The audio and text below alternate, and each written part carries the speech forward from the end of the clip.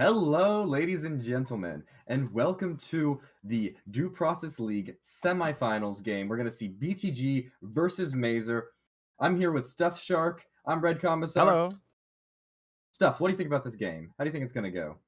This is a really interesting game of two different teams that have battled a really hard battle and a hard fight in this playoffs to end up in this stage here. I think between the two teams, I'm going to give it to I think the first game is going to go to Mazer, second game PTG, third game BTG for the win. I definitely think it's a possibility. I think we have two very equally skilled teams. We've seen them stay in the number 1 and number 2 spots on the leaderboard this entire season. Um, BTG has hit a little bit of a rough patch, but I think they've recovered. They've picked up some new players, including ex-Mazer player Brandywan, and I think we Oh. can. I think we can definitely see a good game from it. I think what you have suggested is definitely a possibility. Although Mazer has just been so dominant in the past that Mm. I think they just might be able to take it. They might just be able to easily just 2-0 them. Um, Interesting. I think we Mm. could really see a dominant play from them. Now, that's not to rule out BTG at all. I still think they are a highly competitive team, and I could be completely wrong. We could see a BTG blowout happen. Interesting. Hmm. We Well, just anything can got happen, I guess. we got a new map update just this morning, Oh. which means the teams have not had a chance to play on the new maps, or they have had a small chance, but only like an hour or so. I believe the update's been available, so we could see some Oh. new maps that they have absolutely no map knowledge on. Complete due process at its most pure form. Nice. Do you think that's going to affect the game at all? Because we're probably going to see mostly the new maps, as how the map determining works is based on which map is the least played across the teams. And if both teams have yet to experience all or the majority of these new maps, we will likely not see them, or we will likely see them only play new maps. I think it's going to be interesting to see how these teams will battle it out and ultimately will win. It's all going to come down to the adaptability of the teams to understand what's happening and what's going to happen on the map and how they're going to position themselves. I think the first couple ones will figure out if teams are able to set up right or if they're able to attack right. So you may find out if maps are more attack sided, defense sided. It's not always clear on who's going to take it or who's going to win it, but it's going to come down to how they can adapt to the adapting situations and things changing in a way that's going to be very, very challenging for them. So You I'm know, curious to see how it's going to play out. it'll definitely be interesting to see if they get a map that isn't necessarily designed to be the most balanced, how they're going to react to that. I think we can expect to see them really come out and pull through. I mean, we definitely see Mazer. Mazer has a playbook for most maps at this point. You kind of can see patterns with how they play. So I don't think seeing different maps is really going to throw them off too much. Though I'm not that familiar with BTG. I'm not sure how they're going to be able to react to it. I don't know how much they really need to play these maps beforehand. Um, so I think it probably won't seem like it affected much, but under the hood, it might be huge. Hmm. Interesting. Cool. I can't wait to see. Oh yeah, for sure. It's going to be a really good game. Teams are getting ready, so we should be seeing them going in any moment now. Mhm. Yeah.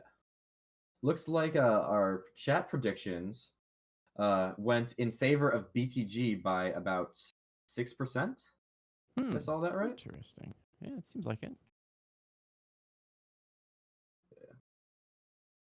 Oh no, only by 4% going in favor of Oh. BTG. Yes, we have our bracket here. We can see that Mazer was able to win against Flogels and BTG won against Fierce, putting it into the game we're seeing now. Now, we will see immediately after this game, or well, not immediately after game, at 4:30, assuming this game is over by then, which it should be. We will see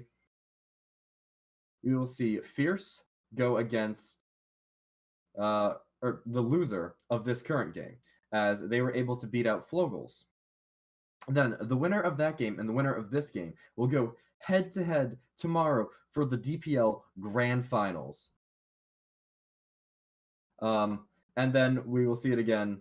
There's basically best of three, best of three. There's going to be two best of three games to determine it with tiebreakers. So it should be a good day of games tomorrow. What do you think about that, Stark? I think it's going to be an amazing set of games for today, for later today, and for the tomorrow for the grand finals. I think it's going to be a one for the history books of due Oh yeah, for process. sure. It's going to be very interesting. This is going to cap off our season, season 2 of DPL. I think we've had a really, really good season. I think the teams themselves have come to their own. The game has started to come into its own. This is really the first season that I think, in my opinion, it has just kind of worked. I don't know about you. I don't know how much you've seen before this season, but we haven't really had many of the issues that DPL has suffered from in the past. Yeah, it's interesting. I have seen a little bit of it, but I came in at kind of a weird time between things kind of being updated, and it's been pretty amazing following the production and the whole side of Due Process League really growing into a fairly organized, fairly well kept together, and really amazing organization. So it's interesting to see how this has played out. I think season 3 is going to be even better. It's already been an Oh yeah, amazing climb up. It's going to be even better next season. it's just been exponential growth and quality for the past, I guess, technically 3 seasons I've been here. Wow. Yeah, Alpha season. There you go. Nice.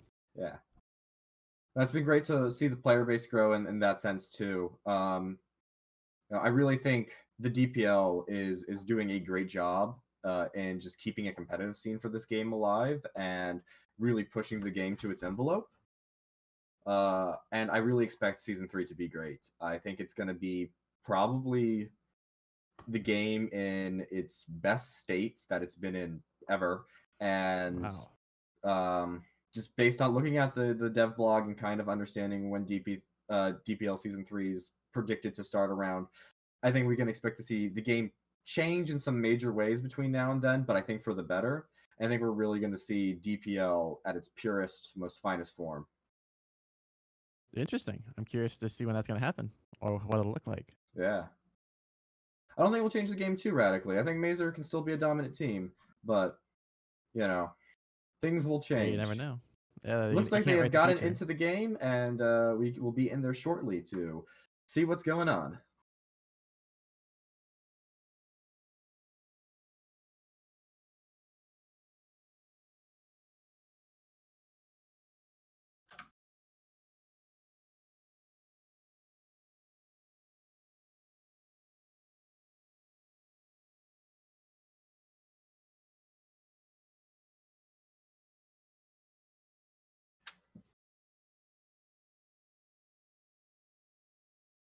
All right, we're coming in. It's going to be Factory Dome Kill House, and then in the second half, it'll be C-Store Factory Dome. So we're going to be seeing Dome every single half this game. All right, we are now coming in for our first map on a factory, Operation Leopard Rifle. Now, this map has, contrary to what we were saying earlier about them getting a lot of new maps, this is actually one of the older maps coming in. Interesting thing about this map is we have this kind of container tunnel running throughout the map. It works in providing effectively two-story gameplay, as you can have defenders or you can have any players running around inside the tunnel and on top of it. So you do have to worry about it. You do also risk wall bangs. If someone is standing over the door here and they put barbed wire there like they've marked, we could honestly expect to see wall bangs going in from the top and being really devastating. Now, the other thing on this map is you do have a line of sight on bomb from here. And Toxic. Toxic is a pretty easy place to defend because you're putting them into what can be described as basically two paths that they have, 2 lanes. So an Igmar up there can really control it, especially if you have good bar placement. So I think it's really going to come down to how BTG plays around this half of the map.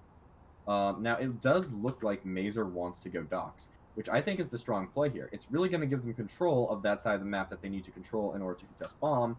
BTG is looking like it's playing a little heavier on the left-hand side of the map. I think they're expecting a green push, or maybe even a toxic push. Mazer has now left the truck, and they're making their way to what looks to be docks. Although Mace seems to be going alone to the green door.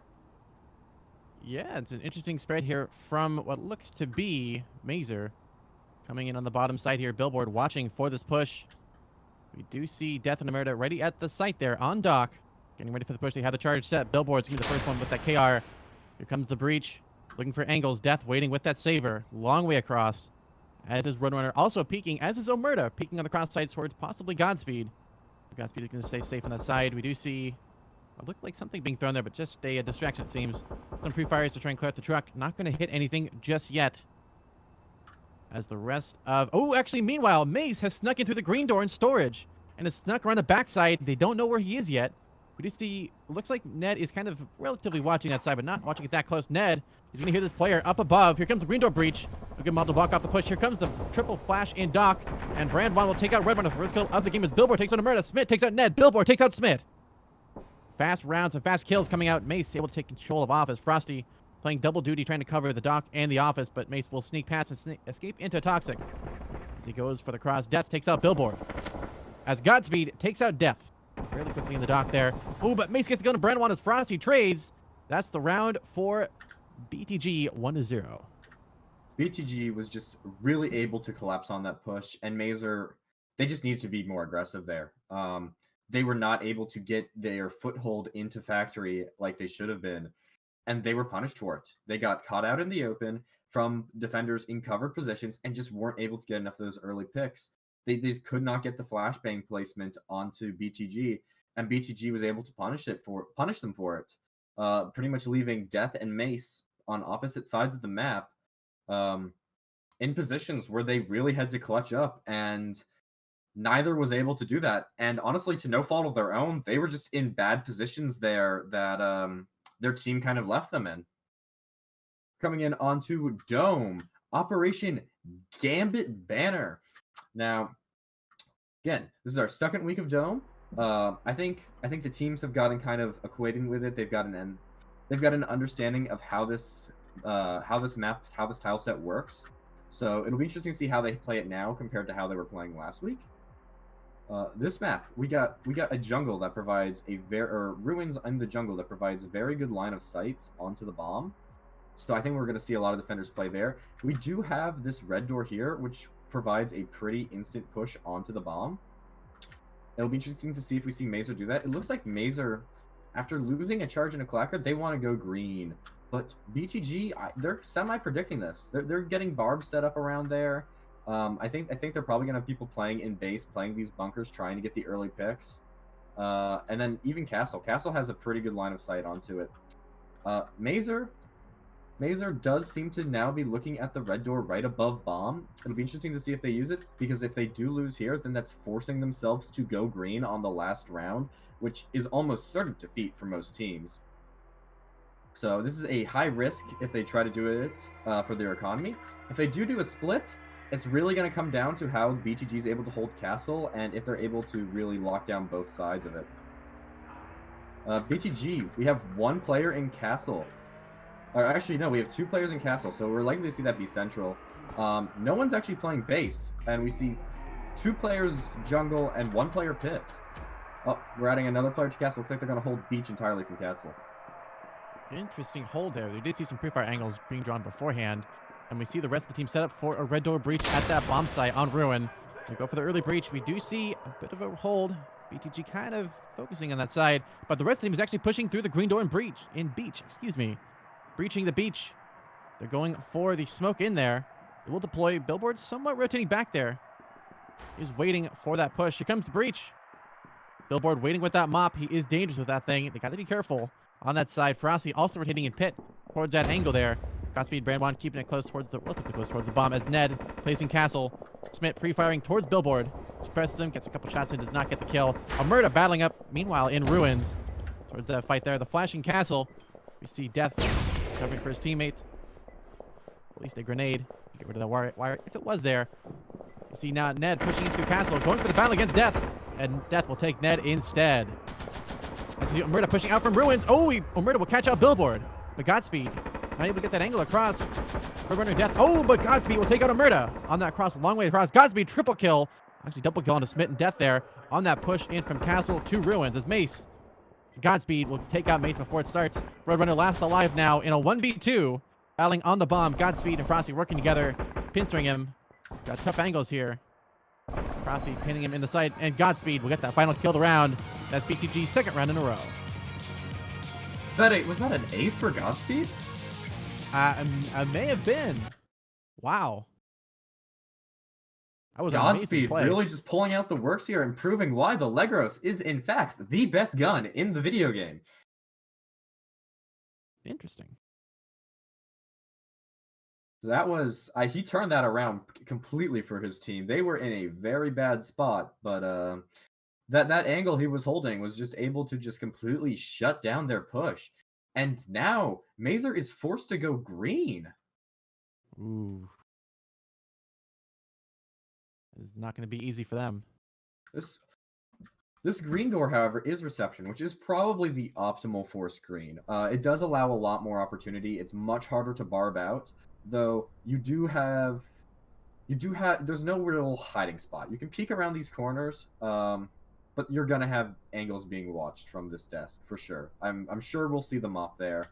I'm sure we'll see some weapon there. We might even see the saber there. I was unaware of if they recovered it from the last round, from that first factory round. If they do, that could be devastating. Give it to Billboard, and he'll just be able to shut them down. It does actually look like they have the saber and 2 magazines for it checking in their spawn, so I would expect to see the saber placed in reception, ready to just suppress them. Mazer is going to be ready for this. They've got a smoke grenade, but once that smoke goes out, if they're not already in complete control of reception, they're going to be in a tough spot. Seems like they're now trying to determine whether they go office or they go kitchen.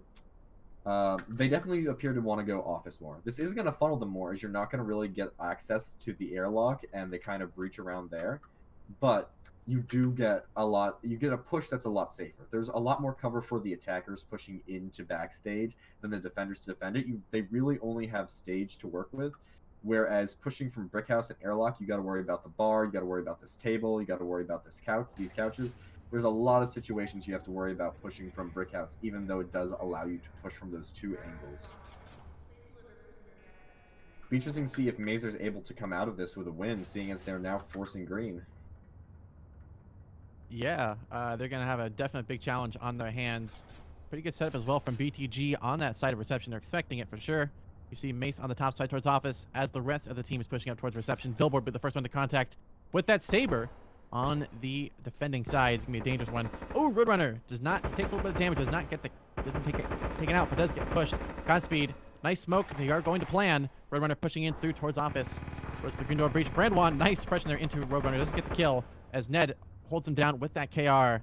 Godspeed still holding in the airlock. You do see a nice Molotov to block off the push. They're still held in that kitchen and reception side there as Mace looks to clear it up. You see Godspeed actually running the pistol. They're trying to suppress and trying to wallbang into kitchen. They do get the push in through kitchen from death. And here comes the push in from office. Frosty just waiting for them to push into backstage. Not ready for this. Brand Juan also just pistol spraying through the side here. No real kills happening just yet. A lot of suppression happening from both sides, though. We do see them beginning to clear up the airlock. Death and Smith waiting on that angle for Club. As we see the rest of them in the backstage, they're waiting to push up into the stage. Only things Godspeed and Frosty are waiting. Here comes the push. Godspeed double kill into Mace and Omerta. As Death takes out Frosty, Godspeed takes out Roadrunner, Ned takes out Smith, and Billboard will get the final kill onto Death. That's the round for BTG again, 3-0. I think Mazer really just did not have the flash economy to push that like they wanted to, and they were punished for it. Half that team was completely unflashed when they went in there, and they were just punished for it. Godspeed, the guy's on fire today. He's having the game of his life. Yeah, he's really on. Pulling off a 4 or ace last round and getting 3 of them this round.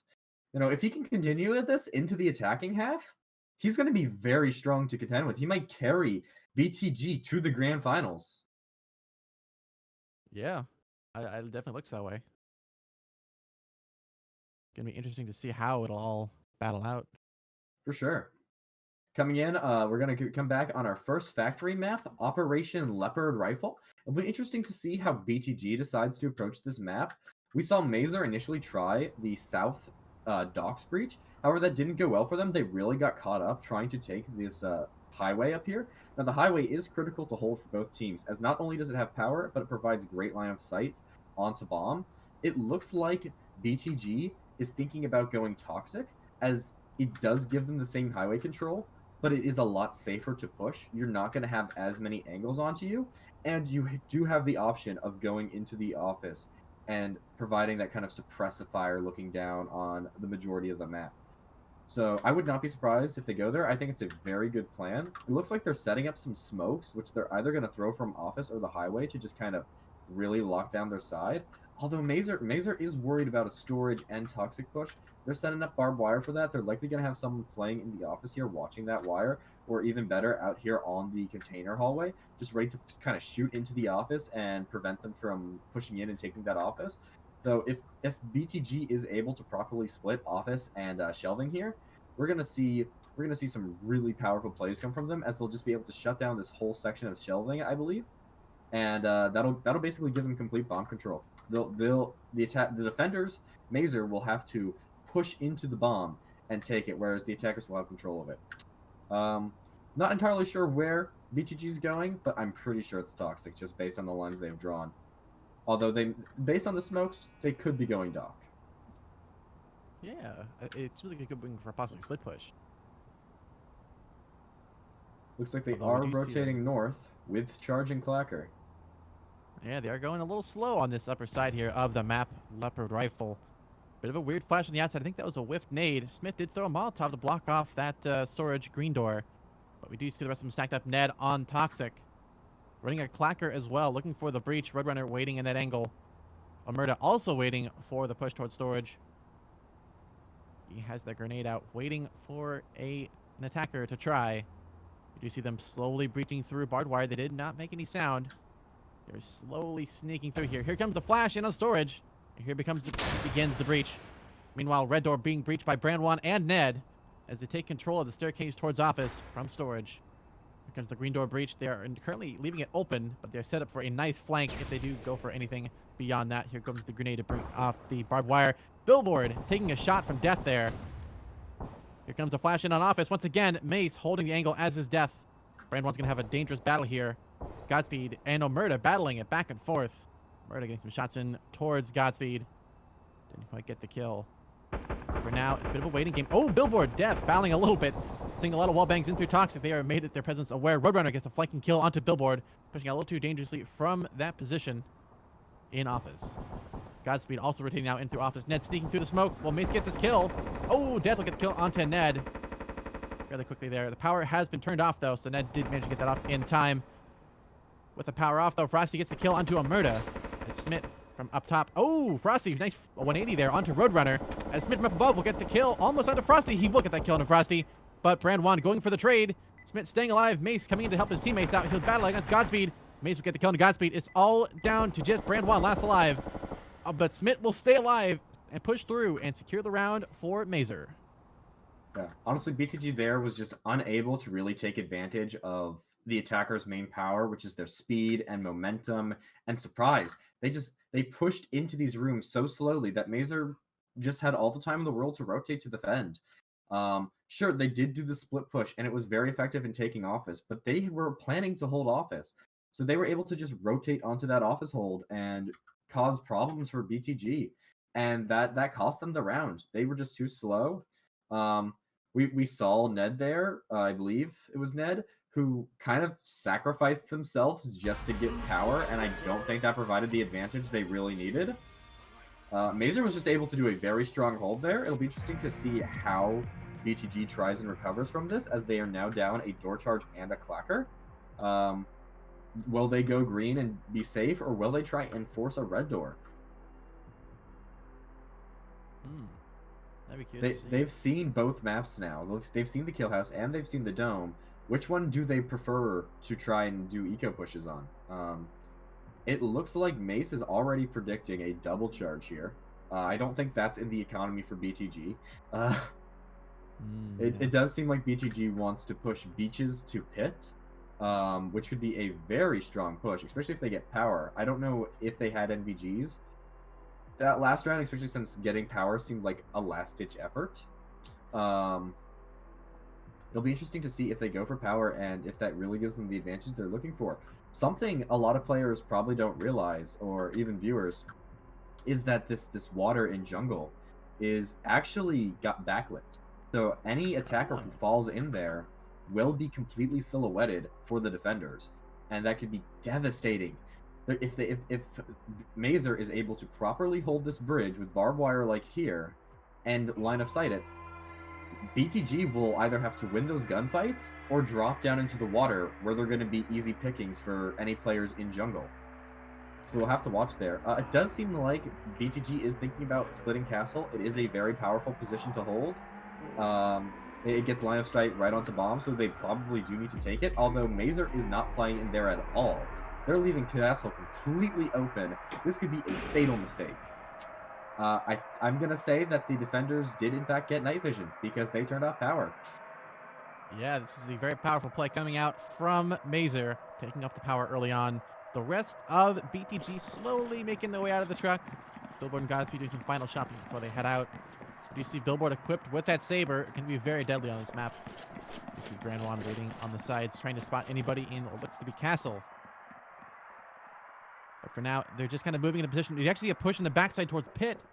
Frosty, Godspeed, and Billboard all tagged up, ready for the charge. Godspeed will be the one hitting the button, activating it. See Billboard on the rotation towards Beach. They go for the red door breach on Pit. And still waiting on the push on Beach. They're clearing out Pit. We do see the rest of Mazer rotating from that ruins position over towards Castle to try and cover the flank that they may do. We do see Omerta. Here comes the green door breach on Beach as Omerta kind of bounces back and forth. Roadrunner in a tough spot here, getting smoked by the attacking force here. Power's back on. Frosty and Godspeed just clearing out Pit, looking to tag team together and regroup back with their teammates at the base as the rest of Mazer held in ruins on the top side where that red door was. See them getting together, getting organized. They're probably going to push into jungle. I'm guessing to the top side there where Roadrunner is. Roadrunner has actually he's covering Pit through the entrance there. Frosty is going to have to watch out for Roadrunner's angle here. Could be an easy kill for Roadrunner. Could be one easy one for Frosty. Here comes the push. Roadrunner's actually waiting down below. Excuse me. He's not waiting in the entryway there. Going to be an interesting one. We do see a bit of a push as well onto Castle. They're going for the split push. Looks like Frosty will go out. They flash him. Death will get taken up by Frosty as Roadrunner gets the trade. Meanwhile, on the other side, Castle. Brand 1 will be the first one out. Nice grenade from Billboard onto Smith as Omerta takes out Billboard trading. As Omerta takes out Brand 1. Roadrunner takes out Godspeed. It's down to Ned in a 1v2. Ned gets the kill to Mace. It's down to a 1v1. Roadrunner. He's got it. Yeah, he's going to get on the bomb now. He's running out of time. He has to hold the no, he ran out of time. That's too unfortunate. Ned will get the kill, but will not get the bomb in time. That's the round for Mazer. Yet again, we see BTG taking far, far, far too long to get in through the rooms that Mazer has just given to them. There was nobody contesting beaches. There was no one contesting base. There was no one even contesting pit. And they still took hours to move through these rooms. And this is just punishing them. They won that fight. They had a person survive. And you know what? If they had a minute left when they were trying to push into jungle, they could have taken that fight safer. They could have taken it slower. They might have lost less people. They could have done it better. But no, because of the fact that they pushed at 30 seconds, they had to go fast and hard and reckless. And that almost cost them all of their players. But it ended up costing them the round because the bomb went off, because there was no time. I didn't even catch. Was Ned able to recover the clacker in that situation, or are they forcing green? I think they have to force green. They're going to have to force green now. They really need to move faster. This is BTG's flaw, as we're seeing here. They can defend well. They can stop Mazer's pushes, but they just can't. They seemingly can't push with any kind of speed or momentum, and that is punishing in this game. You need to get in there fast. And they're just not able to. Mazer is giving them these rooms for free. They're anchoring bomb half the time. And BTG is moving through slowly, checking every corner twice. You wasting flashbangs on no one. I mean, they even wasted a charge last round, as we saw. They breached into pit when they really didn't need to. They could have easily taken beaches completely uncontested and just walked into pit that way. So I don't know. BTG is really suffering on attack here, and I don't know if a solid defense is going to be able to carry them. They do have decent flash economy, though, I think. So if they really take this strong, if they're not going to waste time like they've been doing these past rounds, BTG can come back from this. But they really just have to change their entire attacking playstyle for this. Yeah, it really just seems like they're expecting Mazer to kind of be offset by a possible change. This isn't happening. Mazer is, they're a very good team. They're not going to let someone, just run and gun and expect to survive that. So it makes sense. And we see the rest of BTG now leaving the truck on greased display. We do see a pretty strong hold here. Smith running the auto shotty. Mace running the KR. Death waiting on the cross on the airlock. Of course, the Murder running the knack. And Roadrunner watching with that Gruber. They go through the green door. Basically, the free push in through reception. Roadrunner, nice pick through the side there onto Billboard. Halting that push fairly quickly. Godspeed able to recover the flashbangs. And Frosty picking up the smoke. We do see them set up for the possible push here. The rest of the team is anchored heavily at the club. Looks like the anchors are somewhat away. We do see a bit of a rotation here. Omerta still holding on that side there.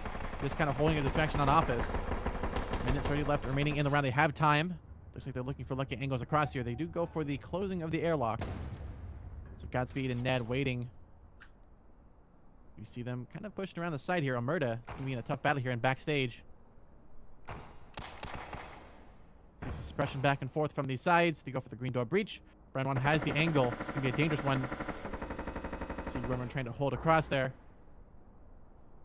Lots of shots back and forth. Both teams taking their time. We do see them kind of playing to the angles. They're trying to get the airlock open back and forth to try and get that lucky shot across. So far, Mazer is not falling for it, though. They will stay safe and stay alive. Godspeed, again, trying to play that angle. Interesting pre-press coming in from Brand 1, aiming across towards the club and towards bomb. Omerta is there. And Ned, meanwhile, has snuck in through Brickhouse. He could get the surprise kill here. You see him, again, blocking and Molotoving off that airlock entrance. Here comes multiple flashbangs. Looks like they will push into backstage. Death get taken out by Brand 1's Mace. Takes out Ned. And Omerta gets killed. Brand 1 trading as Frosty takes out Omerta. Trades back and forth. Godspeed and Frosty last alive. Oh, Godspeed taken out by Smith. And it's down to Frosty with the shotgun only. He will get the kill onto Roadrunner, but Mace will get the final kill of the round, tying up the game 3-3. Yet again, Mazer, I think, has realized that they are not pushing with speed here. They're not pushing with time on their side, and they're letting them waste their flashes in rooms they're not playing in. They don't need to play any other rooms because it's going to take them a minute to get through any room no matter what. BTG is still playing too slow, and it's cost them 3 rounds now. Mazer has figured this out. They were all anchoring site there, except for Roadrunner, who, well, he got a pick and he went back.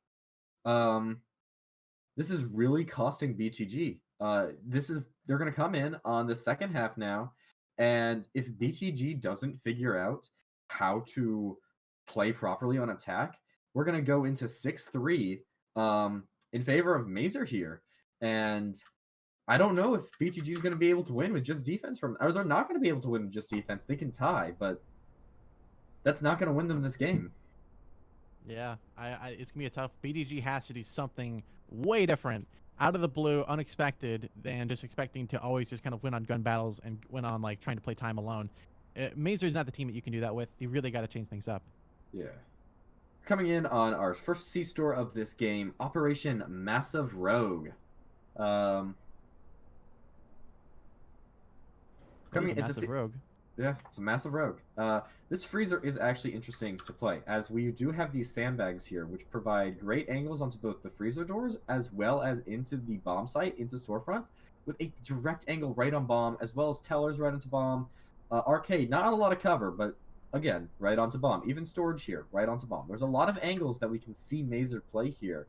BTG, they're going for the vanilla strategy. They're going to push in through the storefront with the wall charge, smoke off all these nice angles that Mazer has because they're just marked on the map for them. They can see it in all these bright, pretty colors. So they just got to go in there, throw the smoke grenade right where they see the bright colors, and they'll have storefront control. And they can probably get the bomb defused before Mazer can truly react unless they really have perfect Molotov throwing here. But, I mean, the issue is, even with perfect Molotov throws, you can usually cut the corner on these double doors we have down here and take minimal damage. So we'll probably see them push through. We can see a bug has been drawn on the truck by the defenders. It'll be interesting to see how that comes into play later. Yeah, we'll see if they are able to bug out and be able to take this map here. Brand 1, Ned, and Billboard on the bottom side of the storefront, as Frosty and Godspeed up top will go for the green door breach with that shotgun. Godspeed waiting in the window. Roadrunner having to try and play the angles here. There is a barbed wire to stop that push, at least so quickly. This is BTG, not really a fast-pushing team. As we see Billboard, Brand 1, and Ned still waiting. Frosty gets the pick on the Smith in office. Getting flanked. Omerta suppressing, trying to block him in there. Death coming in for the flank. Death will get the one shot onto Frosty. And Godspeed will take out Death as Roadrunner gets another kill onto Godspeed. Meanwhile, in storefront, we have Brand1 pushing through Arcade as Ned battles against Mace. Alberta Rimmer tag teaming together. Going on the backside. He's kind of playing both angles here as Billboard looks to watch towards Tellers. Ned also watching storefront. They turn off the power.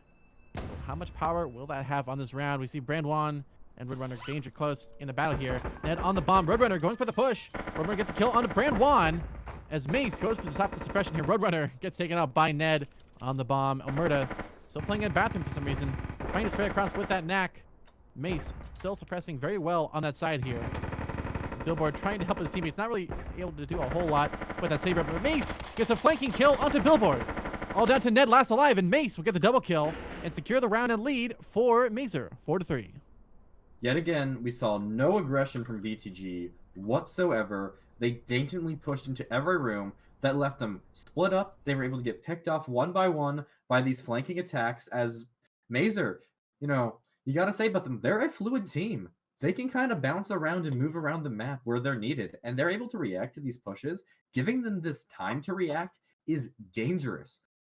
BTG had storefront control from the moment they breached, and they did nothing with it. They barely got bombed to 50%. They were being left alone as Mazer dealt with their team who went green by themselves. They probably could have gotten the bomb to 80, if not defused. But no, now it's cost them a clacker. It's cost them a wall charge. They're coming in. Mazer has taken the point lead, and we're now on Factory. Operation Handwriter, and we got to see BTG kind of pull something out here. Because we're going in here, and if they lose this round, they're down a clacker, they're forced green. That's going to put Mazer to 6 points, meaning the best they can do is tie. If they don't win this round, they're not going to win this game, I don't think. We're coming in. BTG already looking at the dock play and the green play. Or at least maybe just the green. They're putting lines in storage, but Mazer's prepared for that. I think they're expecting a green play after what they just experienced. They're expecting at least a split green, because they've had multiple splits green now.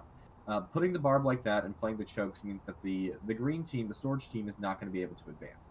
Now it looks like BTG might be going full storage, which means that they're just going to get locked down. Mazer's probably going to play laning rifles. They're going to play Lagrosses and Igmars and just kind of hold these two exits with 2 or 3 people and just do damage. Unless BTG is really able to get their flash placement down, it's going to be hard to push.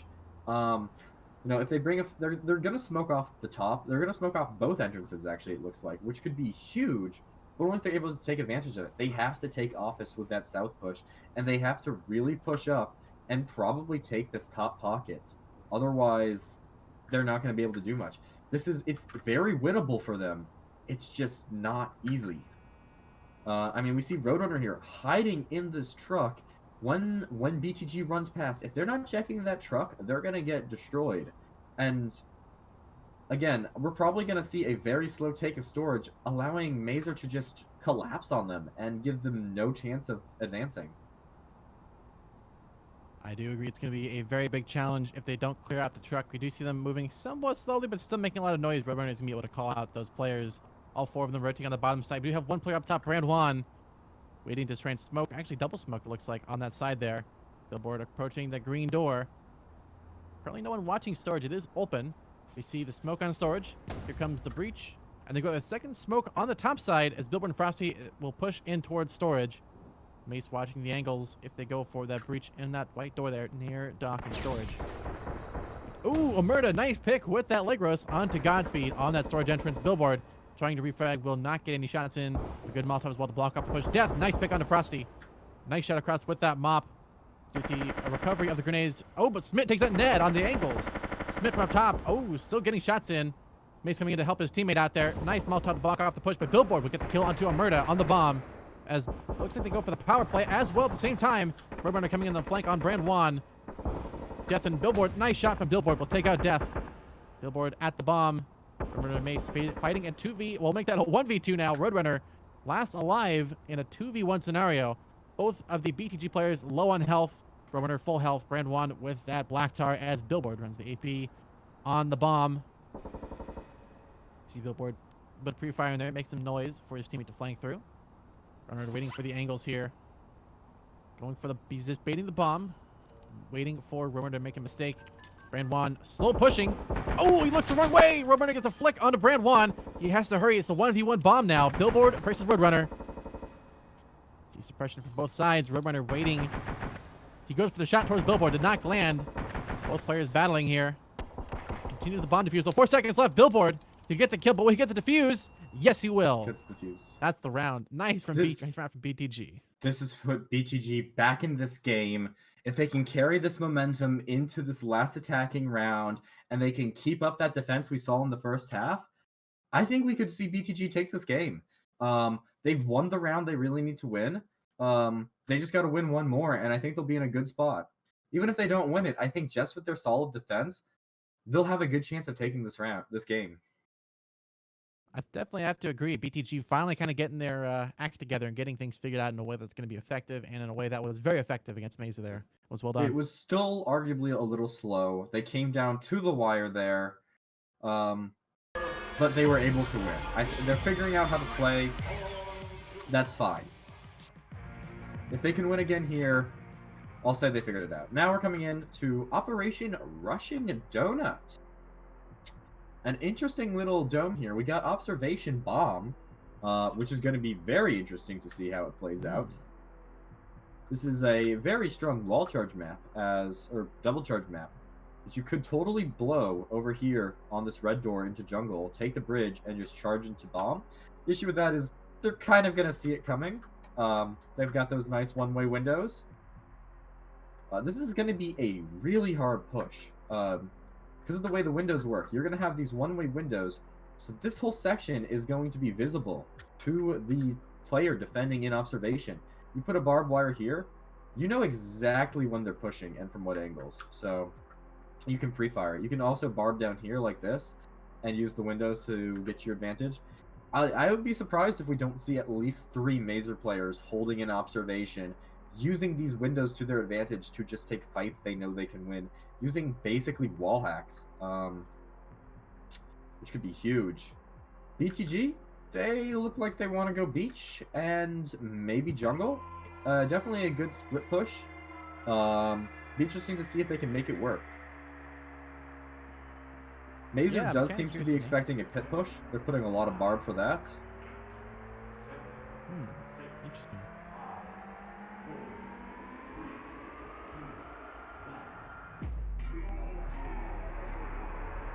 And we the round gets underway. Yeah, we're finally getting into the battle here. We do see them kind of running out down below. We see a split push. Looks like they're heading towards possibly pit and maybe jungle, as the rest of Mazer held up, kind of spread across the map, mostly in ruins. At least one in observation, and of course, one in the pit. Or one at least near the pit. Now, see Death waiting. Here comes the red door. Push on pit. Ned waiting on the angle here on that left side. See Frosty down below. Looks like going for the split push as well on towards jungle. There's going to be a very costly one. Hopefully they can get this round win in if they want to keep up their chances.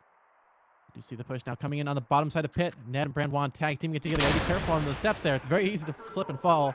Billboard and Frosty going in. Mace goes for suppression. Does not get the kills. A couple shots coming in towards Billboard as Mace takes some fire but will stay alive. Oh, Ned gets taken out by Roadrunner. Nice wall bang there. Brand Juan waiting for the angle across. You see the flash towards Smith. But Smith is in observation. I don't think it actually affects him through that camera feed there. We see Brand Juan, pushing into the side here. Death, nice shot into Billboard. As Omerta suppressing, holding on. We see both teams playing passive. Omerta, nice pick into Frosty, trying to escape into the waterway there. Mace, nice shot across. Aiming towards Billboard, not quite getting the kill yet. Roadrunner, though, takes out Brand Juan fairly quickly. And it's all down to Godspeed. Billboard actually getting taken out in Upper Beach, as a reminder. It's all down to Godspeed. Last remaining. It's going to be a tough one for him. All 5 alive for Mazer. Here comes the push. He's already flashed, and that's going to be the round for Mazer. Again, I think BTG is hurting themselves with the speed of their pushes.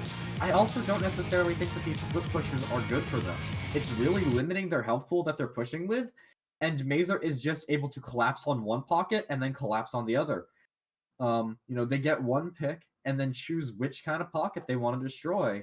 They destroyed that pocket, and then they collapse on the other one. If they pushed together, I think they'd be a lot harder to stop. Especially if they pushed jungle together, they'd be a lot harder to spot. They also they went beach. You saw someone, I believe it was Billboard, who went beach. Mm-hmm. That means it was a 2-2-1 split. It is very winnable against 2 attackers or 1 attacker when you have 2 or 3 players watching a choke.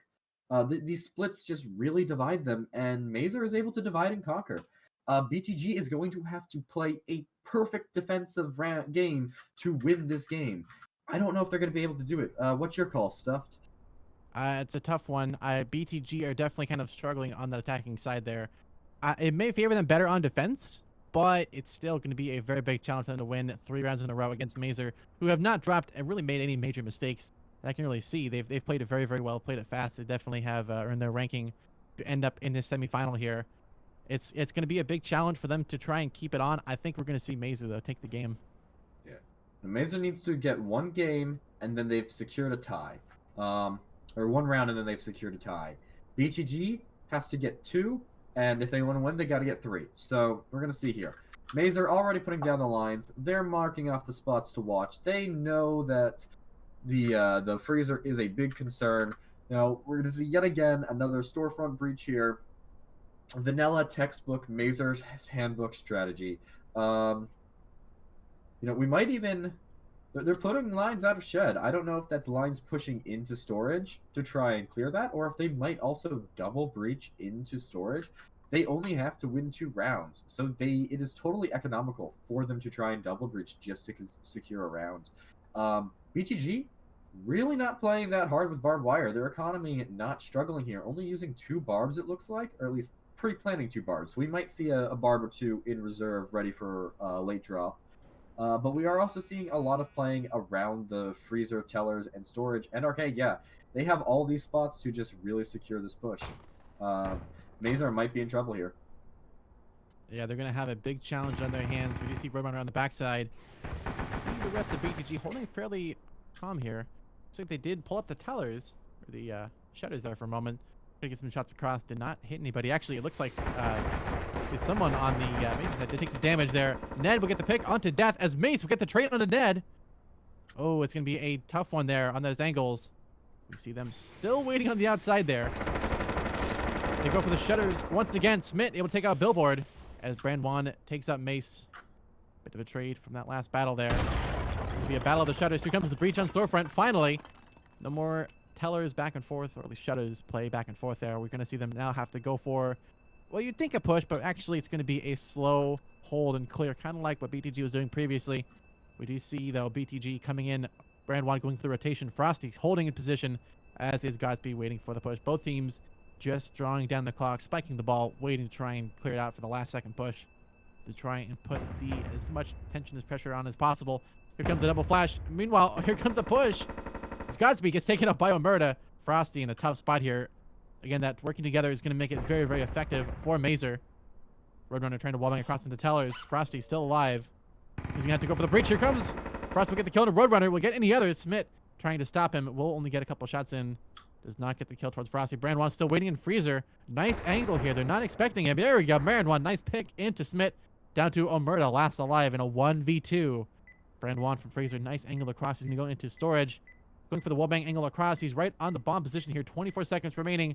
Looks like he's going to escape, take the clacker, and take their money and run. They have the rounds to spare for this. And they're going to eco the round and give it up to BTG. It's be interesting to see. BTG has shown a willingness to open the shutters. If they hear him ADing out there, they might open the shutters and try and get a pick.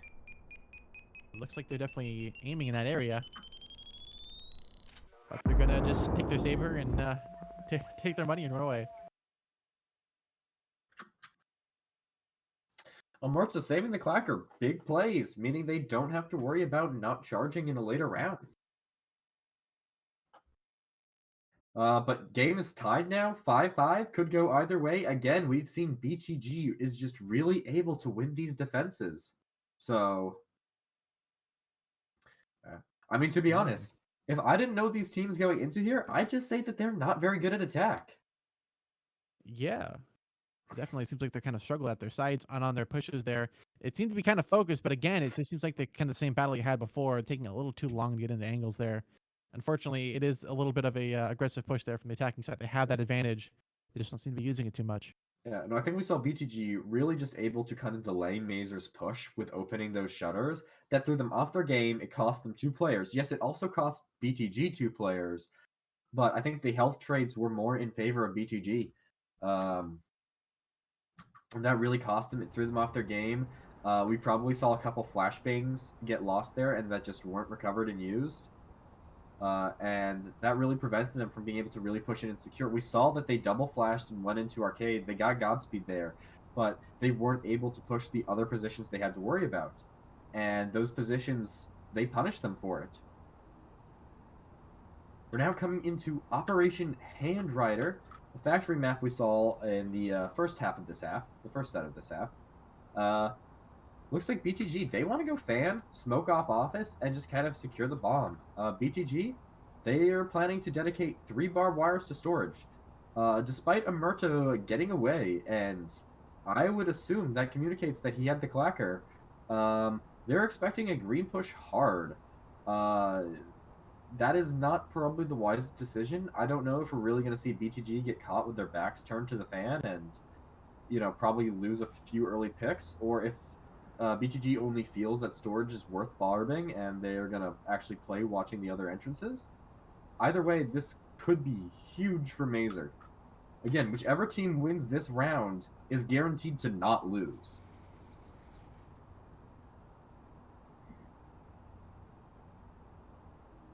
Interesting positioning coming out from BTG on the defense, though. We see them kind of playing it relatively open, but also a little bit close together, too, in certain areas.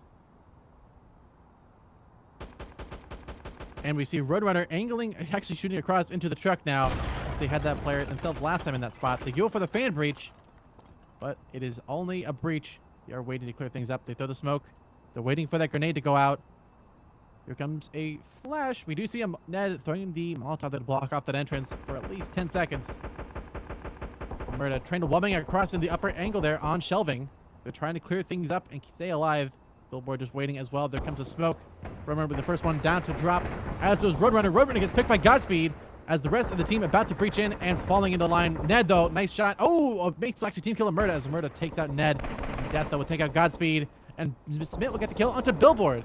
Brand 1 will be able to trade on the Smith, but it is definitely a spicy one here. 2-2 remaining for both teams. Frosty battling against Death as Brand 1 coming in the top side there, actually bottom side towards storage. Death will win against Frosty. It's down to a 1v2. Brand 1 versus Death and Mace.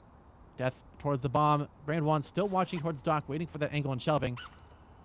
Brand 1 still expects that player there. Mace is alive. He'll cover his teammate from the cross angle there. Looks like Mace is now on the bomb as Death is watching the angles here. Brand 1 sneaking up through the office here. Good for the shot across towards Death. Brand 1 stays alive. He goes for the push. He has no more time, but unfortunately the Molotov too late on the bomb. Mazer able to take it to match point. 6-5. And they're almost still battling. Post round. Mace. Oh, Brand 1. Nice. Brand 1 gets the kill onto Mace. 5 seconds remaining. Oh, but Death. Yep. Unfortunately, Death will come for everyone and comes for Brand 1 at the end of the round. All right, yeah, now we're going in now. We see that it's 6-5 in favor of Mazer. Mazer's able to take this next round. They have secured victory. Although that said, this dome is very defensible. I don't think Mazer wanted to get to this point. Yeah, that was a bit of an oopsies from, I think, BTG. They weren't quite ready for that aggressive push there and the hold on the bomb. So it could have gone either way if that Molotov went a little early. Mazer does still have a clacker and a charge, so, anything's fair game. They could go pit, they could go jungle. I wouldn't be surprised if we saw a jungle and power push. I don't believe they've used night vision yet, and if you turn off power, you turn off observation. The reason this map is so strong is because of observation and these windows. You have 4 choke points. Your first two on the doors, and then you have these 2 after the doors. So you're gonna have to push through 2 of these painful choke points that you just have these windows on that'll be able to suppress them. Again, you can see them, they can't see you. You see them starting to push, you peek and pre-fire them. It's that simple, and you just hold it. Especially if you put Barb there, I don't know how much bar BTG has left, but I would heavily consider quad barbing Sight and just Ooh. holding these chokes and punishing them. You could even just double barb it and do it late. Wait to figure out where they're coming from and then do it. It does Yeah. look like Mazer is planning to go beach and ruins, or into jungle. I don't know if they're going for power. I think going for power is the only way they have a chance at winning this. Yeah, it's gonna be an interesting one to see how they cover the angles and crosses on the position of ruins. But equally, defensive sides, they're playing it relatively heavy in observation. Yeah. Again, that's what I do. Indeed. They are shooting out the windows that don't help them, so that is big. Looks like it's a smart play to make, and we see the rest of Mazer now in the last round of this match here for this best of 3 going out towards the beach. They are all stacked in the side here. Frosty's watching with that saber on the side here. Frosty free firing across, not getting any shots in. Mace have to stay alive. Godspeed. Oh, Godspeed gets a shot in towards Roadrunner. Doesn't quite get the kill, but if it gets some suppression on that side, Brand 1 will get the pick onto Smith on that red door on jungle. Nicely done. See Roadrunner getting the shot across. Godspeed get the kill onto Death as Roadrunner takes out Godspeed on a trade. Looks like they take control of a little bit of the jungle, definitely most of the base, but Frosty is waiting on the angles here. He's in a good spot here to go for the barbed wire break with that grenade there. Didn't actually see it hit anything just yet, but Mace did pick up another grenade as well. Roadrunner clearing out the bottom of the trenches in base, as looks like Omerta is making his way over there, clearing things up, just still waiting at the base, taking a long time to get over here. The rest of BTG, though, is held up in the observation and kind of bouncing back and forth between possibly ruins. Looks like their strategy isn't going to be ruined, though, as we see, again, a really long hold from Mazer, trying to clear out, going for the observation play. Billboard, nice Molotov to block off that entrance. Give this time to rotate, but we see Ned and Frosty just waiting on the angles here. They're going to go for the direct 1v1 gun battles here. Billboard, nice shot into Omerta with that auto shotty. They were not ready. Nice. Mace will push through the Molotov before it lands. They'll take up Billboard. Brand 1 and Ned get the final kill of the game, and it ends in a tie, 6-6. Coming for a tie now. For the folks who don't know what that means, because we're doing best of 3, this counts as half a win for each team. The first team to get to 2 wins wins the series. So each team now has effectively 0.5 points. They want to get to 2 points. So we're going to have to see it come down to either another tie and a win or another 2 wins. Mm-hmm. So we are now going to go into 3 games for sure. Yes. It is only 3 games being played, to be clear. We are now probably going to go into a short break in between now and the next game. Again, I think this was a really, really good game. What did you think of it, Shark?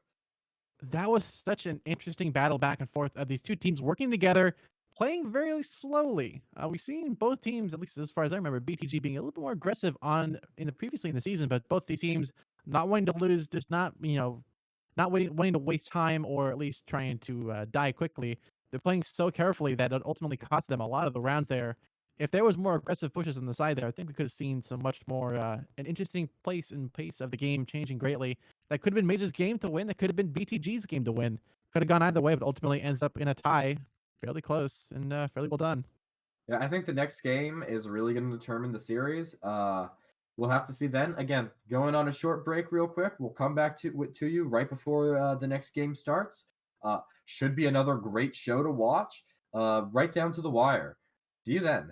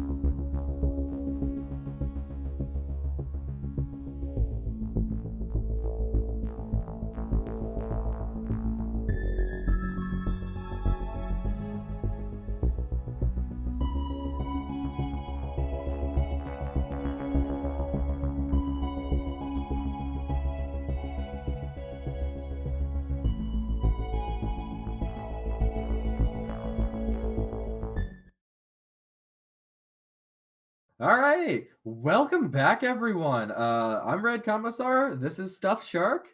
Hello, hello. We're back for this action-packed game between Mazer and BTG. We just saw the first game of this series conclude in a tie, back and forth all the way. It's really the battle of defense here. You know, we have BTG who, I mean, yeah, they've been putting up these defenses that are just so strong, but they've really been unable to pull it off on attack. Mazer, we know from history, is just the attacking team.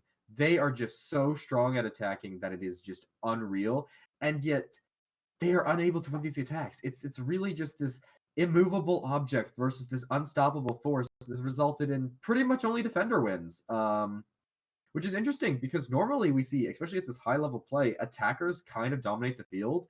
It's not usually by too much, but there's definitely a bit of an attacker advantage in terms of wins on. I've just seen really defensible maps that could have totally been the result of that last game. However, I think we're really seeing two play styles that just are incompatible against each other. Like, we're not seeing it be very effective on attack and on defense. The game does appear to be starting, so we'll get in and we'll see if it was the maps or whether these teams really just play like this and really just can't compete. Yeah, I'm curious to see how these teams are going to ultimately battle out and how who's going to come out on top of this matchup here. It's going to be an interesting one for I think we're really going to see them kind of open up and really start to hopefully see PTG evolve into a powerhouse, possibly, but you never know.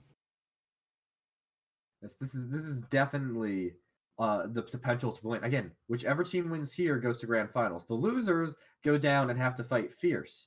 Now, you know, we could see a rematch. BTG or Mazer could easily beat Fierce in the next game, and that could, then we could see a rematch in the grand finals. Or we could see Fierce versus the winner of this team. That'll have to be decided. Yeah. I wonder if we'll see a possible rematch coming in from these teams in the Yeah. grand final. You never know. No, we're coming in. We're going to be C-Store Killhouse Dome, followed by in the second half Factory C-Store Killhouse. So we'll only see Dome, the new tile set, in this first half. All right, our first map is a C-store, Operation Odin Jackal. It's a rather larger C-store. We have a lot of the rooms packed up into the back. Uh, this almost looks like a real convenience store. Although I guess the bathrooms are still employees only and have a circuit breaker in them. So Hmm. little Interesting peculiar. employees. Yes. Yeah. I mean, I guess if it's employees only, as long as no one's putting too much water near the circuit breaker, it's fine. Yeah, what could possibly go wrong? Yeah, no. Yeah, we're coming in. Mazer is on defense first. This is different than what we saw last time, so maybe having BTG get those 6 concurrent defender rounds is really going to help them. No, BTG not having a plan yet. We could see the vanilla storefront plan. That's always acceptable. It always comes with good results, and I think this map, whilst it does have a significant amount of cover to use, it's still a pretty valid plan. But you can do it for cheaper with the arcade push. The arcade push, you're just going to be to push in almost as fast, get almost as good flashbangs in there. So, and they're, we're not seeing Mazer worried about it. They're not barbing it at all. They should be barbing it, but they're not. That arcade, you put one flashbang in the arcade and one flashbang in the storefront, and you've gotten control. And you don't have to use a wall charge. It'd be interesting to see what BTG does. It looks like Mazer is worried about a green push, though. They're setting it for that. They have opened the shutters, like the BTG did on them. All right, and we see. Oh, Godspeed does have a wall charge, so we're gonna see this storefront play because that's always what happens. We are in store for a storefront, or at least we'll see what happens. Do you see them equipped all out on the outside, making a lot of racket on the outside there? Their depth is able to hear that. We do see a red door in arcade though. Godspeed looking to shoot across with that pistol, trying to get a little bit of shots in across. Death just holding, letting him shoot the shots. They're flashing the side of storefront. I'm not sure what they're doing there exactly. They all seem to be stacked in this weird corner here. I'm not sure what they're doing across towards. We do see the breach on storefront. Roadrunner. Ooh, nice shot from Mace across in towards Ned. Looks like Frosty will take some shots, but Omerta will get the kill on Frosty as Ned takes some shots from Omerta and Roadrunner, but Mace will get the kill on Brand 1, trying to flank around the side. Ned, only one left in the storefront. He gets the kill into Mace. Godspeed comes in to support him, but ultimately Death will get the kill onto Ned. It's all down to Godspeed. Gets the kill, I guess, taken up by Omerta. Billboard last alive with that saber, looking for the shots across. We see him angling and peeking across. The rest of Mazer, though, held in very passively on that side of storefront. They're actually stacking up fairly close between Omerta and Death, as Smith will run across, trying to play it safe, and Billboard will hide behind a vehicle. He is done. They have had enough. They're going to forgo the rest of the round there and not eco or require. I think they didn't pick up any clackers either. It's just going to be the saber staying alive. Yeah, we can see the clacker is down in storefront. It was on Ned, and that is not something that Billboard is going to be able to recover easily. So at this point, it's just save the saber, save the ammo. It does make sense, but it's going to be a tough one, I think, for an early opening. Although, they have another clacker, but that's going to limit their options on the future rounds here, on the set at least. Oh yeah, no, they're going to come in. They're going to have to go green one round if they want to, if they lose again, basically. They only have one clacker remaining, so they're going to either have to win with it or forego it for a round. There goes the explosion. Defenders win. Good round for Mazer there. Again, BTG, a little slow, not very good flash placement. And that cost them. Yeah, and ultimately it wasn't a bad push, but they just got held up in that storefront there. They were trying to, I don't know what they're doing on the side of the storefront there. I think they're just trying to get the shots across or maybe in through the angles of the walls, but it just did not seem to really connect into the rest of Mazer. That held in a very good position across the map there. Ultimately, good hold from Mazer there. Got him the win. Yeah, very good hold from Mazer. They were able to use all of the angles they had onto the bomb very effectively and just really force BTG into several lanes that they just had control over. Now, we're coming in on our Killhouse map for this half. Operation Infernal Dragon. BTG already worried about Mazer already worried about a reception play here. Marking that off and getting ready for the barb. This is a vault map, which means they do have to take the vault. Which is up here in the backstage area, right next to the office. That's going to be hugely important to take. We see already planning around that. They do want to just go green. Push into reception and try and push into reception to club, take the button, and then take vault. Again, they're probably going to try and secure club and then push into brick house before hitting the button. That's going to require their team to have several members alive to do that effectively. It'll be interesting to see if they're able to maintain that many people for that far, as we have seen BTG does not have the greatest record of pushing and keeping everyone alive in the last game. If this comes down to another one of those, time draining 1v1s, it's not going to go good for BTG. They just don't have the time or the manpower to deal with that, and that's on this map. They have to go all the way around if they only have one person to hit the button, and that is easily more than 10 seconds. It could really cost them here. They really have to learn to be fast here, and they've yet to show that they've done that. And B, it doesn't help that Mazer has basically completely called their plan and is setting up a round for it. Going to be a challenge for BTG to push through, but they have a chance, possibly. They just got to push a little bit faster. They can't keep repeating the mistakes of the last game there by playing slow. And we see them all 5 stacking together, at least working together. Death trying to get the pick across, did not get any shots in towards this point, but does indicate the position. They will break through reception. We see Roman shooting a long way across with that Ingmar, as is Amerta, looking to suppress across with that pistol, as Godspeed looking for the wallbang. Mace and Amerta still waiting, as they're just shooting across, just clearing out everything they possibly can through just gunfire alone. Billboard and Brandwan peeking through here. We do see Billboard again shooting across towards Roadrunner. Actually, nice angle across there. Only saw, I think, Mace taking a little bit of damage. Oh! A little bit of a hit there on, I believe that's Death. Brandwan waiting on the outside on that kitchen entrance there, as Godspeed just battling out against Amerta and Mace on club. Lots of shots raining out. Will there be any kills just yet? Answer is probably not. We see Frosty, Billboard, and Ned, and Godspeed, all 4 set up for the push here. Here comes the smoke. Amerta in a nice spot here. It's going to be dangerous. Here comes a fire there to stop the push. Billboard will escape through, but Mace will take him out shortly afterward. It's down to 3 now. Make that all 4 of the rest of the players. Nice pick from Roadrunner as well, taking out Godspeed. Oh, and Amerta takes out Ned, trying to go for the entrance there. Taking a little too long, kind of getting held up there. Brandwan trying to clear up something in that angles here. And players shooting back and forth. They cannot hear each other through the wall bangs. They cannot indicate their position. They do have to just kind of shoot across and hope that they hit somebody. Brandwan and Frosty just trying to escape. Maybe take a clacker with them. Oh, they're taking fire from Amerta. But it looks like the rest of them will escape and will take the money and let Mazer again secure the round. 2 in a row. 2-0. I think they're really learning when to take fights and when not to take fights, and so they're falling back. So they're maintaining utility. So this could really snowball into them taking this last attack round, as they're going to have 2 charges, and they're going to have a clacker, and, they're coming out of this round with 3 flashbangs that they went into it with. Assuming that they've been sticking to 5 flashbangs around, that's going to be a lot of flashbangs that Mazer's going to have to deal with, not to mention all the charges. Mazer played this really well. They did expend a lot of ammo, though, so we're probably not likely, even though they've maintained these guns, I wouldn't expect many of them to be carried over into the next round anyways, just due to the ammo expenditure that they dealt with in this round. It also doesn't help that we're going into Dome, which has a very different range than Killhouse, so we'd also see weapons drops for longer range weapons. Yeah, so I'm not sure. Obviously, the round went to Mazer, but I'm not sure whether economically it was better for Mazer or BTG there.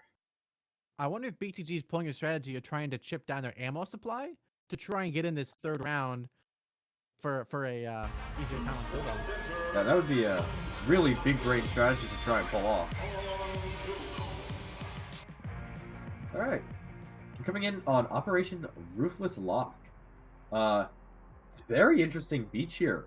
The drawbridge button is just in the parapet here. You just push into the beach, you get the button, and you get castle. Or you could just breach it, which I think both teams are very aware is just a very strong option. Both teams marking it. Interestingly, since they do have the wall charge, it does look like they're going to double charge into observation and breach onto bomb. That could be huge plays. It's going to get them to go around any risk. Mazer is worried about it, but they're not thinking about the wall charge opportunity here. There is also wall charge opportunity with Castle, as you can push in and you can breach in here. Now, that's not actually the best spot, because you're going to have to push through the water. So it's not amazing, but it could be done. Um, I uh, I don't know what they're planning here. I really think the observation play would be the one to do, but they don't seem to be doing that. They seem to want to go for the power in Beach. BTG's just drawing everywhere. It's really hard to figure out what they can do. Ned does seem to be pushing yet again for the double charge. I think that is the play here. That's what I would do in this scenario, and it's not just because I really like using well charges not on storefront. BTG, they are concerned about it, but they do seem to be prepping more for a castle push. Yeah, we see one player playing in observation. They're also playing in the side where the video cameras are looking at them. Yeah, Roadrunner is going to be watching the window to try and counterclock them. But who knows whether they'll be able to pull it off or not. Yeah, it's going to be a big and a tall order for BTG to take this round here. They have a lot of the supply a little bit saved from the last one, but we do have Godspeed with that clacker setting up at the red door on Castle. Frosty and Brandon set up on Beach, as we don't see any of the other ones out on the other side there. The triple stack on the Beach. Looks like they're waiting for things to open up and do something. Here comes the smoke on Beach. There's no actually playing Beach except for Death, who is looking for the long shot across with that mop within base. As a very, very long shot across, but he is down below. They will secure the Beach, but they're just securing it for now as Brandwan waits on the side here. Looks like the door is still up for Castle, so they cannot breach in there just yet. Do you see Frosty and Billboard looking for it? Here comes the push in on the side there. And Billboard will get the pick onto Death, clearing up base. Oh, actually gets the shot across into Ruins. Billboard gets the power off. Oh, this is going to be big. We see two players coming out on the top side of base and on the bottom side towards that Castle entrance there. Ned, nice pick across onto Smith. As we see long shot across. Frosty really going for the distance here. They're shooting across through the windows there. Mace pressing Godspeed. Interesting battles back and forth. Mace stuck in rocking a hard place here as he's getting suppressed on all four sides. Almerda last alive. We do have Roadrunner waiting in a really, really cheeky spot here. Here comes the push from jungle by Frosty. Ned fighting good cover. Billboard, nice shot across into Mace. Oh, Billboard. Ooh, it's going to be a dangerous one here. Almerda. Oh, he's waiting at the bomb. He Molotovs the bomb. 30 seconds remaining. Oh, Roadrunner gets the kill onto Ned and Godspeed. Oh, that's going to be big. It's down to a 3v2 now. Roadrunner and Murda still alive. Almerda from up top trying to shoot across into the bomb. Not getting the kills. A nice Molotov. He gets a double kill. Roadrunner. Nice kills again. Almost one remaining, and that's going to be Brand 1. Is Roadrunner going to go for the ace? Or is it going to be Almerda to steal it? Roadrunner, he will get the ace. Roadrunner wins. And Mazer wins the round.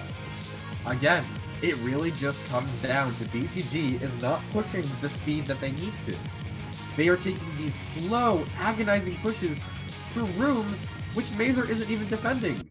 We saw no one playing in Castle, no one playing in base, and yet they just sat there and burned at least 30 seconds. If they pushed in and done it in 10 seconds, that's another 20 seconds they would have had to deal with the people watching that bomb, to just tap it lightly and try and draw them out, and they wouldn't have been put in that bad situation. But because they took so long, they were forced to get on bomb, and they were just easy pickings for Roadrunner with that Igmar.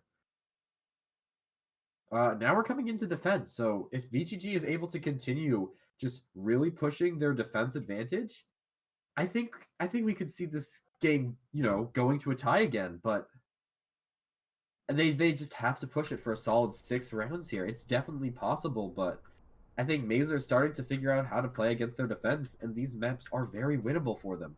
We're back on Operation Odin Jackal here.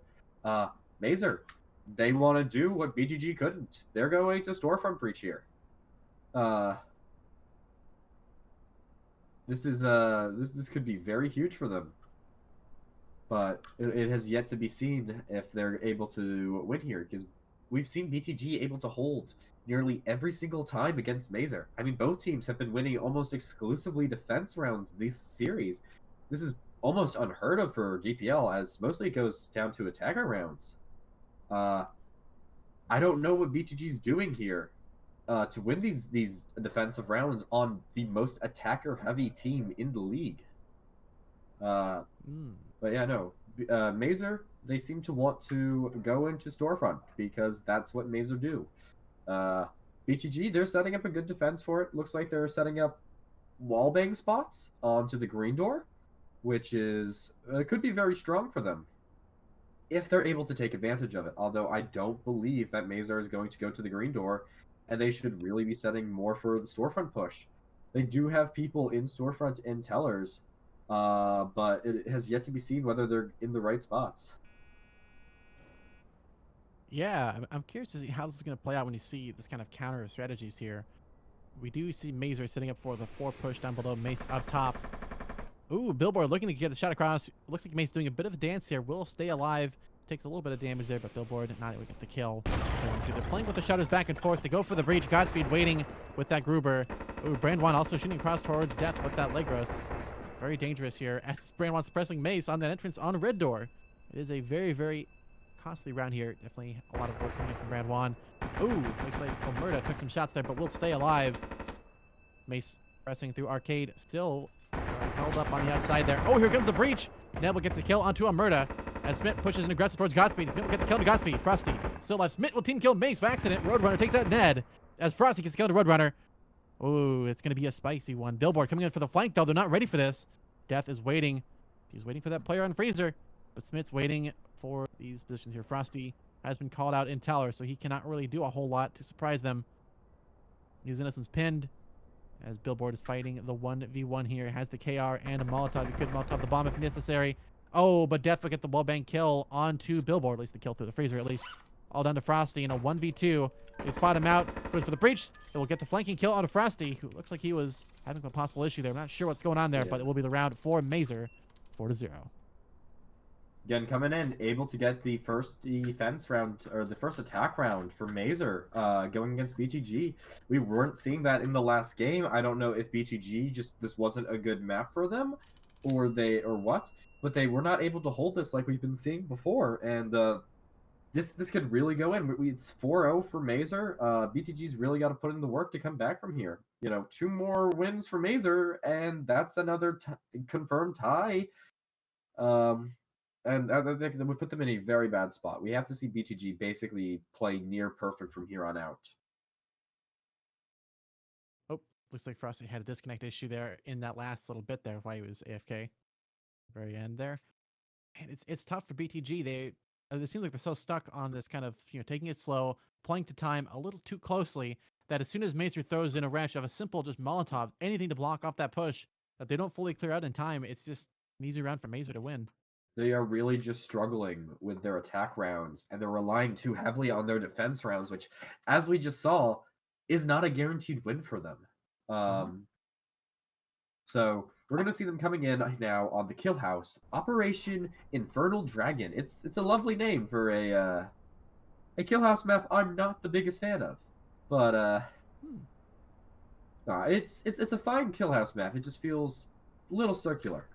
A little bit like you're forced to open the vault door as a defender, which is a good feature, I think, but it definitely feels open, I guess, is probably my issue with it as a player. Yeah, I think. So we'll probably see, as stating that it's open, we'll probably see a lot of the more medium range guns come out, Grubers and KRs and Legroses, maybe an Ingmar or 2, just trying to control those long angles, from club down to reception. We can see Mazar wants to go green here. They've kept their charge, but they want to go green. This is the round to throw, I guess. Or the round to eco on. You get those 2 charges for the next round. I personally would have wanted to save that wall charge for that dome map. You saw the potential double charge out of office, right?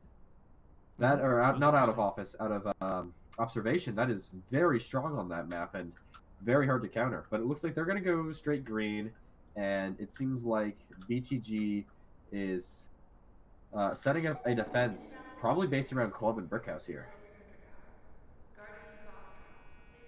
Yep, we do see them in those positions waiting for the cross, and we see the rest of Mazar now escaping towards reception as they push into the side here. Now, last game, our last rotation on the map, we saw them pre-fire across. I think that was Death actually tried to get the shot across. Did not go for it this time. Billboard, danger close though. They do have a nice barbed wire there on the reception and on that entrance to Club. Now, last time we had them kind of get stuck out in the reception to Club entrance there. Ned, nice pick across into Death. They do go for Roadrunner now, has that Saber. Brandwan gets taken out by Mace. Nice shot across. We do see Roadrunner suppressing on that club position there. Godspeed playing it smart. We do see a rotation coming in from Frosty and Billboard as well as Godspeed playing the angle smart, battling back and forth here. Oh, looks like a couple team shots happening towards Smith there. We'll stay alive, but we'll take a little bit of fire, friendly fire there at least, as the rest of the teams are just kind of waiting to clear things up. Ned just waiting with that grenade. There's Molotov on the entrance. If they see anyone push through, here comes the second one. They threw 2 Molotovs in the same spot here. Twice the damage, ultimately going to just not do a whole lot else for the meantime. They're just waiting to get the defenders to make throw away all their grenades. Oh, Billboard, nice pick. He gets a flanking kill on the Roadrunner Smith, waiting on the entrances. They're not ready for someone to actually go and push through those fatal funnel there. Murda takes some damage from that Molotov, but will stay alive. Down to a Murda and Mace, again stuck in that same room in reception. Ooh, we see some pistol shots coming out from Godspeed. Gets in a couple bullets towards Mace and Murda, but they will escape. They will take their rifles and go home. We do see Mace equipping the saber. It looks like he didn't leave anything else. They're going to go ahead and escape and save it for the next round. That's going to be another round, I believe, for... Actually, the first round for BTG. Excuse me, first round for BTG on this second game here. And again, I think we saw Mazer start to suffer a bit from BTG syndrome, which is just not able to keep their momentum here, and just they were not able to push in there strong enough. BTG was able to collapse on the position and just really hold them off. You know, those barbed wires were hard to push through, and it really punished them. They were able to get 1 pick, but they just lost so much health in the process. But Mazer does have the point economy here to really give up rounds. They're still up by 3. They're in a healthy position. You know, attacking should be where they feel comfortable. And if they don't feel comfortable on a map, they know they've got another, after this, 4 rounds to just kind of be comfortable and take those rounds easily. You know, it's only 1st to 7 to win. If they can throw another round here and still win without going back on defense. However, we do have BTG, who have been proving to be a really, really strong defensive team today. Their attack has been suffering for sure, but their defense is very strong. It's Mazer's been having trouble cracking them, and if Mazer's having trouble cracking your defense, you're doing something right. Coming in now, we're on Operation Ruthless Lock again. Again, this is the map I would have saved the wall charge for. I think you could have done, you could have breached arcade on that C-store and done almost as well, if not better. So going observation and then wall charging would have been the play I wanted to do, but I'm not playing here, am I? Not quite. It does look like BTG's planning to really defend that power. They want to get those line of sights on power. Mazer circled it as a potential place of interest, but they seem like they're going to go Castle here. And Castle is very strong. It's going to give you a lot of these lines of sights to kind of just contest into jungle. It'll be interesting to see if they're really able to use those properly. Now, they're also putting a smoke somewhere on beach, so it wouldn't surprise me if we see a similar play to what we saw from BTG on this map, where you breach beach and castle and really just kind of push up here. Getting the power, we're going to have to see Mazer's got to move a little bit faster than we saw BTG moving at that last round. Honestly, it's very interesting to think with how they were playing. We saw that BTG kind of came up the beach and threw base to bomb, and then were suppressed by the people under the castle, and that's what cost them the round. If Mazer really focuses pushing from castle and base, they're going to pincer them and put them in a position that they really don't want to be. BTG is going to have to play strong here. If BTG can get this round, I think they'll be in a pretty good position coming into the next half. Definitely. It's going to be it's all on BTG to really keep it going, as you just said. We do see them stacking up for a double push, possibly on green door and on the red door of castle, at least the green door of beach. Red one is waiting, though. Here comes the red door breach. And it's a bit of a slow hold here. Just waiting to try and feel each other out to figure out what's going on here. Godspeed Billboard rotating in towards ruins. Brand one also rotating in towards those angles here on red door. Here comes the flash in from Roadrunner and Omerta. They clear the area out. Nice push across. Brand one will take out Smith. Death able to trade. Nice pick across. That's going to stop their push at least a little bit. Good trades back and forth here. Ned, Godspeed, Billboard, and Frosty still alive. Still battling in this ruins and jungle position. We see attackers flashing through looking for the angles across here. Mace looking for a position somewhere. Death, a second pick into Billboard. Interesting person to pick. Definitely someone to not expect. They go for the drop charge into the castle area there. Ned, nice pick into Mace on that entrance in from castle to ruins as they turn off the power. Oh, it's going to be a very, very cool and night one, if I had to guess. We see Godspeed waiting on these angles. There's a murder sneaking through as is Death, looking for the angle across towards Ned. Ned staying alive, watching that entrance from castle to ruins. Roadrunner's going to push for very aggressively towards Ned, but will he get the kill? Ned battling back and forth, but Roadrunner will get the kill onto Ned. Frosty takes out a murder as Roadrunner gets the kill into Godspeed. It's down to the last two remaining. That's going to be the round for Mazer. They win the push 5-1. Plenty of time to defuse. Very good round we saw from Mazer there. Just really able to push from both sides and into them. Securing this half. They're coming in. It's 5-1. They got to win one more round to get a tie again. 2 more rounds to win. And they've got a whole 6 rounds ahead of them. They have put BTG in a position where they have to play a perfect game to win. And if they lose one game or one round, it is going to be a tie at minimum. It'll definitely be interesting to see how it goes here. We're going to be coming in and with new maps now. We're not going to see a dome, I believe. I believe it's going to be a Factory Killhouse C-Store. I believe that was the rotation.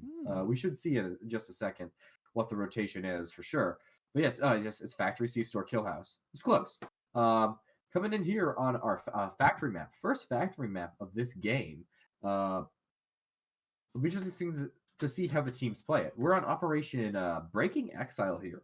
Now, this map is definitely an interesting one, as really the place to play for defense is on this generator. This generator is what's going to provide you the most cover and really give you good line of sights onto bomb to cover it.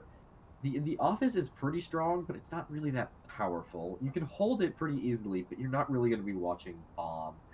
Shelving is like all shelvings are. It gives you that height advantage, gives you a lot of angles, but there's a lot of angles on you. There's not a lot of cover up there, so it'll be interesting to see how they do. It seems like Mazer kind of looking like maybe they're going to green push while watching Fan. A very possible play. They could push Fan too. There is another interesting thing of this map. It does have these server roofs that you can walk on and then aim down into the windows into storage, giving you a very easy take of storage. It'll be interesting to see if Mazer uses this or if they want to go dock here, which gives them control of generator, which really is the place to play as a defender. But it's a very easy choke point to hold as well.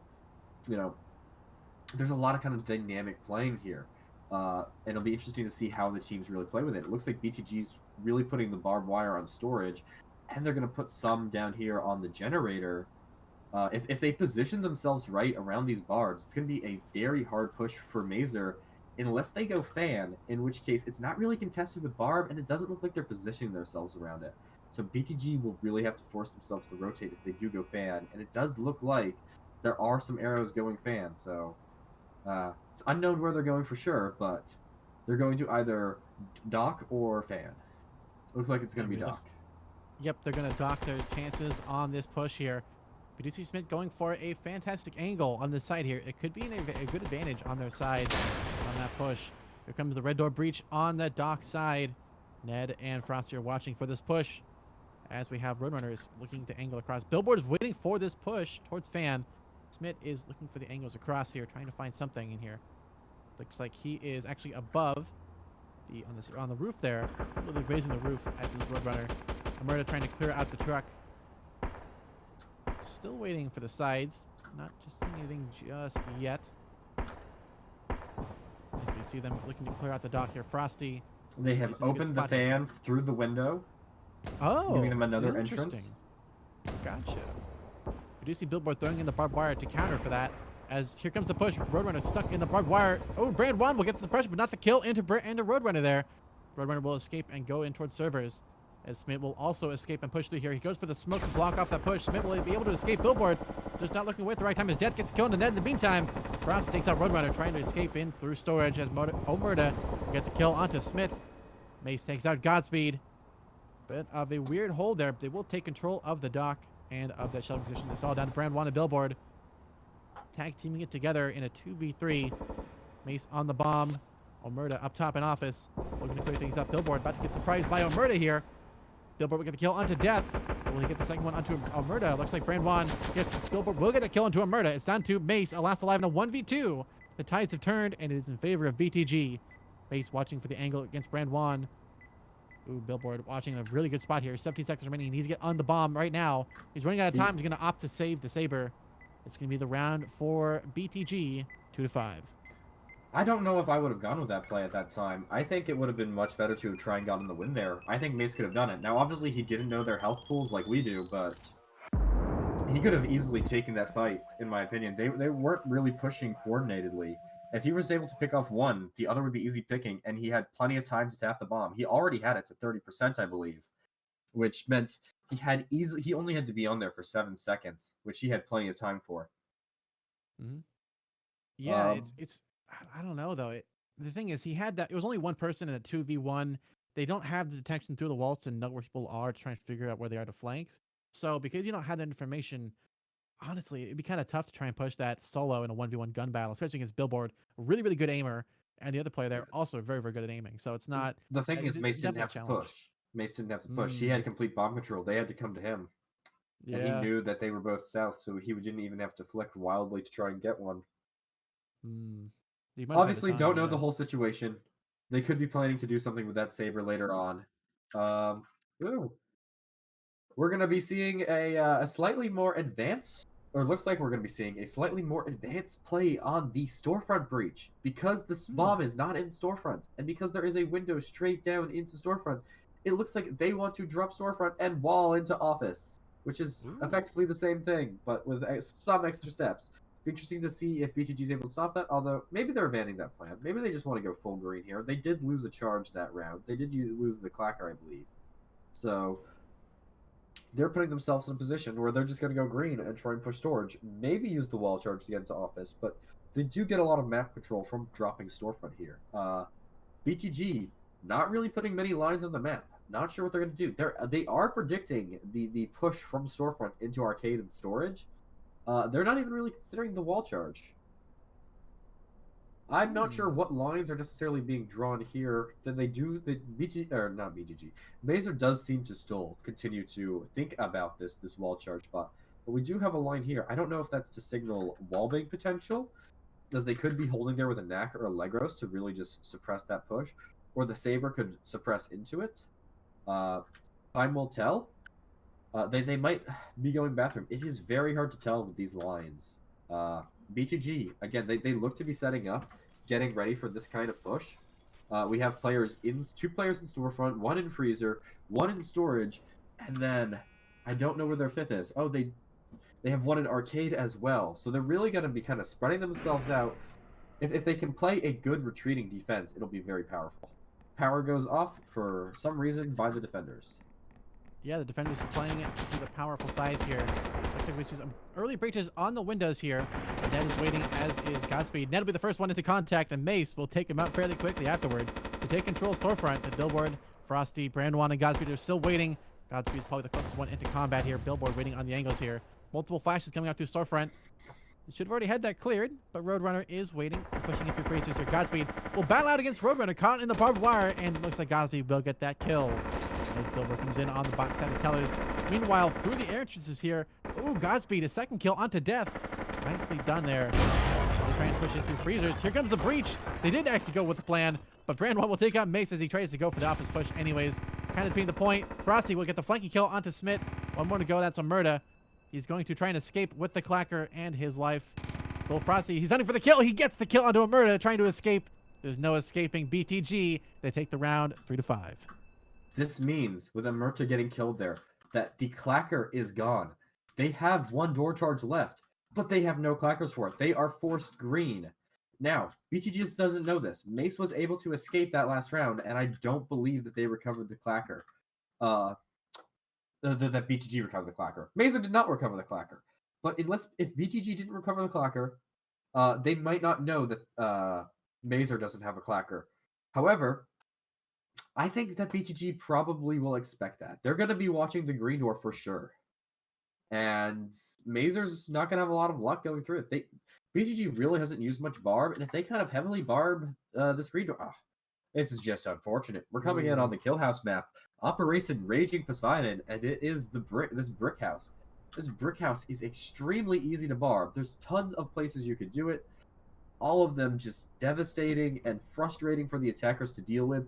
Lots of line of sights that the defenders can hold, especially with the wallbang potential on kill house. You're really looking at a hard push here for Mazer. One saving grace is that BTG might not know that they don't have a clacker. But if they do know, it's all over. BTG, really not fans of drawing on defense. So I don't know what they're doing. I don't know if they know or if they don't know. But Mazer is getting ready for this. They seem to want to push and take up it club first. This could be very strong. As BTG is probably going to be expecting a push south, or from the south into kitchen. By pushing from the north, they're probably going to go around the barb and really force the players who are playing kitchen to come out to try and stop them rather than wait for them to come in. It'll be interesting to see. We do see one barb mark from BTG, and that is stopping the push into office. So if they are playing around that, it could be very strong. It does look like most of BTG is playing up in the north, and they're barbing for the club red door. They don't know that Mazer is out of clackers. This is huge for Mazer. This is now winnable. Ooh. I'm going to be curious to see how this is going to battle out. In fact, actually, the barb that they marked hasn't been marked. There is no barbed wire stopping them to push from green. There's only 2 players down there. Oh, no, interesting. I wonder if that was planned or not, or it may have been some big mind games. I'm just not sure. They throw a flare for some reason in the bottom there. His Death will get the kill on the billboard on that entrance. We see a Murder trying to go for the wallbang angles across there. Mace also coming in as unique angles here. They go in through Brick House. They do secure it. Godspeed is waiting in kitchen now. Brandwan kind of playing it relatively close. And the Vault Door is going to save him from that angles in office as Ned is waiting on lockers. Puts up the nice barbed wire there on that entrance going towards the bomb. At least from that side there. They expect him to try and go for there. They actually go through kitchen, and Godspeed will take in some fire, but will stay alive. They're getting suppressed quite a bit there. Godspeed trying to stay alive here. Looks like they're spraying across there. A lot of shots coming through areas here. Just not getting any. Isn't connecting anybody just yet. Still playing. Interesting spot here. Interesting Molotov on the corner. Will not get anybody. Murda kind of stuck in office here, battling a little bit. Assuming it's a good distraction. And Godspeed focus on that side there, not wanting to give up any positions here. An interesting double flash and molly on the entrance here. And again, Club's still safe. Ooh, a good Molotov. Death is going to almost die to that Molotov there as a Murda. Takes out Godspeed, but Ned trades onto a Murda fairly quickly with a nice 180 flick there. Frosty pushing through the smoke, very dangerous. Ooh, Frosty will get the kill onto Mace. They get the second kill on Roadrunner. Frosty's still looking to play smart and play alive. He will run out of the way in time. Ooh, Brandwan will get the kill onto Roadrunner with that Legros. But Smith gets the trade on the AP, but Frosty gets the trade on Smith. It's Death. Frosty gets the second kill onto Death. That's BTG's round 4-5. This was a huge round. BTG is easily back into the game here. That was a great push from Mazer, but they just weren't able to make it work. They came down to the wire again, suffering a bit from what we've seen BTG suffering from this whole game, which is that they just aren't pushing with enough speed. Yeah, it's interesting to watch the whole and the retake kind of approach there. It seems like they're just playing it so safe that it almost, cost them the time there. It's going to be interesting to see. We're now seeing the side switch. We're now going back onto defense for Mazer and attack for BTG. And as we know, BTG's strong suit is not attack. Mazer only has to win 2 of these rounds to win the game. So this could really come down to the wire here. This is not a good position for BTG, assuming the past trends continue. Of course, back on the factory map, Operation Breaking Exile, we'll see if BTG is able to do what Mazer couldn't and win on attack here. BTG, they've seen the maps already, so they know how to really place their charges. They probably have plans for all the maps already. Same with Mazer. They kind of know how they're going to want to hold here. We're already seeing barbs get planned for the green door here, which is gonna be where it looks like BTG's thinking about going. They're considering going into the servers to get power. That could be very strong. Getting lights out on this map will really put the defending team at a disadvantage. But with flares, because of these tight choke point you have down here coming up from shelving, one flare is really going to eliminate all of that. And yeah, Mace is putting a really good barbed wire down there. You get a flare just around that. You shoot them as they come through that wire. There's not much they can do. Brandy1 looks like he wants to get a nade through that window just to try and clear out that area, whether it be a smoke or a frag, I don't know. I think a smoke would probably do better. I doubt we're going to see many defenders playing out in the open there, especially at the start of the game, at the start of the round. So we're coming in. We got the defenders to spawn in. Looks like they really are going to be setting up for this defense on green, which is probably good. Although it looks like BTG, last minute planning here. If they want to send 2 people down into dock, that could be huge for them. Being able to clear off that generator, especially since we're not seeing any barbed wire on it, means that the defenders are really going to have to play without cover when contesting bomb. Yeah, I'm curious to see if they're going to go for it. We do see a bit of a split push here. 3 in the storage, 2 on the flanking side of the dock here. Brand1 and Billboard tag teaming it up. We see Billboard looking for the angle across, trying to look. He's aiming to shoot through there. Have the charge ready to go, and there is the red door breach. Meanwhile, Death waiting on the top side from storage. Frosty and Ned going for the peek across here. Frosty will be the one on the point, going for the flash. Frosty will escape and go into the area there. Go for the smoke on the side here as Ned and Frosty take control of servers. Death waiting with that mop across. Did not get any damage in just yet. We see Brand1 drawing a line indicating that the pre-fire position there from the angle up top. Ned, nice pick. Actually, Death getting the pick into Ned there. Death, oh, gets pushed by Frosty. Frosty will stay alive. Unfortunately, wasn't able to get that shot and kill there by Death there. It looks like they go for the power off, and Brand1 and Billboard will escape in the meantime on the top side of dock. Meanwhile, Godspeed just trying to find angles up and above. They go for the power back on, as Frosty now will push in back, holding his storage, waiting for the cover of his teammates there to go through. The rest of Mazer holding passive on servers and in office. We see Godspeed, though, from behind, trying to wait for this angle on the fan. This could be very devastating if Godspeed's able to push in here and get that kill. We see Roadrunner waiting at the red fan for this possible push. Oh, Billboard, nice shot into Mace. Smith is not ready for this. Gruber versus Saber, definitely not going to be a good one. Yep, get the pick into Smith. Alberta takes out Frosty. Here comes the push by Godspeed. They throw the smoke. Here comes the push. They take control of most of the map here. Roadrunner and Alberta last alive. Brand1. Oh, Alberta will get taken out by... Alberta will take out Brand1 there. As Roadrunner takes out Godspeed on the flank. It's down to Billboard. A turn of pace here. It's down to Billboard last alive in the 1v2. He has to battle this. He has to win. Oh, he's getting suppressed on both sides there. He gets the flick onto Alberta. It's a 1v1. Roadrunner versus Billboard. He's going to come out on top. The time's running out. Billboard, he gets the kill on the Roadrunner, but just, in the last second. Oh, Not he enough tried. Time. Really tossing around. Yet again, this is at least the third round that really comes down to time being the death of BTG. It really is. They really just take far too long to get into that building, and it is punishing them. Mazer is now at match point. One more round, and they win the game.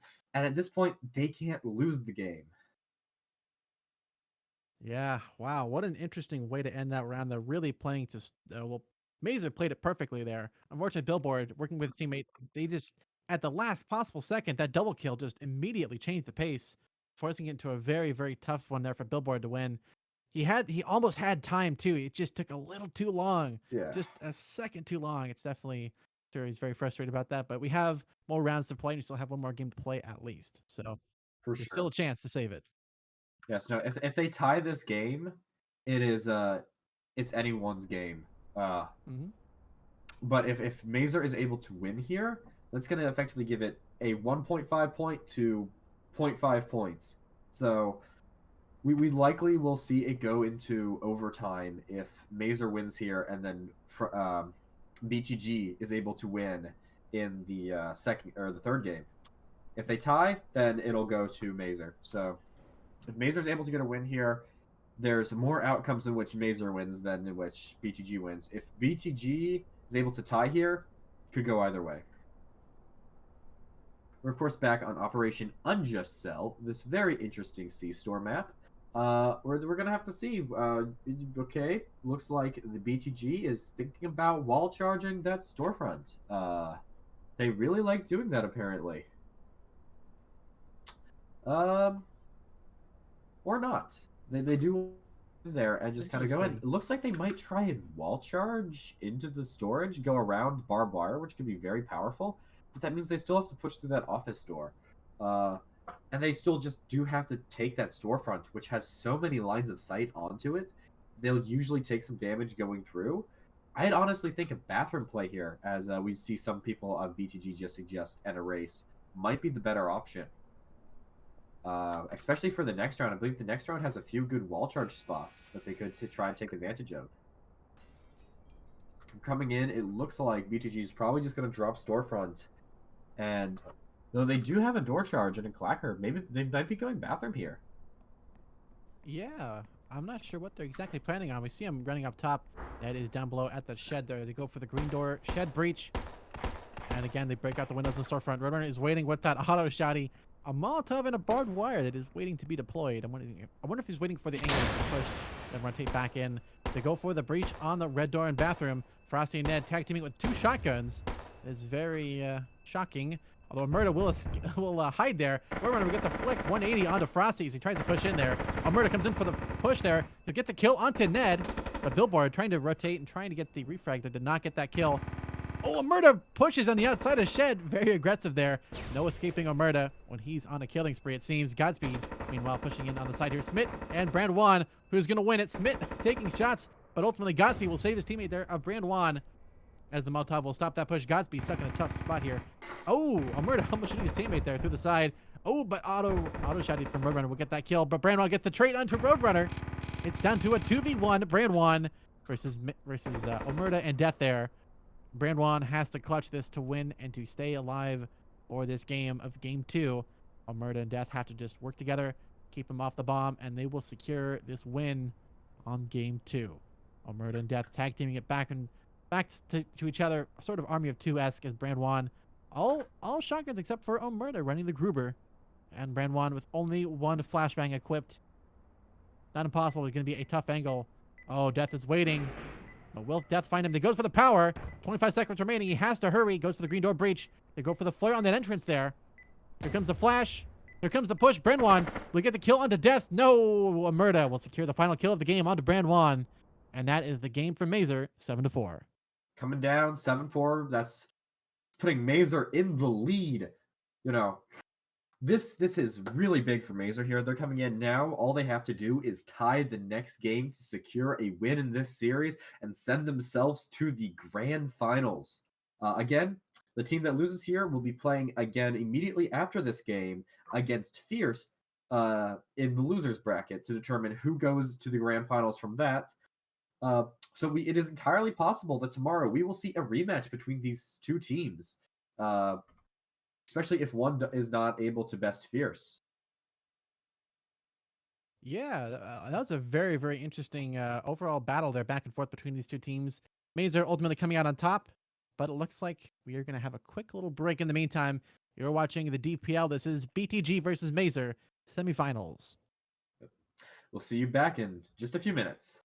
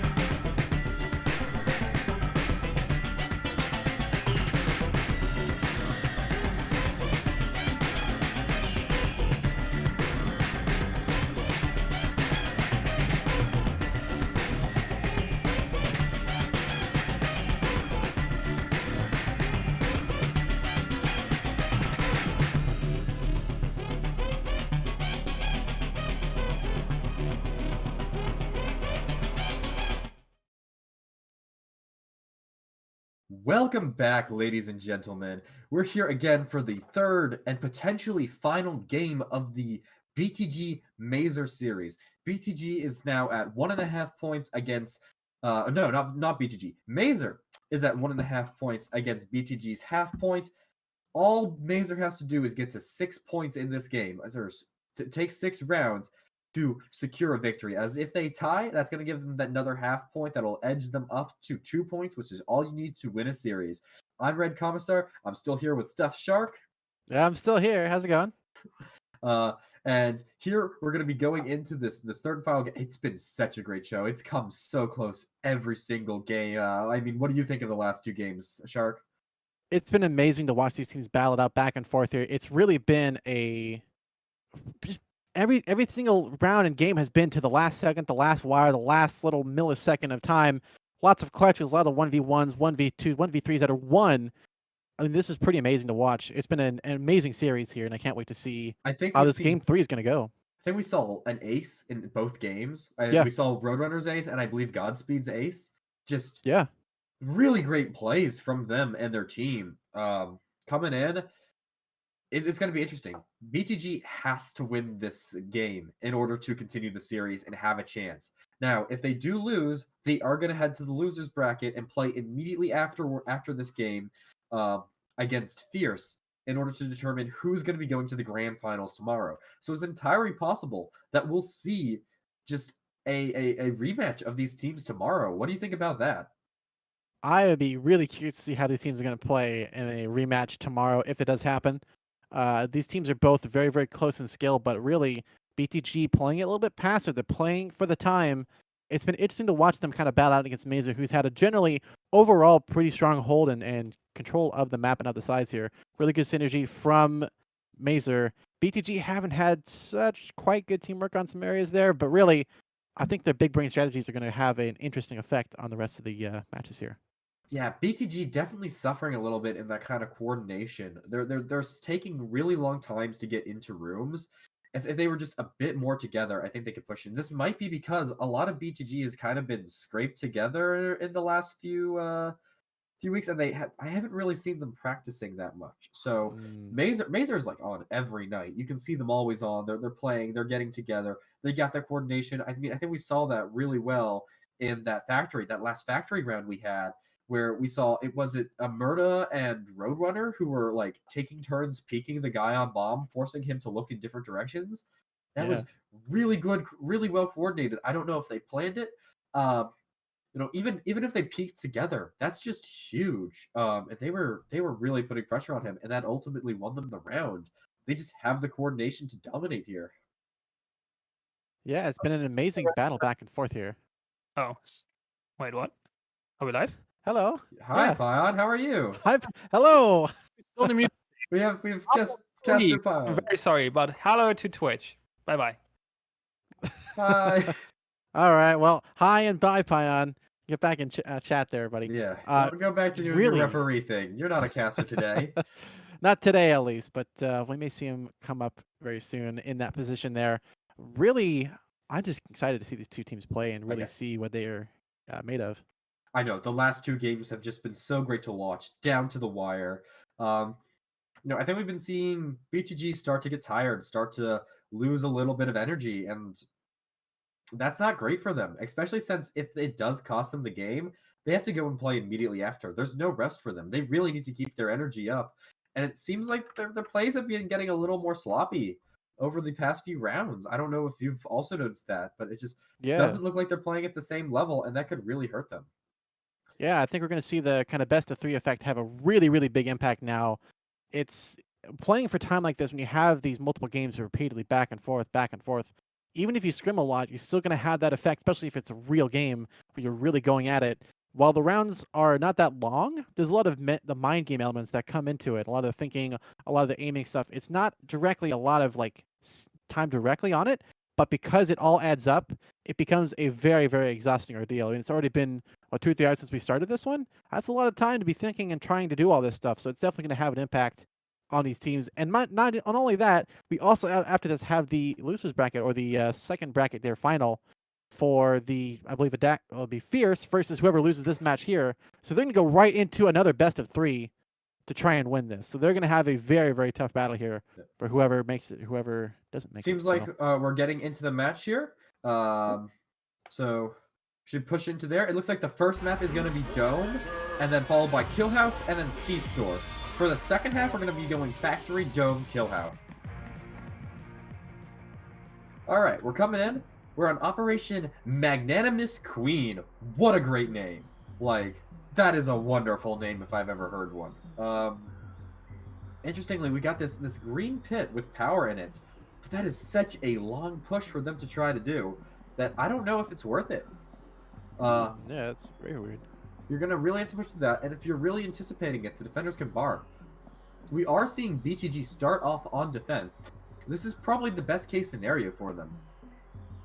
As this is really where what they were able to do well in on that first game of the series.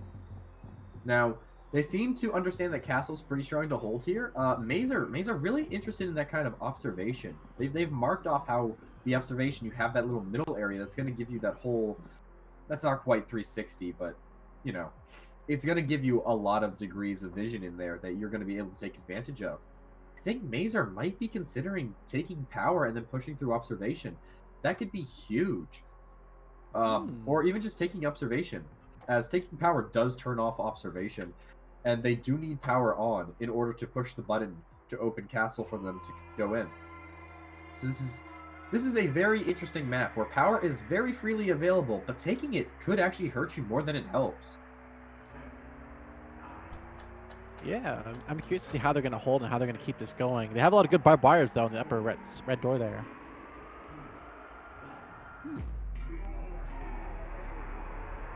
Oh, yeah. And it looks like we do see Mazer now leaving the truck. Roadrunner almost finally getting out of the truck there. Mace soloing it at the pit as Frosty is waiting there.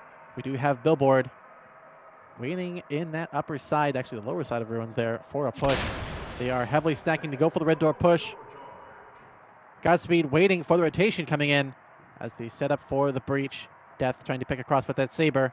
Billboard aiming down below with the mop. This is going to be an interesting one for him to mop up if he can do it. Godspeed waiting as well with that Legros and a Molotov and Flare. DC Ned as well on the bomb direct. Oh, shots coming around. Looks like Brandwan looking to try and shoot across there. Good grenade of that position there. As we see Frosty, bit of a suppression with that Gruber. Murder will be the first one to get into the side there. Smith is also in there. You do see the double flash, triple flash. Here comes the push. Godspeed will get the kill onto Roadrunner as Brandwan takes out Smith. Murder Death will take out Billboard, and Godspeed the front takes out a Murder.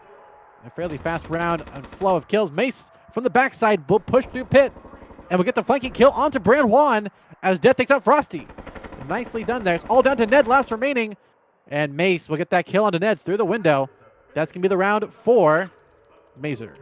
Mazer really punishing BTG here, and they're able to get this win. We've seen that BTG's really, their strong side is defense today, and losing their first defense round is not a good sign. That could really lead to a big snowball effect for Mazer, especially when Mazer gets into this second set and the start of the second half. They're going to be on defense, and BTG has been attacking very poorly today. You know, that's 6 straight rounds that Mazer has a pretty good chance of taking. I'm curious to see how this is going to keep going and if they can keep up the momentum. They still have, looks like they did pick up the Clacker and they have the Saber still, so it's going to be an interesting set for the rest of these rounds here.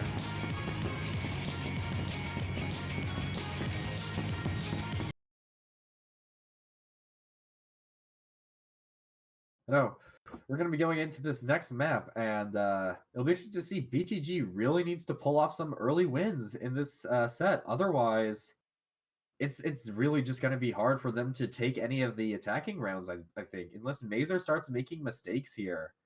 I don't think it's going to go there. I think we're definitely seeing here Mazer plays better the longer they play. They don't get tired. They get into the game. That said, BTG definitely seeming to get tired. They seemed like an unstoppable object that first game, and it's just been getting less and less ever since. We're here on Operation Trigger Elephant, a pillbox kill house. Pillbox is a hugely interesting room. It's almost effectively the power breaker of kill house whenever it's used, because it gives such a great field of view onto so many parts of the map that you want to take it. It is how you control the map. You put a defender in there with an Igmar, and you lock down a ton of rooms. Igmar, Gruber, you name it, put it in there, it's going to do well. Attackers, you've got to get a guy in there with their AP or the Black Tar. They're going to start controlling rooms, and it's really hard to contest. So it'll likely see it being taken. It does look like Mazer is planning to go in there. They want to blow lockers, and then I think they also want to split into reception. The lockers push is just there to take pillbox. That's all it's there for. The main push is going to come from reception. BTG, they got a barbed wire on the reception door. They really need to really secure pillbox. If they can hold pillbox, they can keep them from getting into kitchen, getting into pillbox, and they can really kind of hold pillbox. They can secure bomb. That's all they need to do.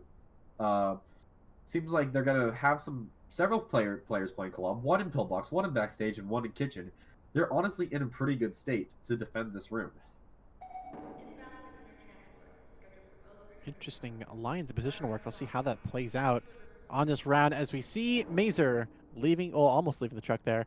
But on the first one out, the rest of them kind of wonder what's happening here. We do see a bit of a split push. Death, Mace, and Smith up on the top as Omerta and Roadrunner going down below. Going in towards lockers. Brandwan is waiting with that. Looks like it's a tub. Could be super shoddy, but he is indeed tub thumping. He set up for the breach.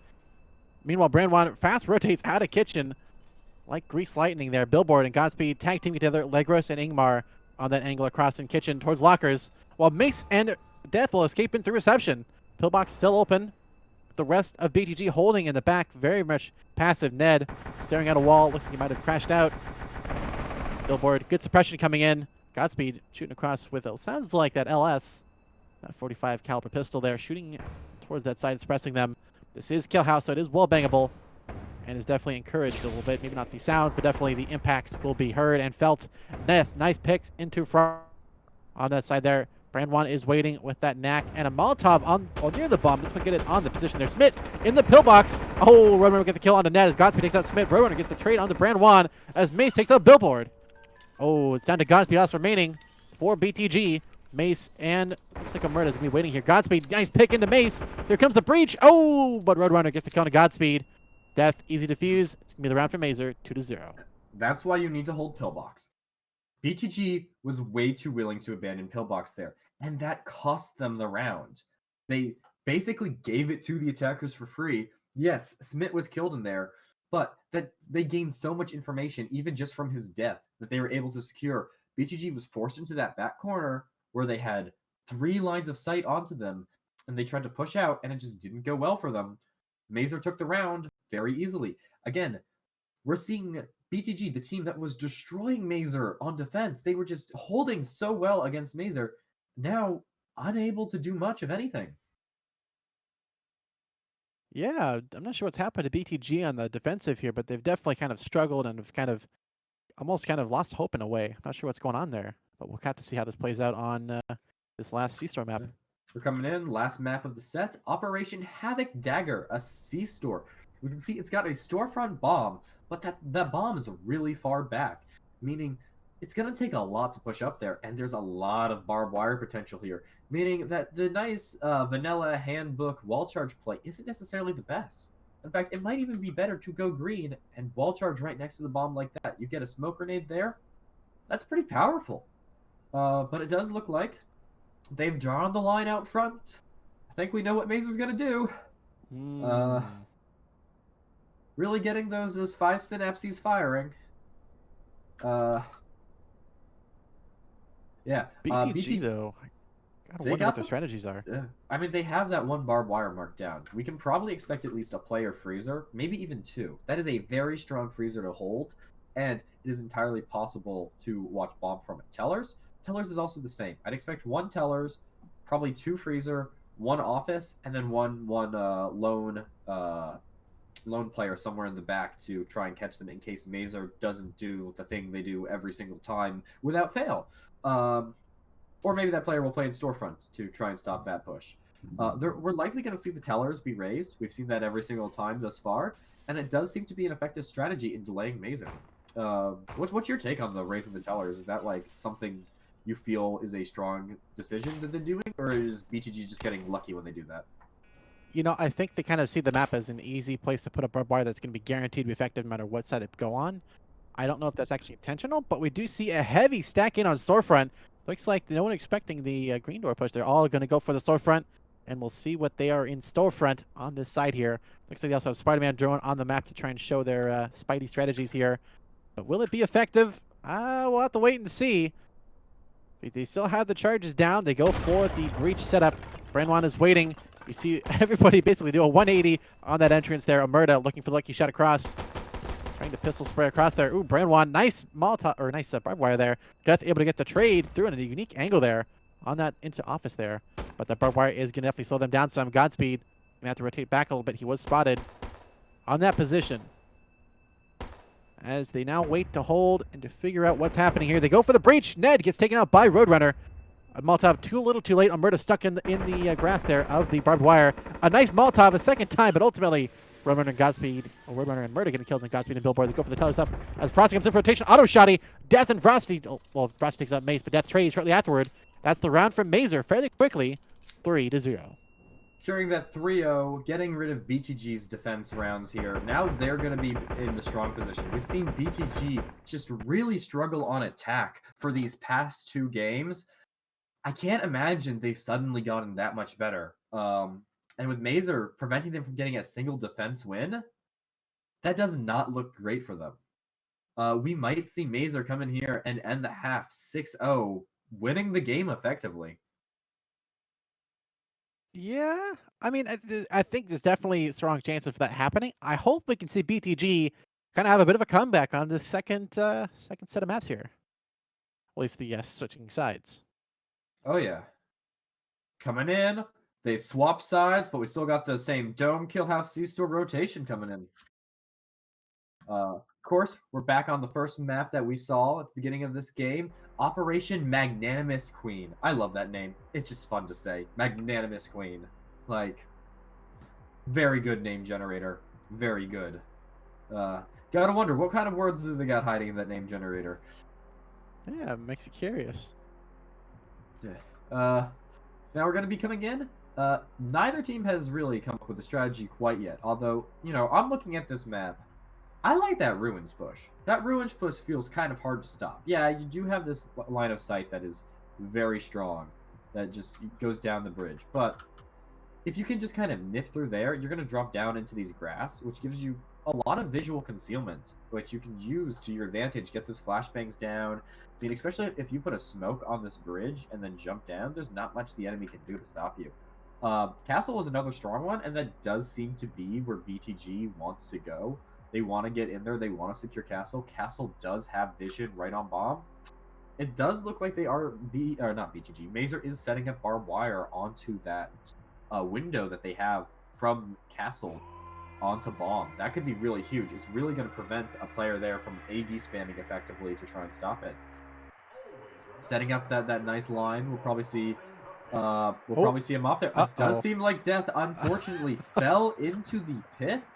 Gotta be careful on spotting in there. Your momentum is saved from when you are in the setup room. So if you're moving forward and you're too close to that edge, it is not going to go great for you. Indeed, Death getting a little hot there, a little too spicy on that pit side. As it's going to be a tough one now. 4 to hold for Mazer. He's going to keep on this current lead of 3-0. We see at least BTG now set up on the outside of Castle here. Getting ready for the push as Frosty takes the other entrance on Green Door.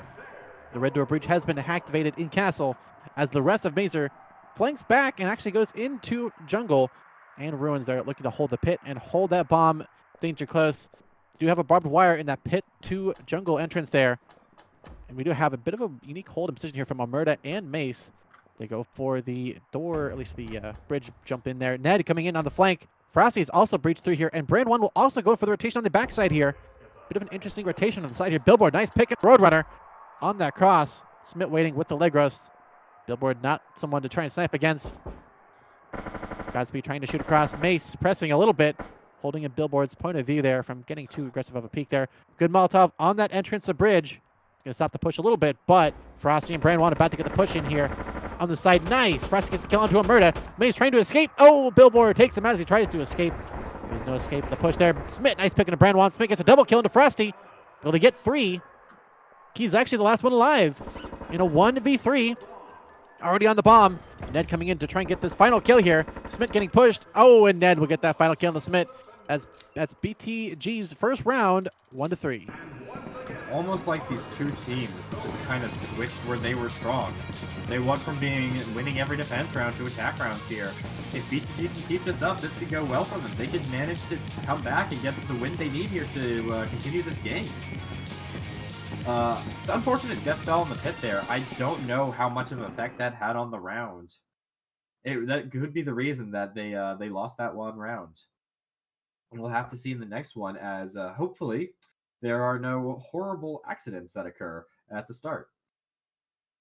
Yeah, hopefully they can keep their wits about them and land on solid ground versus jumping in the pit. Coming into the Kill House map that we had seen before. Again, this is the one with the pillbox. Operation Trigger Element. Mazer knows how strong this pillbox is. We're likely going to see a player play in there with some sort of medium-range weapon just to keep heads down, if not get picks. I'm really going to expect good things from them. BTG is also aware. We'd likely see a push on it. The office push we didn't really see, but it is pretty quick onto bomb, and it does allow you to contest the pillbox a little bit. If you bring a frag, you can put a frag in the pillbox and basically clear it out. There is no cover in there. If a frag goes in, the player in there is probably dead, unless you really mess up the throw. Mazer, they're just setting up all these angles on club. They're worried about a reception push, but it looks like BTG, they're thinking about lockers pretty hard. They're definitely considering going there. That's what BTG did. They were able to take pillbox and they kind of rotated to reception. Now, rotating reception is probably not the greatest idea with the amount of angles that Mazer is prepping to throw at you, but most of those angles can be cleared out from the pillbox. So we'll have to see if Mazer is able to hold the pillbox. Again, I think that's all that this map's going to come down to is this pillbox. If I said pillbox enough times for it to lose meaning. Yeah, no, we're going in.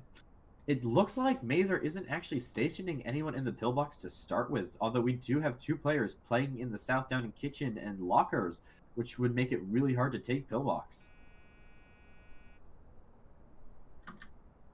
And we see Mazer, BTG escape the track. Mazer is in the map already coming on the top side. Ned is waiting at the red door office. I'm guessing he's waiting for the push. Godspeed is also, he's waiting to hear some sound cues of defenders moving and rotating as they approach and breach in through reception. Smith is waiting with an auto shotty, a really tough angle here to try and use it effectively. Basically has to kind of hide and wait for Omerta to save it from his side there. Omerta is equipped with that Legros, watching the long angle within the pillbox. We do see a flash in on the club. Actually, grenade to get rid of the barbed wire on the club. Mace, nice Molotov on that position there. Ooh, looks like some shots coming in towards Ned.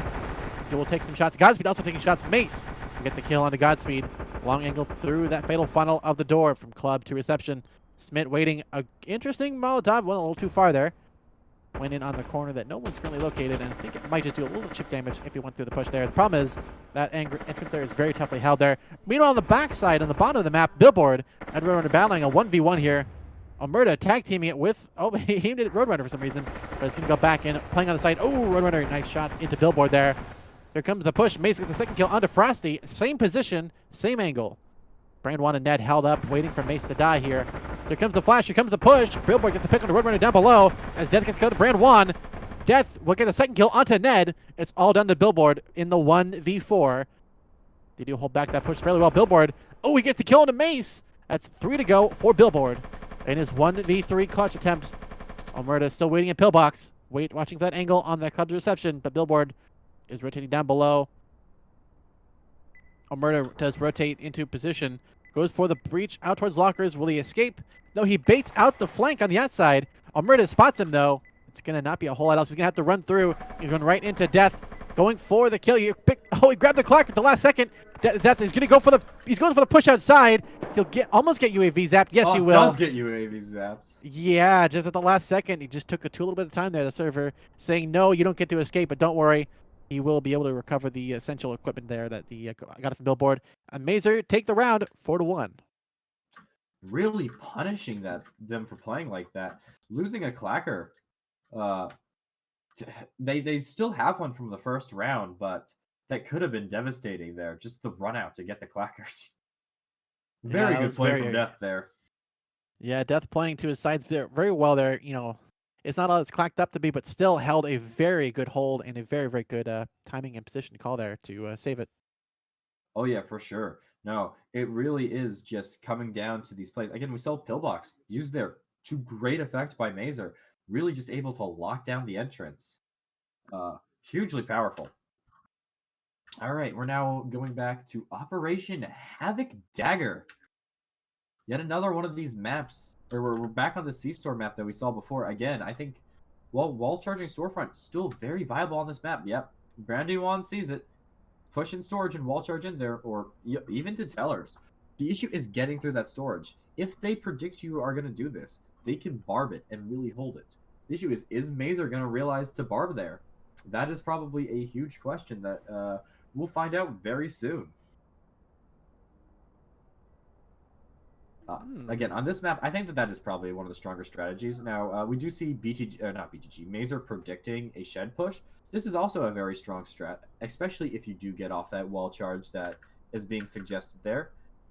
As you can also get power. That's just huge. Getting in there, getting power, turning off the lights, very powerful. Getting into tellers, it's very strong. If you can hit the tellers button, you open up the storefront, and it's like having 7 storefront breaches right at your fingertips. You can have your saber out there just picking people off. BTG could really use this round to win. We're going to see a lot of powerful plays come out. If they're able to get this play off and get into tellers and open up the tellers, whoever's playing outside with either a black tar or a saber can do some heavy damage. Although the concern is still Freezer. There is this little corner here that you can hide from any sabers outside and still cover bomb. So you will still have to watch that, but that is pretty easy to predict. Yeah, I'm curious to see how this is going to work out for BTG and for Mazer. We do see a bit of an interesting hold there. 3 on the top, 2 on the bottom for BTG. They did actually Mace just broke all the windows in storefront and in freezer. Looking cleared up. They go for the breach on storefront, but they're just going for the angles. They go for the grenade to breach in there in storage. Interesting call to make. The rest of Mesa, though, is held on the outside. They're expecting that. They're going for some good pre-fires across, but just not quite any kills just yet. We do see the bit of a triple pusher, very aggressive in towards the stack, towards arcade, and towards bathroom. Smith is waiting with an auto shot, with a regular shotgun in bathroom for any attacker trying to dare. They go for the breach into tellers to take off power. Interesting call to make there. Oh, but he gets nice kill from Brandwan onto Roadrunner there. Oh, but he's caught in a very spicy spot there in tellers. They're trying to barbecue him, but he will stay alive. Meanwhile, Bathrooms gets they double flash in, but they did not spot Spit. He was still hiding in the bathroom stall. Mace, though, taking shots from Ned and Brandwan as Godspeed and Frosty coming on the backside. Mace gets pushed and killed by Frosty as Omerta suppressing the rest of the freezer push there. Meanwhile, Billboard waiting with a saber. Death gets a pick onto Ned. Omerta getting flashed.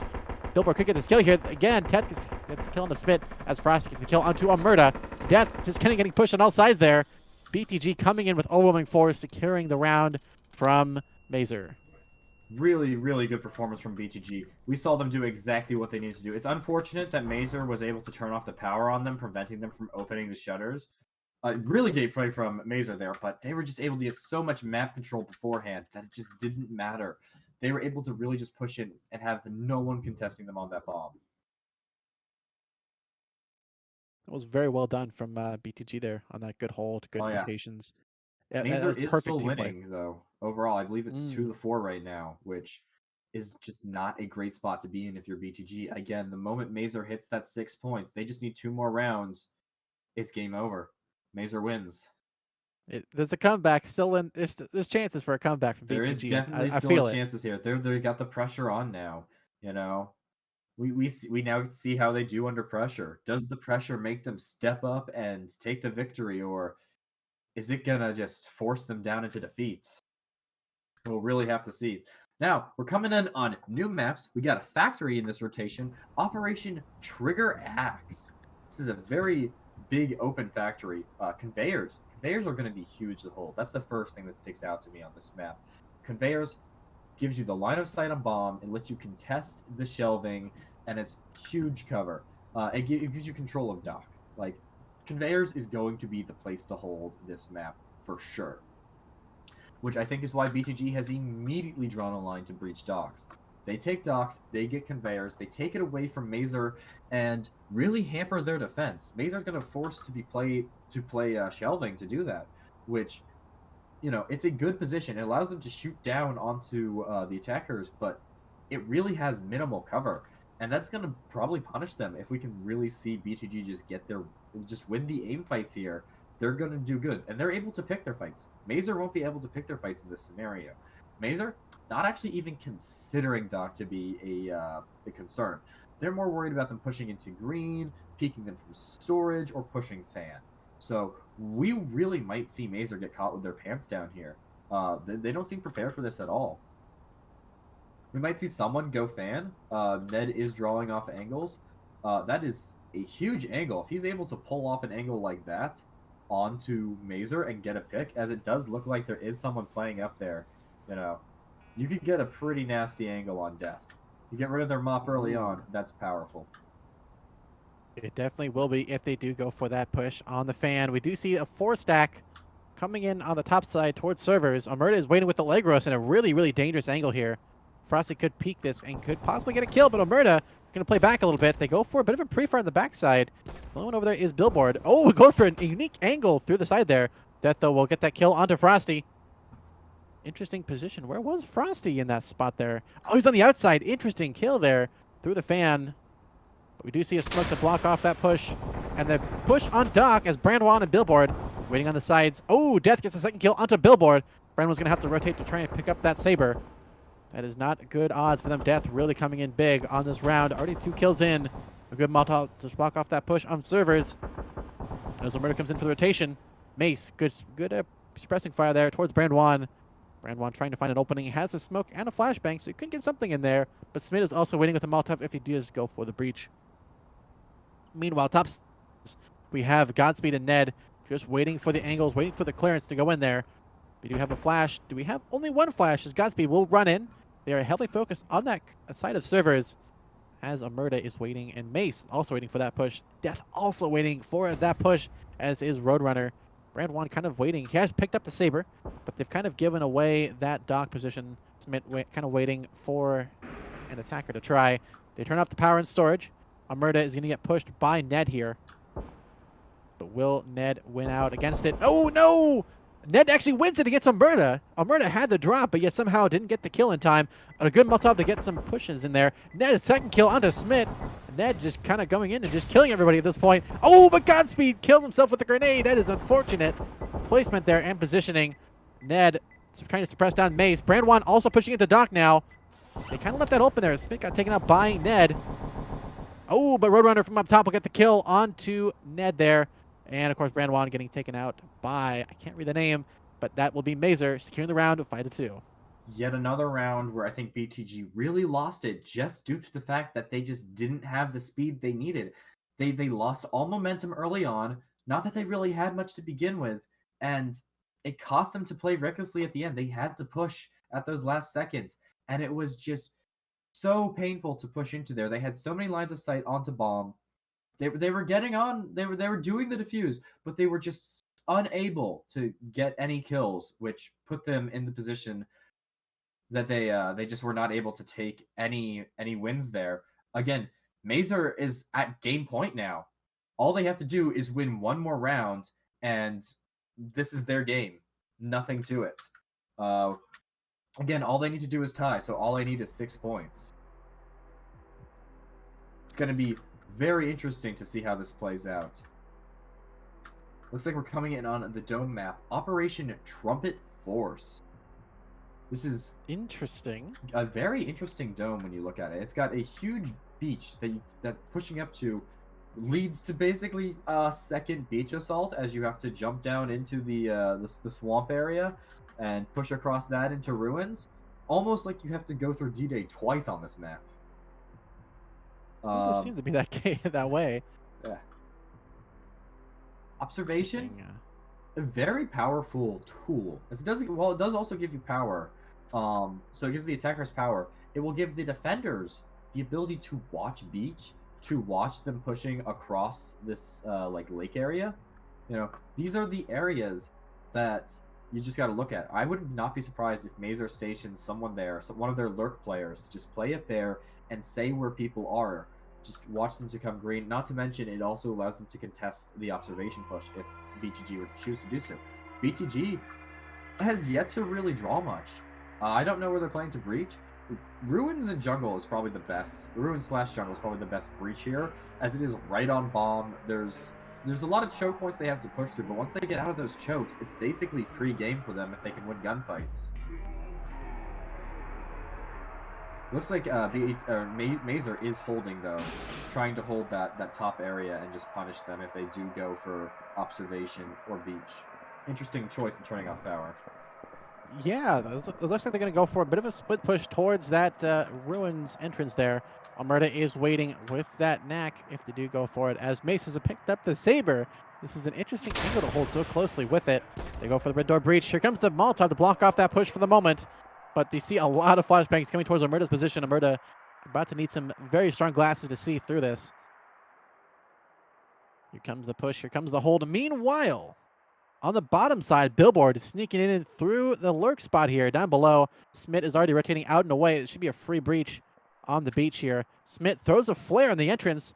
Ned able to escape. Almerta playing it safe. He's going to let them run in. He gets the kill onto Ned. Almerta, nice kill there. But Frosty will get the trade onto Almerta. Just a little too long there on the draw. There's a nice patience there coming out from Almerta, but Roadrunner down below. A good smoke actually to block off that push. Mace staying alive, just trying to shoot across through the smoke. The rest of BTG holding it relatively slow. Billboard rotated from Malibu back up into the area there. They go for the push, to go for the entrance there. Roadrunner could get this kill from down below. He will get the kill into Frosty as Billboard gets taken up by Mace. Gosby gets the trade under Roadrunner down below. And it's down to just Gosby last alive, but Smith, nice pick across. Secures match point for Mazer, 6-2.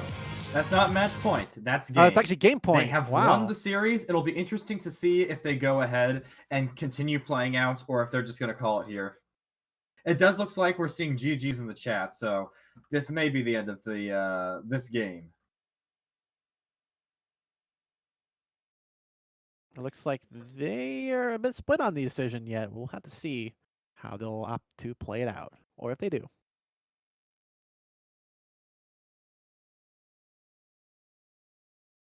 So, what a conclusion to this matchup and in this battle here. What do you think about the overall conclusion as they've battled back and forth here? I think this was a really good game to watch. Again, I think we really see that BTG just their biggest weakness is their endurance and really their lack thereof, as they were very strong in the first game. As we can see by the score spread, it's just gotten wider and wider and wider throughout these 3 games. It's going to be interesting to see how they do against Fierce coming into that basically immediately after this. So that's going to be a huge, interesting factor to see as they're coming in. They're warmed up, but they're tired. And that could be huge coming in against Fierce. And just in a few moments here. Very, very strong performing, though. I mean, Mazer typically does not get contested like that. There's very few teams that can play like that, and Mazer is almost undisputedly the best at attack. And Mazer lost several attacks, including several C-store attacks, which is huge, like looking at it from a historical perspective. Yeah, I mean, BTG, they may have struggled at the very end there, but they have battled an immense battle and have been very, very successful. They may not have gotten the win that they actually wanted to, but still, their performance was very impressive and definitely deserved the position to get in there. So they're going to have a tough battle in the next one against Fierce, but still, I think BTG, they're going to give Fierce a run for their money. Might just get the win across to see a rematch tomorrow. It looks like yeah, we can definitely see a rematch tomorrow. It looks like we're going to get thrown to a quick 10-minute break and come back. We're going to be ready to see Fierce versus BTG to determine who is going to the grand finals to face Mazer. At this point, both teams have a bone to pick with Mazer. They want to shut them down. They want to win finals. And it's going to be interesting to see which team is able to do it. The finals will play out tomorrow. But again, in about 10 minutes, once we go on break, We'll come back and it'll be Fierce versus BTG for the semifinals. All I can say is this final is going to be amazing.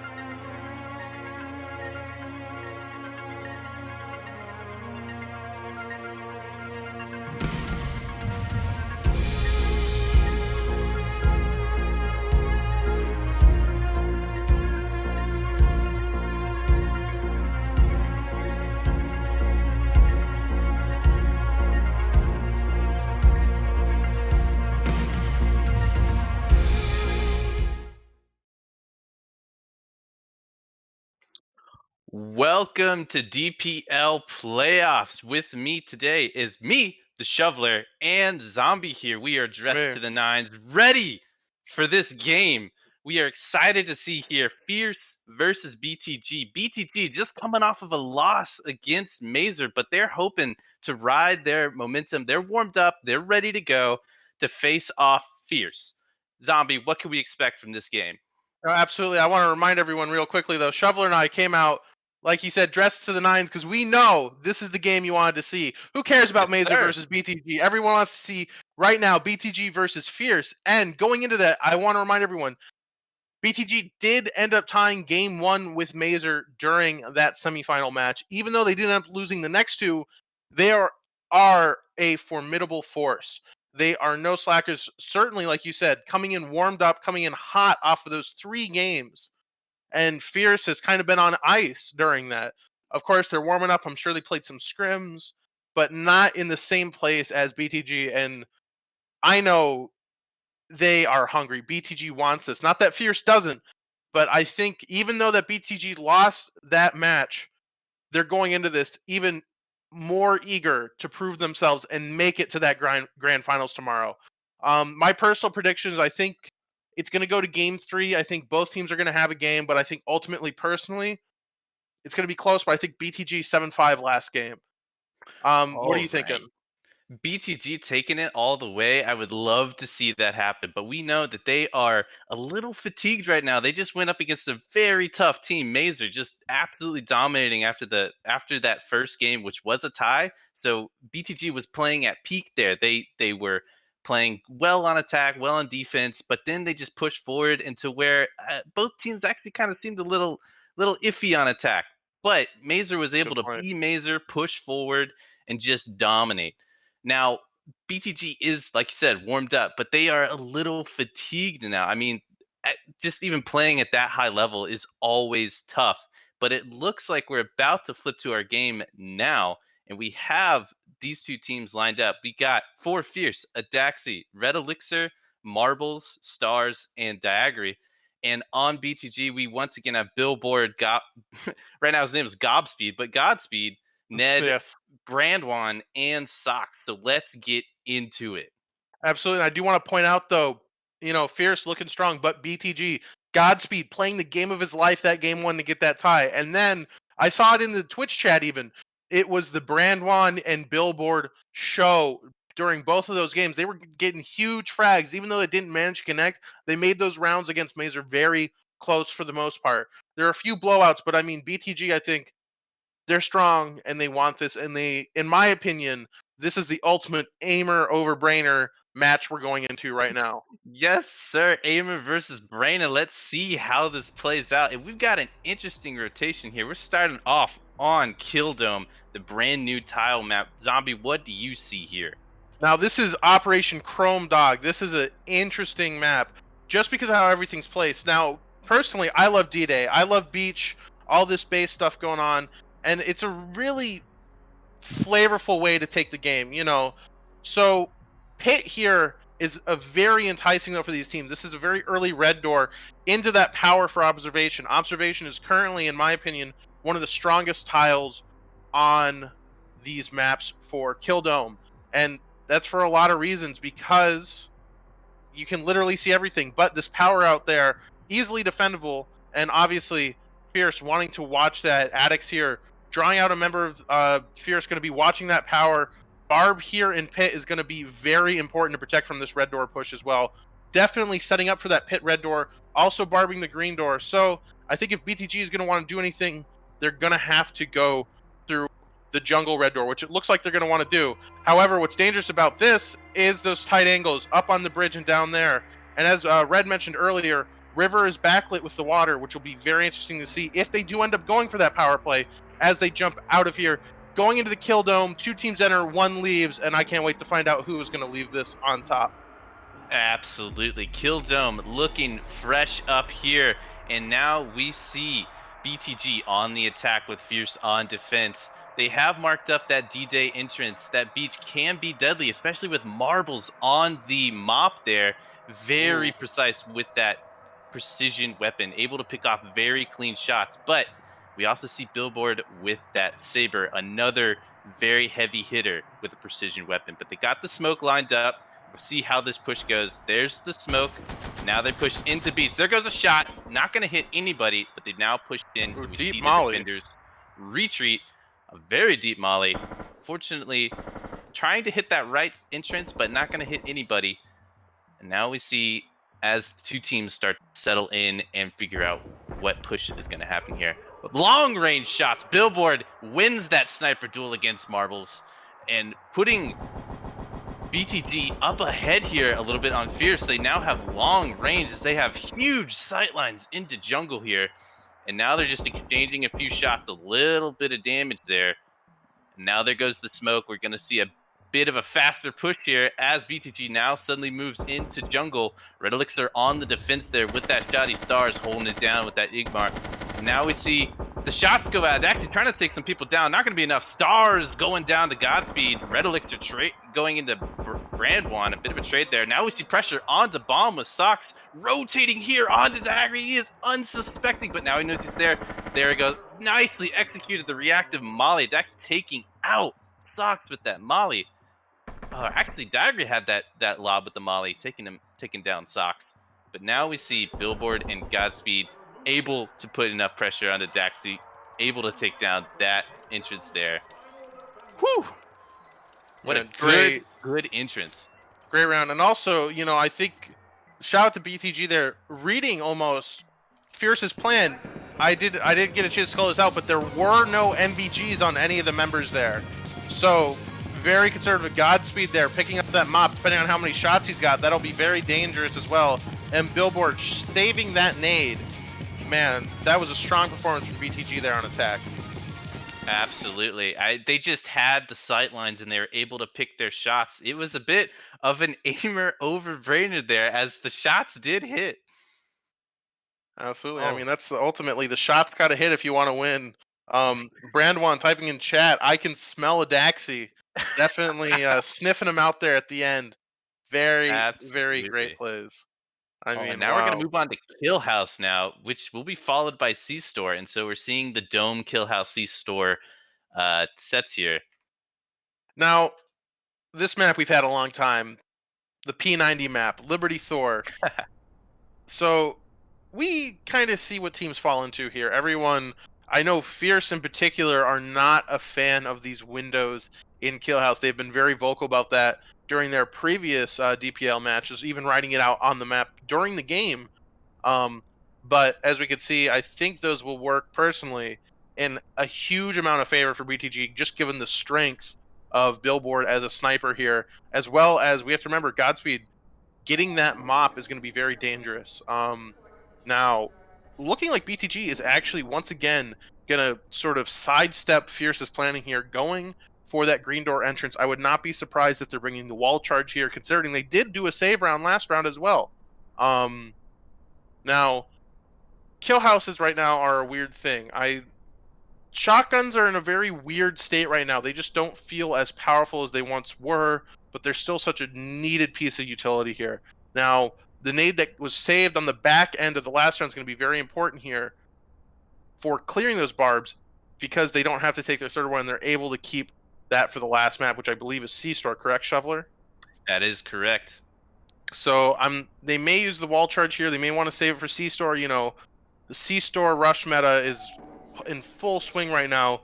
bursting in through that front door on attack, but looks like BTG is wanting to play the wall bangs a little bit. Now, Gunplay 2.0, we don't get those hit sounds through walls anymore, through any sort of materials, actually, so there can be some funky stuff going on. And looks like a door charge in the office. Actually, it's a little bit of hunting in the dark with these wall bangs now, but we do see they are taking full use of that clean reception push here. We see the defenders have backed up, choosing to split off this half of the map here and just waiting for them to push. But we do see the attackers have a couple shotguns here. We see Adaxi with that auto shotty and a barb. He places it down there. Seeing that push into office here, now we see a big fast push here from BTG. Ooh, a sneaky molly there. I believe Red Elixir tossed that one in. And now we see the big rotation here coming down south. Marbles is listening for it. He's ready for it. He's got a molly. There it goes. Now, I think he maybe got a shot of Brandwan there, but I believe that door is closed. And now it's just a wall bang city trying to get a few shots here. No one's going to be taken out. There goes the nade. Now we see Sox and Brandwan pushing in here. Marbles is all alone as he gets eliminated by Sox. Billboard taking down Red Elixir as well. And now we see the defenders have settled in. Oh my goodness. Right over Stars. Stars is sweating bullets right now as he unloads into Brandwan, making a trade. Finally, Sox taking down Stars. Now we see Adaxi and Dagger, the only defenders left. Adaxi with that auto shotty, and Dagger with a KR. They do have the power here to take it down, as there is some damage on to BTG here, but they have numbers. Now here comes the push in. Adaxi leaping out into action, but gets eliminated. Dagger's trying to make the cleanup. Oh, it's now down to a 1v1. Sox picks up the auto shotty, but a missed flash is now trying to run in and clean him out. 22 seconds left as he's pushing in here. The bomb is on his side, but it's Dagger with a clean shot on the Sox, taking him down. Woo! Diagra, dude, the big fragger right now for Fears, doing work, cleaning up those last 2 kills. But man, that was intense. Him taking that auto shotty back for C-Store. And I don't see them able to grab that clacker, actually going for the KR instead.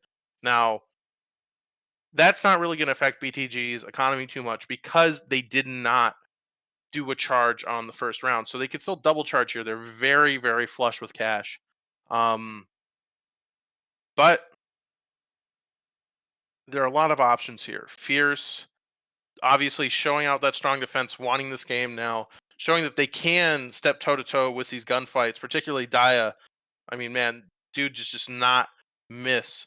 Now, going into the C-Store, Westward Ghost, this, I believe, is one of the newer maps we get. So, fascinating map here. Now, there's this wonderful empty C-Store drops through the roof like it's Miami Vice. And office bombs and sort of off storefront bombs are something we're starting to see a mix of now. So a big complaint about the storefront meta currently as it stands is essentially you wall charge in the storefront, you win the game. Now here, that's not the case. So to combat this, we've seen maps now where storefront is beginning to be broken up with sort of sub-tile sets like fridges, all these things. Or before we were getting those sub-tile sets, we were getting things like this, where it's just simply off storefront bombs, placing this in the office. But this is still essentially very free for BTG if they play this right. Now, because as we see marked here, that wall charge from Arcade Inn, particularly this power, will be very important if they choose to go that route. Dia giving us some great drawings, though.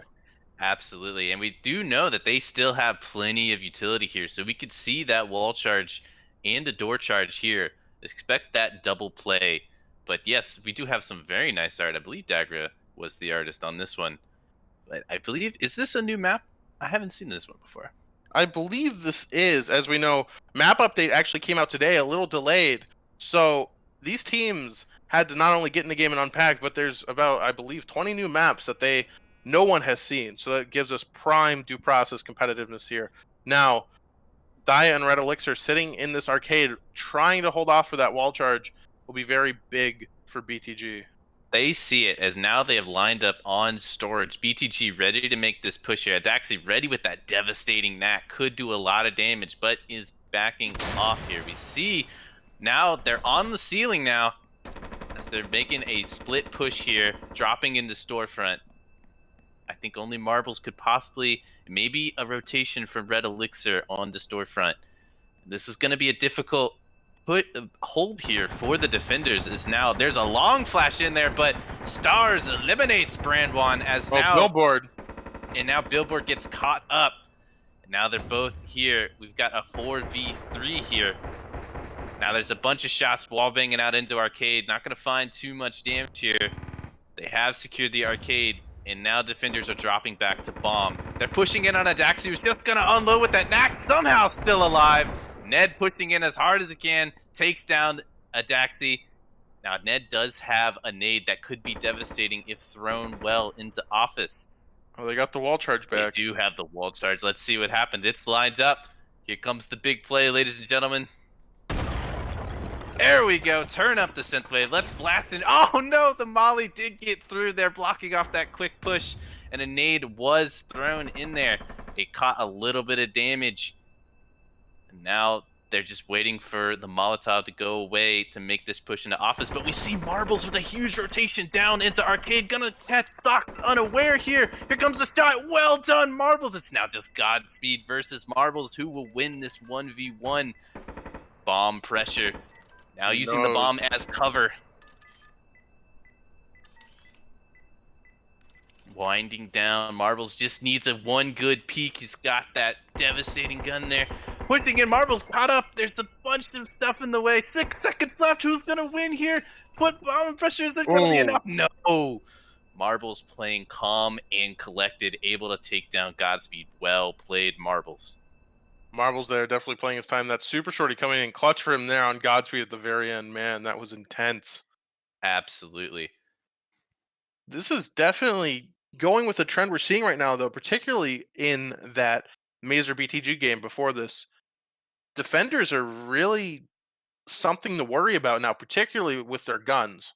Their guns do so much damage now. And, man, they are really showing out that without those flashbangs, attackers may not be as scary as we think they are. So what do you think the big change from Gunplay 2.0 has given these defenders this edge here? Personally, I think a lot of the change goes into things like not only the recoil itself, but also there were some tweaks to things. So most notably the knack, very controversially at the beginning, I'll be honest, with the high pen rate, with the extremely high pen rate. So right now they have this design decision that's very sort of contentious, where they don't have a difference for penning through walls and other objects. So they've given the knack an insane amount of penetration. So it's basically a defender power weapon right now. Particularly as we see on C-Store every once in a while, someone will take a knack and you can fire through walls, because if I remember correctly, that the knack now has the same pen value as a Legros and the Saber. So we have that super high pen, and it's a knack. So I mean, that's just a bullet hose through anything. So getting back to that gameplay decision, though, is the fact that they want the knack to be able to shoot through other players. They want you to be able to collateral with the knack.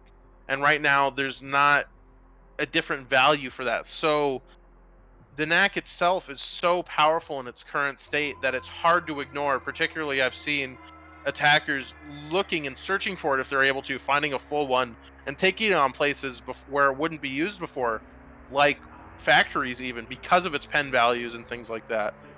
And that's really what makes it important. So I think what we're going to see here is a pretty conservative round for BTG. Mostly Legros and Billboard with the Mop looking to do work, and Ned with the Ingmar really the only big guns for them. But the Mop, Billboard is feeling confident in his abilities today as Fierce makes their way towards the power push through pit. Absolutely. Billboard is all warmed up with that. And now we see Fierce on the attack now with BTG on defense. They have lined up to push pit here. Now they got to watch out for... No one's really holding down pit, but there is a massive sight line through this green door over here that they need to be aware of, and that's why they used that smoke here. But now it looks like they're going to put pressure onto lights, and they do. And now we see a couple flares go out as Lights were an easy pick here for defenders if they chose to push pit, which they did. But now we see Marbles and Adaxi are taking down the bottom beach push here, as we see the rest of the team is moving their way into observation. But Gobspeed in there and Billboard are in there. Now it's just Gobspeed all alone as he gets caught up by Red Elixir and Stars, able to locate him. Sock going down to Adaxi with the slow push into jungle here, and now long range shots going down as there's just so much sightlines here. And now a big push here into jungle as two players are traded here, Stars and Billboard. Ned laying in fire there, Red Elixir and Dagger looking to make the rotation push into here, taking down Ned. And now that is cleaned up with only Fierce losing one member. Insane. Absolutely. That we have to keep in mind, though, I think that's just Fierce really showing us the power of lights now. Before, power was kind of a confusing thing, wasn't really worth taking. But now, again, with Gunplay 2.0, we got the dark. So that darkness is pitch black, and it turns Due Process into a horror game. It is not fun. Absolutely. So it's fascinating to see these teams start to view power now as a win condition for a lot of members. So moving from that, things like power really need to be contested, because also on this map, observation with all of its windows becomes entirely useless when the power is out. So as Red was talking about in game one, those walls and those windows where you can see them but they can't see you, now they're just walls, and that's favors the attackers so hard, particularly that 4-man push that Fierce did through observation to the end there. 3-man push, pardon me. But man, that's really Fierce, showing that they are adjusting to this. And as Attic said, I believe it was in the DPL Discord, he wants to set the meta. And I don't know if he's doing that here, but he's certainly trying his best to. Absolutely. We've seen some very solid performance here from Fierce. Even though they're playing against a warmed up BTG, they put up a 2-game lead here, or 2-round lead here, excuse me, pushing into now this Killhouse map. Absolutely. And again, back on Liberty Thor, generally what we see these teams do is, again, what Fierce is going for here. We see a lot of teams kind of cut out this northern half of the map. They don't really want to pay attention to it at all because it's a little more cramped. The southern side they like, because what it does do is it really lets you choose the time you want to take the fights for these two spots here in Brick House. So what it does for you is it allows you to get in here and really post your boys up before having to really engage with a lot of those angles, even if you know they're there. So again, I've talked about this before when watching Fierce. Fierce, the way they like to play is they like this entry style that I have called the Fierce Flower. They want to move in here, and essentially what it is, they just want to take everything from two angles. They want to make these defenders look in two places. They don't care about fighting one guy standing here. They want one member swinging up on that stage to shoot them from here, and two others facing them head on. So Fierce, again, looking for those wall bangs.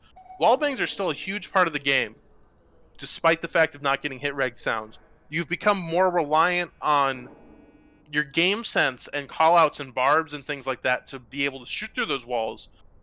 And we've seen some teams more successful at it than others. However, they are still undeniably a strong bit of information gathering, but also, more importantly, of putting damage onto the enemy that can really secure you the rounds as they get into the southern entrance here.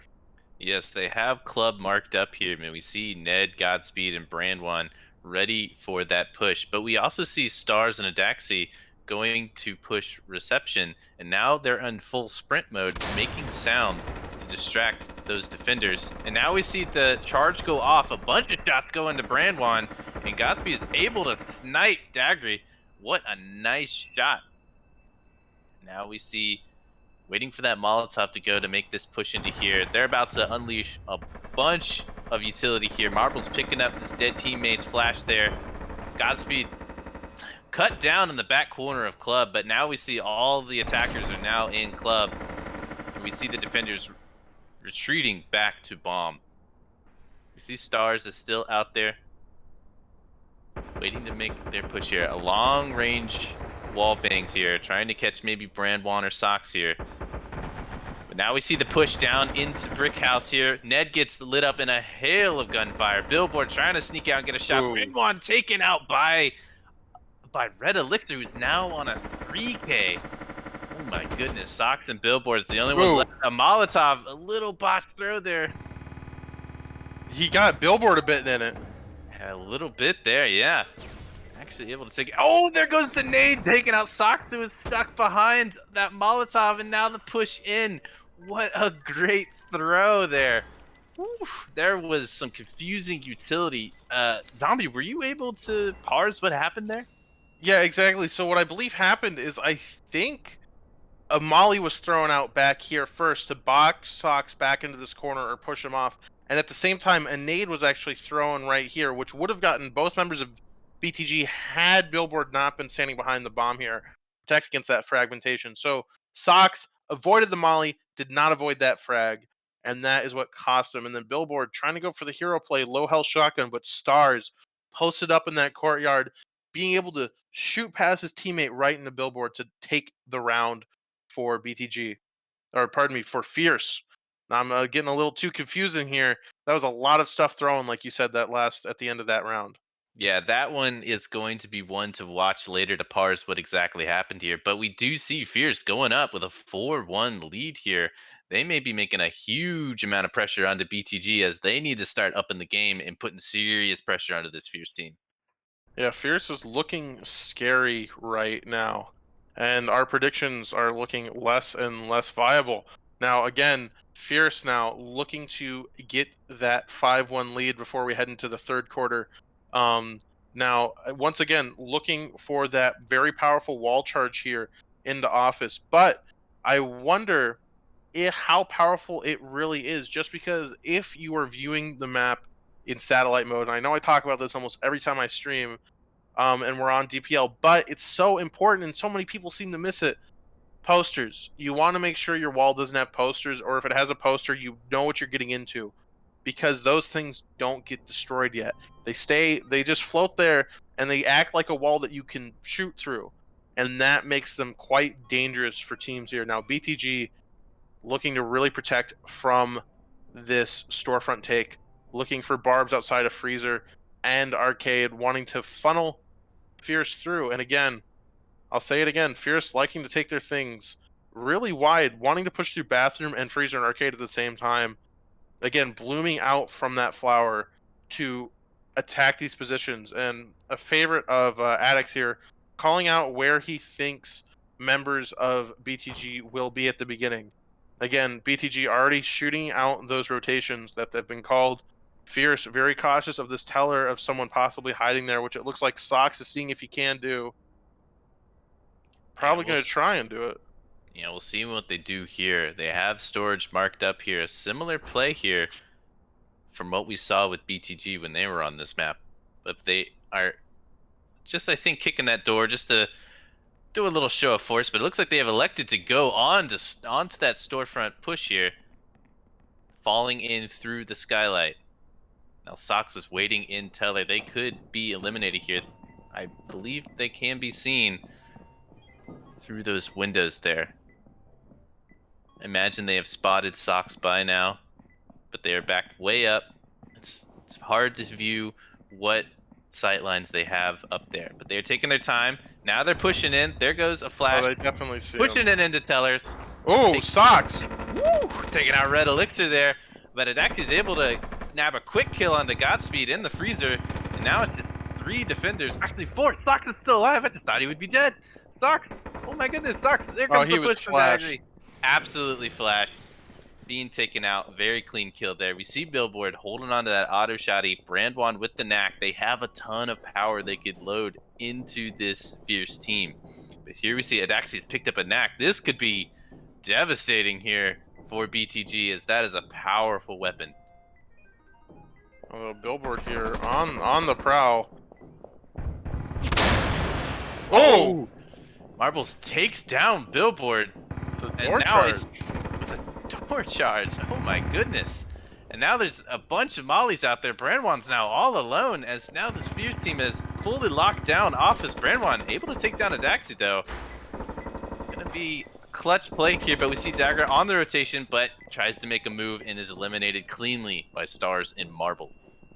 Marble's looking really low on the health there on the top. Looking like he's got almost none left. That's incredible. Socks, man, doing great work against Red Elixir, but not enough, getting picked off there. And that was an unfortunate door charge there on Billboard, but was not expecting that. And that's an interesting thing to talk about, though. Freezer doors you can now just open like bathroom doors on C-Store. You don't have to kick them anymore. And I think that's what he was expecting, but that door charge was certainly not something on his radar. Absolutely not. So smart to take a nice utility and use it in an unsuspecting way, using that door charge on a green door, catching them completely off guard. But now True. we are moving into 3 new maps with a factory dome kill house. What can we see here? Absolutely. Now we're moving into the third quarter of this game one, and Fierce wanting to secure at very least the tie with this. Now, this is a newer map, so Clean Fox, what we've really started to see in Toxics now are these sections in the north, and that I've personally really been enjoying. They're introducing a lot of verticality in the play of these maps. Now, because of the graded floors here, pardon me, you can actually stand up here and look down through this floor into a decent amount of servers and be able to shoot your opponents through there. If you barb this off, you have a pretty nice angle to about here from up here. So that can be a very dangerous spot to be aware of, as it looks like Fierce wanting to take that Northern Toxic. Another thing that I have seen Adaxi do on this map, which I don't believe he'll be busting out here today, but is actually taking this red door and then wall charging out onto the highway here in Shelving. So posting up there up top where a lot of the defenders tend to be, countering, as he says, this window player to varying degrees of effect, I might add. But I believe Fierce here wanting to go from the north and distract in the south, possibly putting a member down there with Saber to blow that door. And as they push BTG out of this northern side into those sight lines of the Saber, going to be very, very interesting to see how this plays out. This really comes down to BTG winning these early gunfights in the north if they concede that entirely, and Sox going for the verticality, pardon me, toxic play there, along with Ned watching this barbed wire here. Going to be very dangerous for them as Marbles takes his sweet time going to the south. We see them they have launched a smoke out there, but no one is in Two smokes. servers. 2 smokes, actually. They think they're going to get a lot of pressure in servers, but that's not going to be the case of Sox and Ned that were covering it have now pushed way back. Sox, the only one still holding that angle on the servers. A flash through the window from Adaxi is not going to get very effective, but Sox is able to eliminate Dagri. Ooh, Ned. Ned with a long range shot on the Red Elixir through that Toxic. Stars getting eliminated here. We're seeing an amazing performance here from BTG. Just calling their shots and hitting them too, but we see Marbles is slowly sneaking around, making long range shots on the Billboard. A bit of a sniper duel there. Now it's in Marbles in a very tough situation. They're both so far spread out. They gotta be precise here. And now we're just waiting to see if any difference is made here. Time is ticking away now. They still have a minute, but it could just be saving their weapons, and it does look like that's what's going to happen. Yeah. Don't see them making any much of a difference here. A play here would be difficult. They've got BTG has all the sight lines locked down. There's 40 seconds left. I think they're just going to hold on to their weapons. Yeah, pretty smart call there from Fierce. Marbles with that clacker and Saber. And unfortunately not able to find much from the south here with that door charge. Kind of a waste of a charge. But while Adaxi was having a very intense firefight down up north, I personally was much more interested in what was going on in docks. Billboard and Marbles just sort of dancing around each other, dancing around that angle. Mop versus Saber, and Billboard is no slouch with that Mop, as he might find Adaxi here looking to clean that up just a little bit. Ooh, And he does. Let's go, Billboard. Very nice shot there. But actually a little overzealous there, trying to maybe get a little peek on there, but Mop's going to win that fight 9 times out of 10. Absolutely, particularly when you're that low as an attacker. I mean, you get dinked with anything else. I mean, Mop does 135 damage to you anywhere. So Daxi was gone, sent spinning. Some of the ragdoll physics in the game, when you watch from above, are just impeccable. What particularly with some of the more powerful weapons, you just see these complete barrel rolls of bodies. It's really fun to watch, and I recommend if you die early, which I do a lot, it's a great way to pass the time between rounds. Absolutely. But now we're going to see a new kill dome here. We're going to see what BTG can do on defense if they can match the performance they had last time with amazing shots there. And Fierce looking to change it up here and just Absolutely. lock down BTG. Now, I was talking to Ozzy and Vince the other day, actually, and I learned an interesting tidbit of due process trivia. So, Operation Magnanimous Queen. So, I did not know this, but the words for names like that are actually weighted for the generation.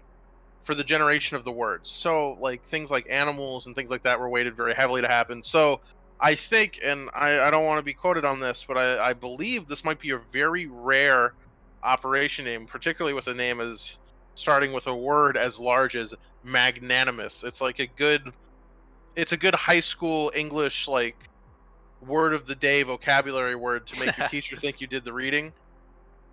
But going into Magnanimous Queen, talking about it, this is an interesting map. So castle here is what we've seen teams do a lot of the times, is take castle and then be able to push out from the button here through that castle door, and also supported by this upper thing.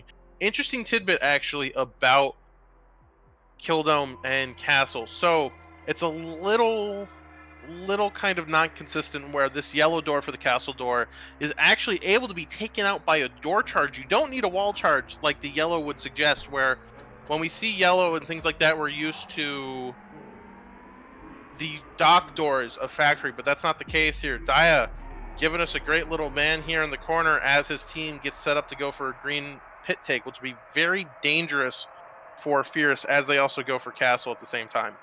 Exactly. Now Brandwan is elected to stay in castle and actually has the drawbridge locked down. An interesting play there. But ready for this push. As we see Dagger, Red Elixir, and Marbles open up that door, and a reactive volley is thrown out there by Brandwan. We see Stars and Adaxi waiting to push into pit. Sox is waiting with a sightline there to make some shots. We see Ned backing up Sox there, and now we see Brandwan retreating onto bomb.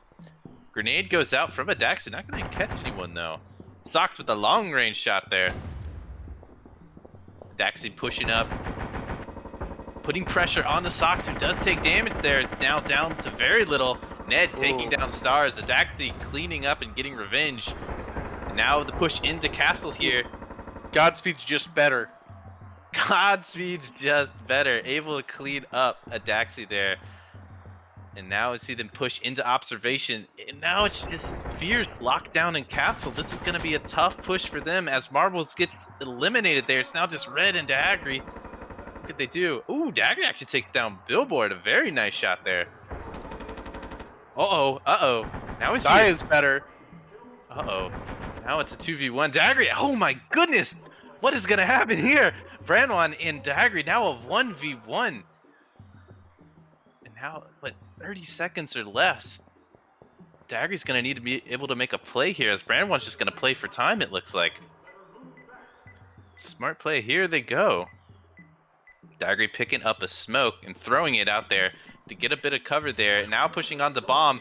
Brandwan is looking to make that shot, does have a health advantage.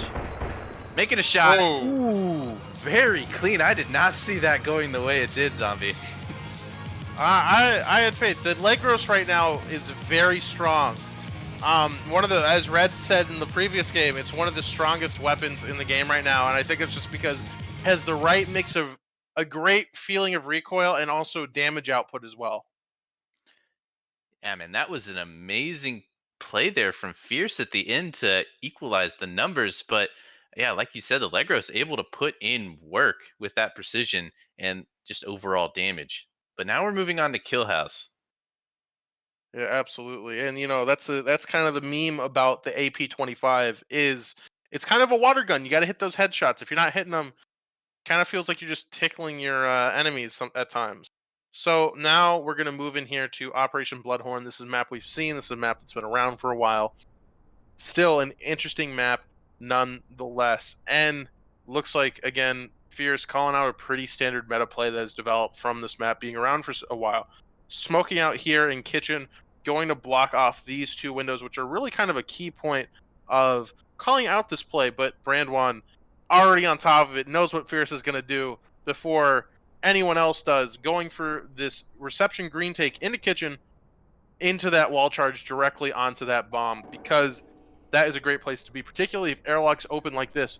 You can't really be wall banged from there. It's a lot more of a subtle dance of how you have to handle the situation. But interestingly enough, Fierce doing their regular thing of calling out positions of players where he thinks they're going to be. Sox also wanting to be wary of that backstage door charge, but not going to be the case here.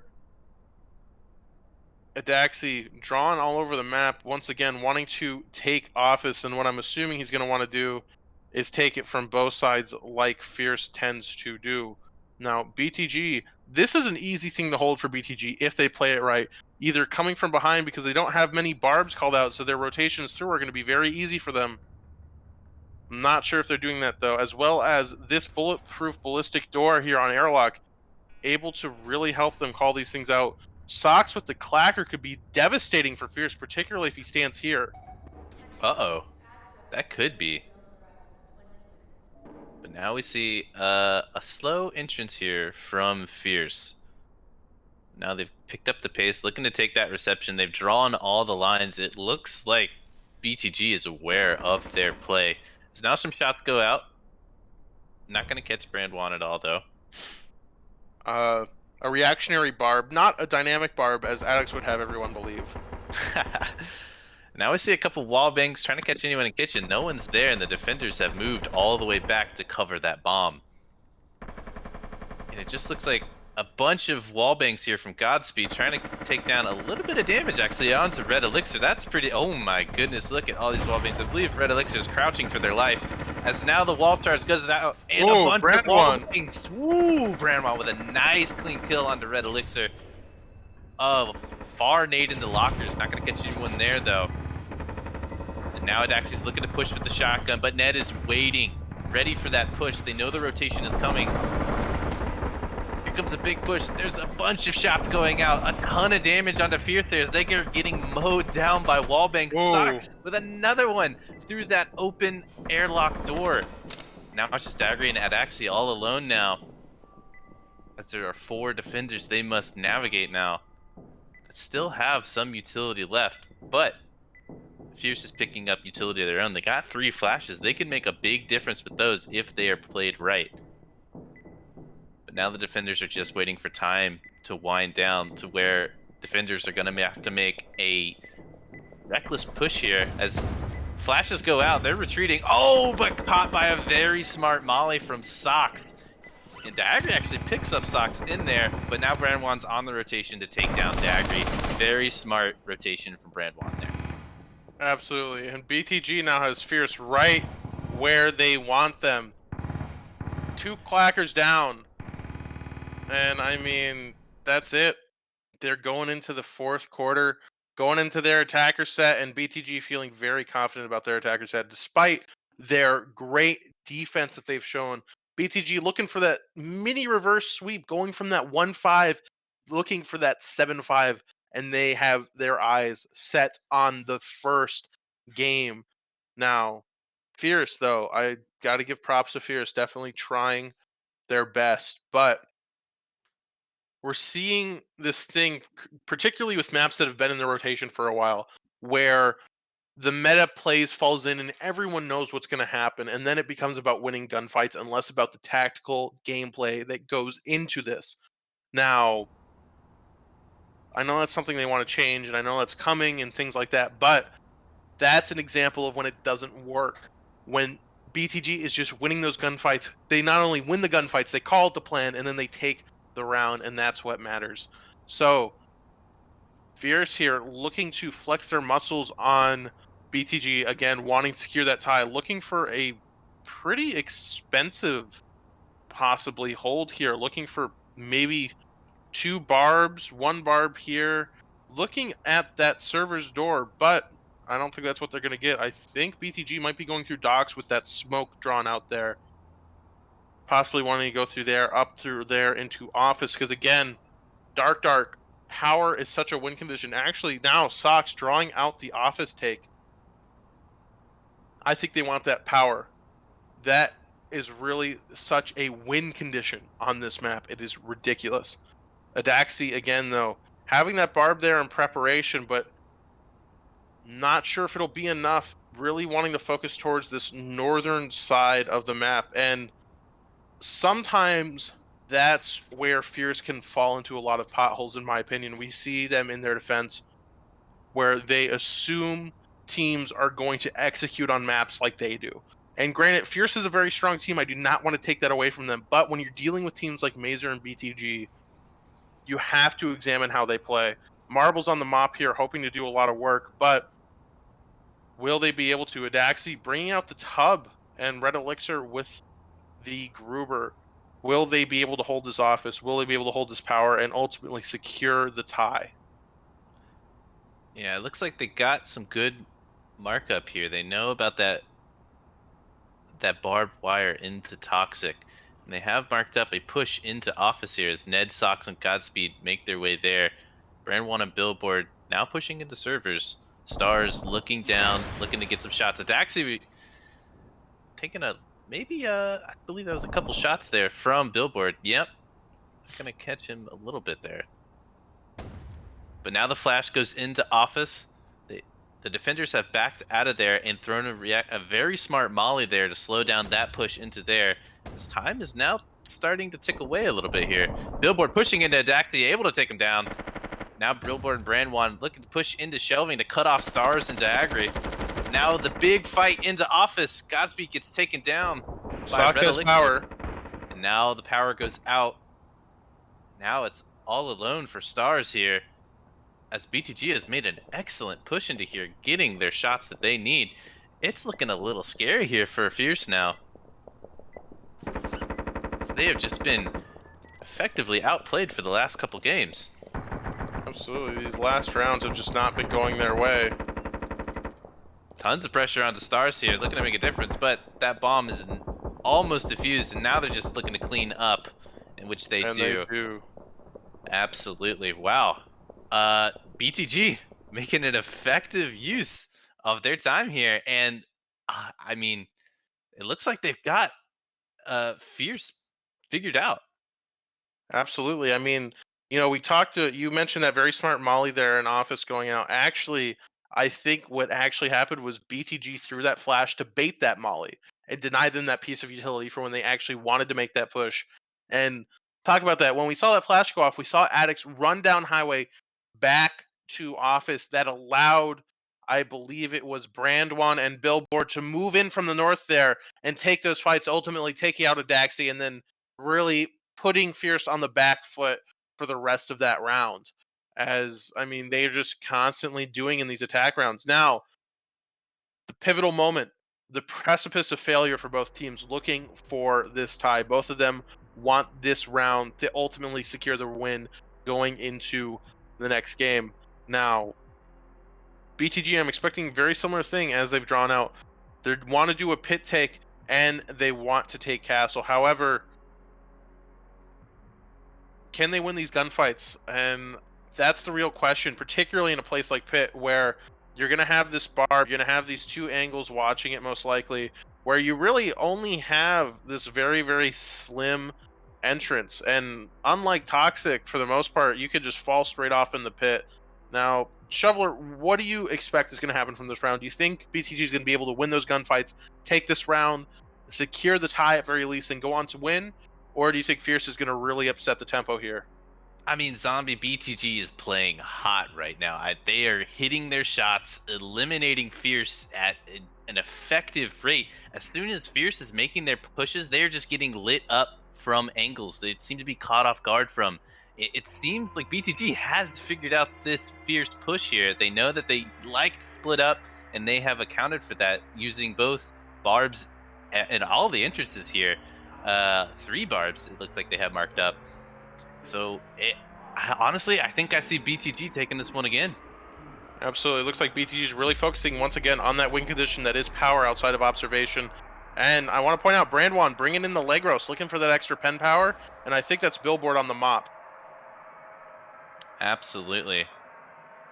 Oof, there is a lot of range on BTG right now, and Billboard is devastating with that mop. Now we see the defenders have backed all the way into jungles for the most Ooh. part. Was that a botch throw there? It was a botched throw. It fell down in the pit. Oof, and now we see the push into observation. Stars on the retreat, but Sock gets eliminated in pit from Marbles there. Nice shot. Brandwan able to take a nice leg roast shot onto Stars there. And now it is all even up here, 4v4, as we're looking to see what BTG can do here on this push. The defenders have locked down the jungle, it seems like. They're looking every which way. The drawbridge has not been drawn down here. Now it has. So looking to make this push here. Bunch of shots go out there from Ned onto Red Elixir. And now we see the rest of the team is backing up there. Time now down to 1 minute. Still plenty of time. Molly goes out. That's gonna be a little bit tricky there, as it's only Brandwan on the flank. But now the Molly's set, and now Brandwan is locked out. We need to see Ned, Billboard, and Godspeed make a difference here, as 45 seconds are left in the match. There goes the smoke. Here we go. Pushing in hard. Adacti ready with that knack. Able to do some damage, but not a whole lot. But Red Elixir gets taken down in the back, and Brandwan got pushed down with their entrance. And now it's Godspeed getting caught out by Adaxi. Very smart play there. Billboard holding with the mop on bomb. This is going to be tough, but Adaxi does go down from Ned. Now it's just Marbles and Daggery. Going to keep the dream alive here. Taking down Billboard. Ooh, now it's all up to Ned here to make the difference here. Keep this BTG momentum going. Oh, but Marbles makes the nice rotation and flanks Ned with an easy shot. Absolutely. Very unfortunate. I was surprised BTG didn't go for that power. That I think that really would have won them around. I know they had MVGs. I saw it on their heads, but they just didn't want to go for it. I know you do have to lower that drawbridge before you grab that power, but they really should have. They had such complete control over it for so long. I'm surprised, one, that Godspeed didn't rotate over to help Brandwan, but also the fact that they didn't grab that power was just really astonishing to me, particularly that they came prepared for it. I think they didn't want to because Billboard was on the mop, but Billboard not able to really find those kills that he needed to there. And that's really what brought it down in Fierce's favor. As we get into Blood Horn, BTG wanting the tie that they have so fiercely fought to bring back in their favor now. They want this tie. They don't want to give Fierce game 1. Absolutely. We may see a bit of a replay here from the first match they had with Mazer taking the first game to a tie. Will be interesting to see what kind of momentum comes into the next game, because now they're on, this is like their 4th game today. That is exhausting, especially playing at this level. But they have been able to keep in step with Fierce for the most part, save for the, and I think BTG is going to be a bit aggressive here to get that tie. And BTG going for a very, very aggressive and in some ways it looks desperate play. I can't tell if they actually are wanting to go in solely through backstage first and then to go through reception to kitchen, or if they're wanting to take kitchen and then fall back off of that and do a split push as well. But really, we talk about cutting up the map, and that's what BTG is looking to do here, as all teams really do. They're looking to really cut it off in a big hunk, though, carving off that entire western side as well. But Daya coming through with the drawing. He's going to draw power from that for Fierce, as Fierce looks for this game 1 win. Billboard giving them back the mop, but Stars grabbing them off this time, not on Marbles, and Adaxi sitting at that northern red door with Clacker and Auto Shot. He's going to be very dangerous. Yeah, we see a lot of mollies here from the defenders. And a very aggressive What? push, but Adaxi eliminates Godspeed. What happened there? I don't know why, but I think Brandwan put the charge on there while Godspeed was standing next to it trying to shoot a Daxi, and that's what happened. Oh, That's man. that's just That- ooh. Whew, this is a bit of a troublesome start here for BTG as there's some damage there already. And I gotta be angry if I'm Godspeed. Absolutely. But now here comes the push here. Sox Marbles gets getting marbled taken through the down. wall. Through the Yeah. wall. Wow. Daxi with that auto shotty waiting for this airlock push here. Red Elixir and Stars looking forward as well. BTG in a very unfortunate spot, but they are even now on a 4v4. Molotov goes out to delay that airlock push. Now we see Billboard and Sox creeping into lockers here. Billboard with that saber, devastating if they can catch Stars off guard here. Ned pushes in here. It's chaos here in office as Ned is running around with his head cut off. Oh, actually takes out a Daxi, but Diag is able to pick up that kill. Sox and Billboard rushing into lockers now. Red Elixir and Stars on the back pedal. Billboard trying to get some shots, but doesn't. It's now just up to Sox here, taking down Stars. Red Ooh. Elixir does. Whew, take out Sox, Fierce. and Fierce will take game 1. Oh no, Zombie. That's what Fierce wanted. Fierce was able to get that. That was just very unfortunate for BTG there. I think honestly that Godspeed TK was really what defined that round. And man, I am not happy if I'm Godspeed right now. Absolutely. That just set the momentum for that whole round, and it just went downhill from there. You got to imagine there may be some screaming in team chat right now. Oh, I know I would be. I mean, that's just to have such an important round and then not only having an important round that's down to the wire like that, but starting that round as a 4v5 for something that you knew was happening and didn't need to take a fight for is just disappointing in a lot of ways. And I think that's where the fatigue's coming in. BTG's better than that. They know they're better than that. And it's just fell through for them that round. Yeah, it absolutely did, and we did see some very, very tense gameplay from there because we saw Marvels there in the early games with some crazy clutches there in the beginning, able to make Fierce have that early game lead, but they ran into trouble and BTG started to figure them out. But ultimately, Fierce was playing at a level for the last 2 rounds, and I don't know about that last round with that botched entrance there, taking out Godspeed. That it's kind of hard to judge how that round would have gone without that. But yeah, I mean, Fierce was playing really well, and especially they were able to close it out at the end. But BTG has shown that they are very, very, very capable of taking this next game, especially and going to a game 3. I Absolutely. I'm eager to see what's going to happen here. I don't know, Zombie. What were your final thoughts from that? My final thoughts from that were Fierce are looking very strong and BTG are looking tired. We're seeing BTG win these fights. We know they can execute these rounds very cleanly, but also Fierce can too. Um, I mean, you're right. I think that it's hard to tell how those rounds would have gone had Godspeed not died, had they grabbed power, had Billboard land. It's a game of what if. And that's not a game you want to be playing at this level of play. Um, Absolutely. and I would not be happy if I'm BTG. I am fuming if I'm BTG right now because that those are just mistakes. And those are mistakes that they shouldn't be making and don't need to be making. I can understand the reasoning behind the power play, but I'm just shocked at the fact that Godspeed got blown up by a door charge that I believe his teammate placed. Um, because they didn't need to rush that. They could have gone reception, pushed Addicts off of that. But again, you're walking in blind. You don't really know what you're getting into. All those things, but man, that has to hurt in a lot of ways. Particularly coming back from that from 1-5. We have to give a lot of props to BTG for the momentum they Absolutely.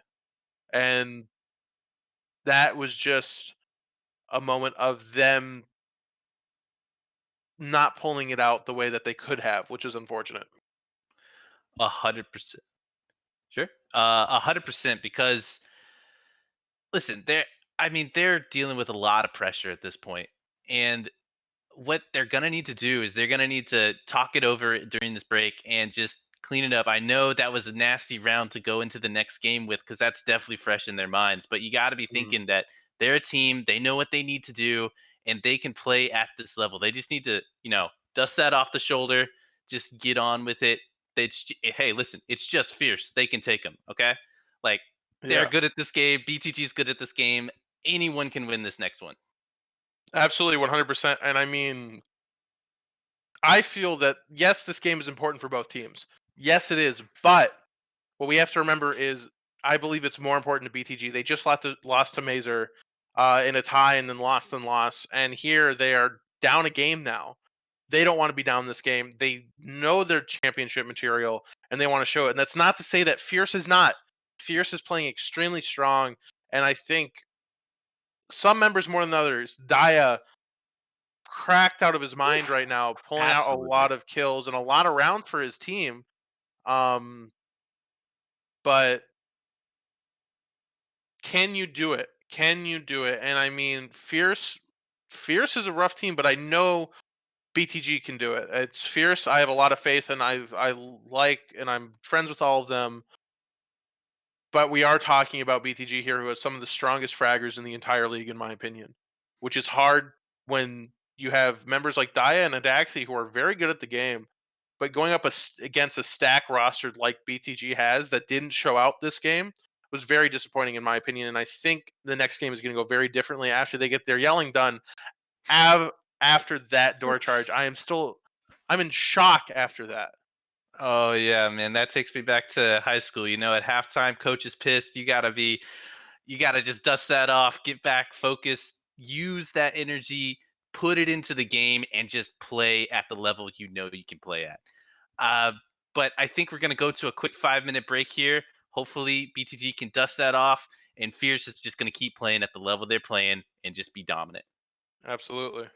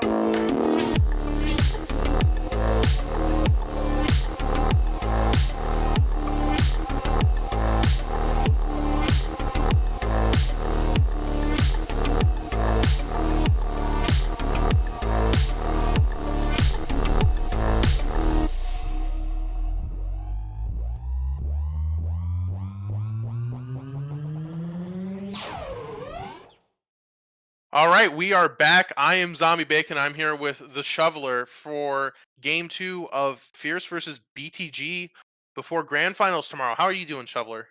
I'm doing fantastic, Zombie. I am hyped up for this one. After we just saw that last match and how close it was, this one's going to probably be close as well. And we're going to have to see some very clutch plays. These players are playing at a level to where every round seems to maybe one or two goes to like a full like to where like four members live, but most of it comes down to maybe 2-1 at the very end, and it comes down to getting those shots, making sure the pressure at the end, that sort of uncontested play there comes into effect. And so I'm just really excited to see what BTG can put here, and Fierce as well. But we're gonna go right into it here. We're Absolutely. And loading just into this new map. absolutely. And just on that point too, I do want to talk about the fact that these are two very different sides of the coin in terms of due process. BTG players cracked out of their mind. We're talking about insane individual skill level for each of these players. I mean, Godspeed, Brand One, Billboard, Ned. It's ridiculous. All of them are just insane, including Sox. I mean, Sox has been able to make a lot of stuff work that, in my opinion, just shouldn't be working. And Fierce, on the other hand, may not have that strong individual player skill. They do have Daya, who's again an amazing player, and Adaxi, who I believe is currently on Donut's top 10 list of players.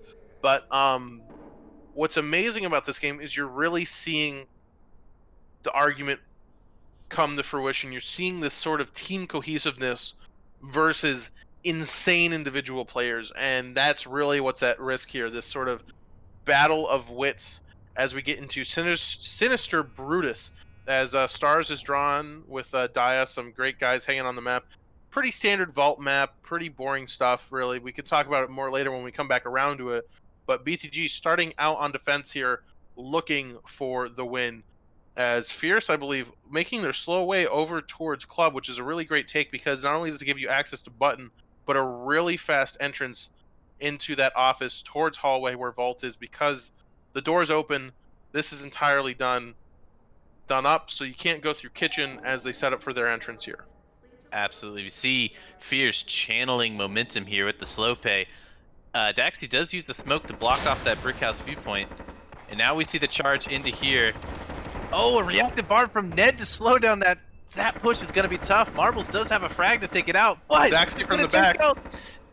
Gonna take out Daggery and Red Elixir from Billboard. Very devastating. And Daxi with that rotation. Oh, but gets caught off by Brandwan with a very nice throw from Amali. And suddenly Stars is just left all alone. Oh my goodness, Zombie. BTG coming in hot. Absolutely. I mean, talk about individual player skill. Billboard with a nasty 2K. Brand one 3K. Wow. I mean, but even then, Brand one there with a pinpoint accurate molly right at Adaxi's feet, guaranteeing that kill. Stars here very hurt, but with that clacker, looking like he's going to try and stay safe here in the corner where I don't think he's going to be able to get ran up on from any of the defenders who are, and I might add, very full on health. Billboard possibly only down to like 90 or 80. But I mean, look at those health bars. For an entrance like that, they just shut them down. And I believe that was Ned who was able to get that reactive barb that you called out so fast. I mean, wow. That was so clutch. And yeah, you were right. Billboard was with the 2K. I saw Brandwan's name and I just, word association, thought it was Billboard. Oh, I understand that. I mean, that, talk about fast, as Dia calls Stars smelly, but I mean, wow. Absolutely. Jeez, that round happened in an instant. 100%, man. That was just a very high level play right there. Just able to call out their shots. That reactive barb was so clutch from Ned. It allowed when the attackers pushed in to just get caught up and able to get just sprayed down, and just damage fell like instantly. And so now we're gonna have to see if BTG can carry that and just get a quick sweep here to go into game 3. If they keep that performance up, we could see a game 3 pretty soon here. Absolutely. So, game 3 would be intense, but BTG wanting that 7-0 really showing off the skills of defender side right now as we go into this C-Store map. And this is kind of what I was talking about. I mentioned last game with these sort of subsets as we get onto Zulu, Galahad. Now, while we don't see it here, where in some of the newer maps we do see things like subtiles called fridges and things like that, but really what it is are these sort of convection convenience sort of things where you have these really nice pieces of cover that allow you to actually occupy pieces of storefront instead of having to submit the entirety of this portion of the map to the attackers. And why is that important? Well, one, lets you throw mollies at them. Two, it gives you something to actually fight behind, particularly here or here, if they go for that double door push.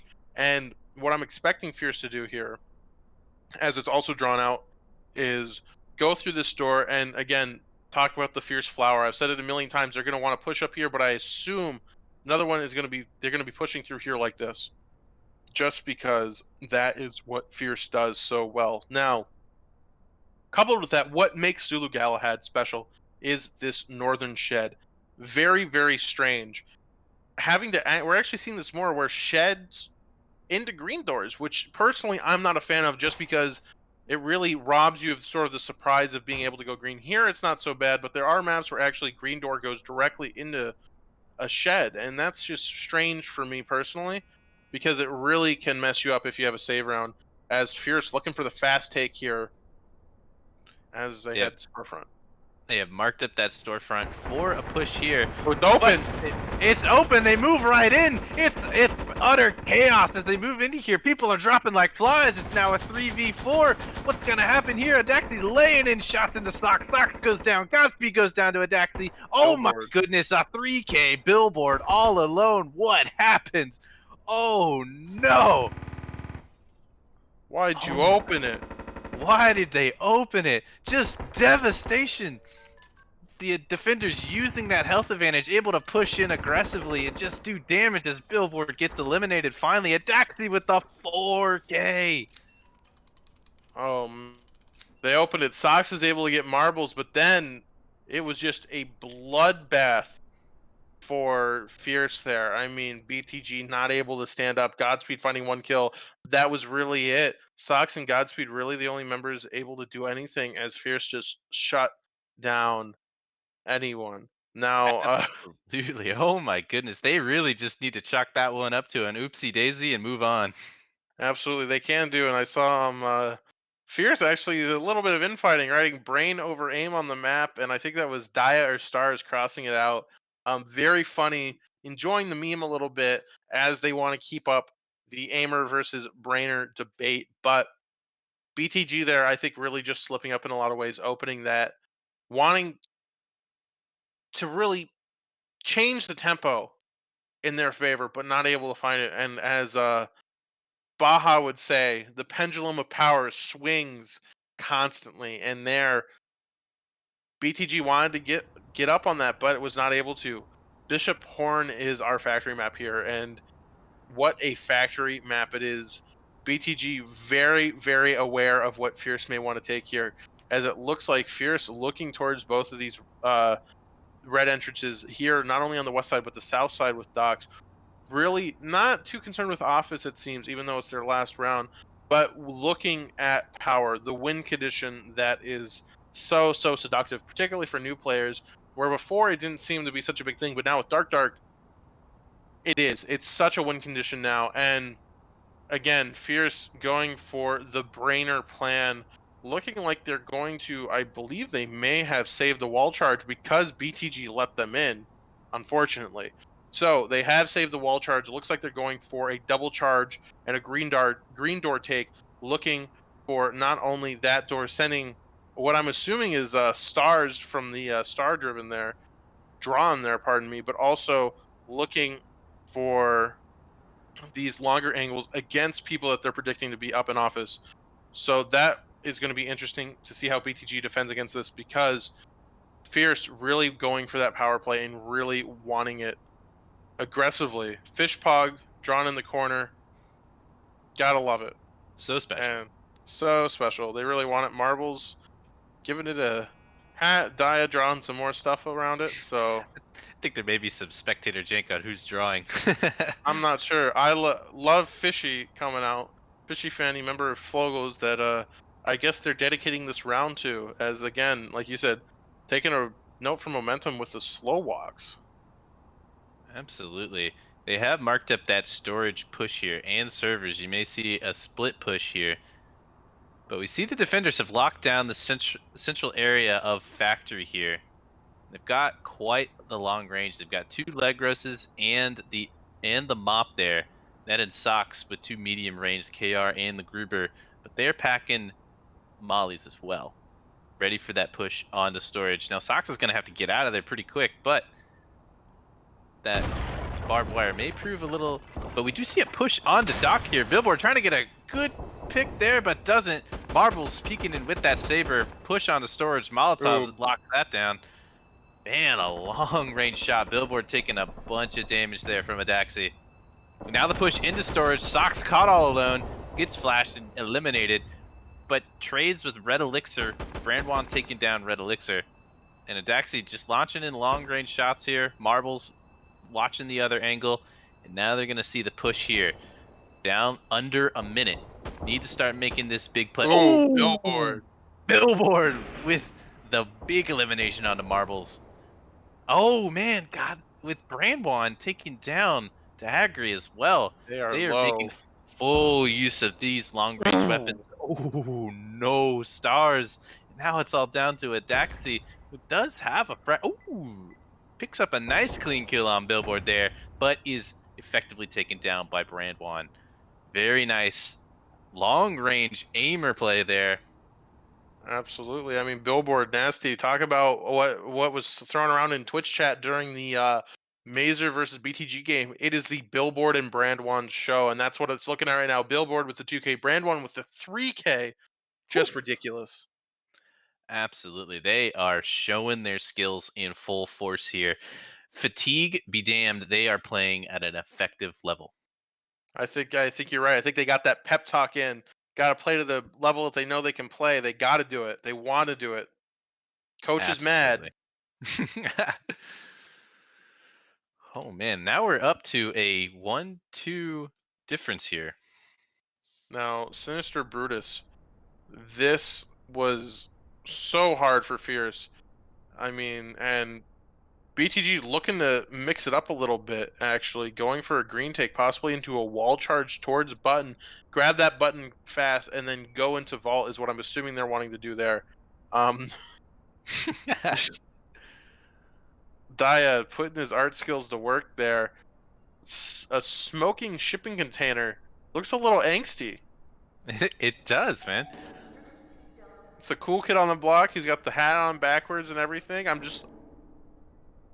gonna just imagine here that this is a skateboard.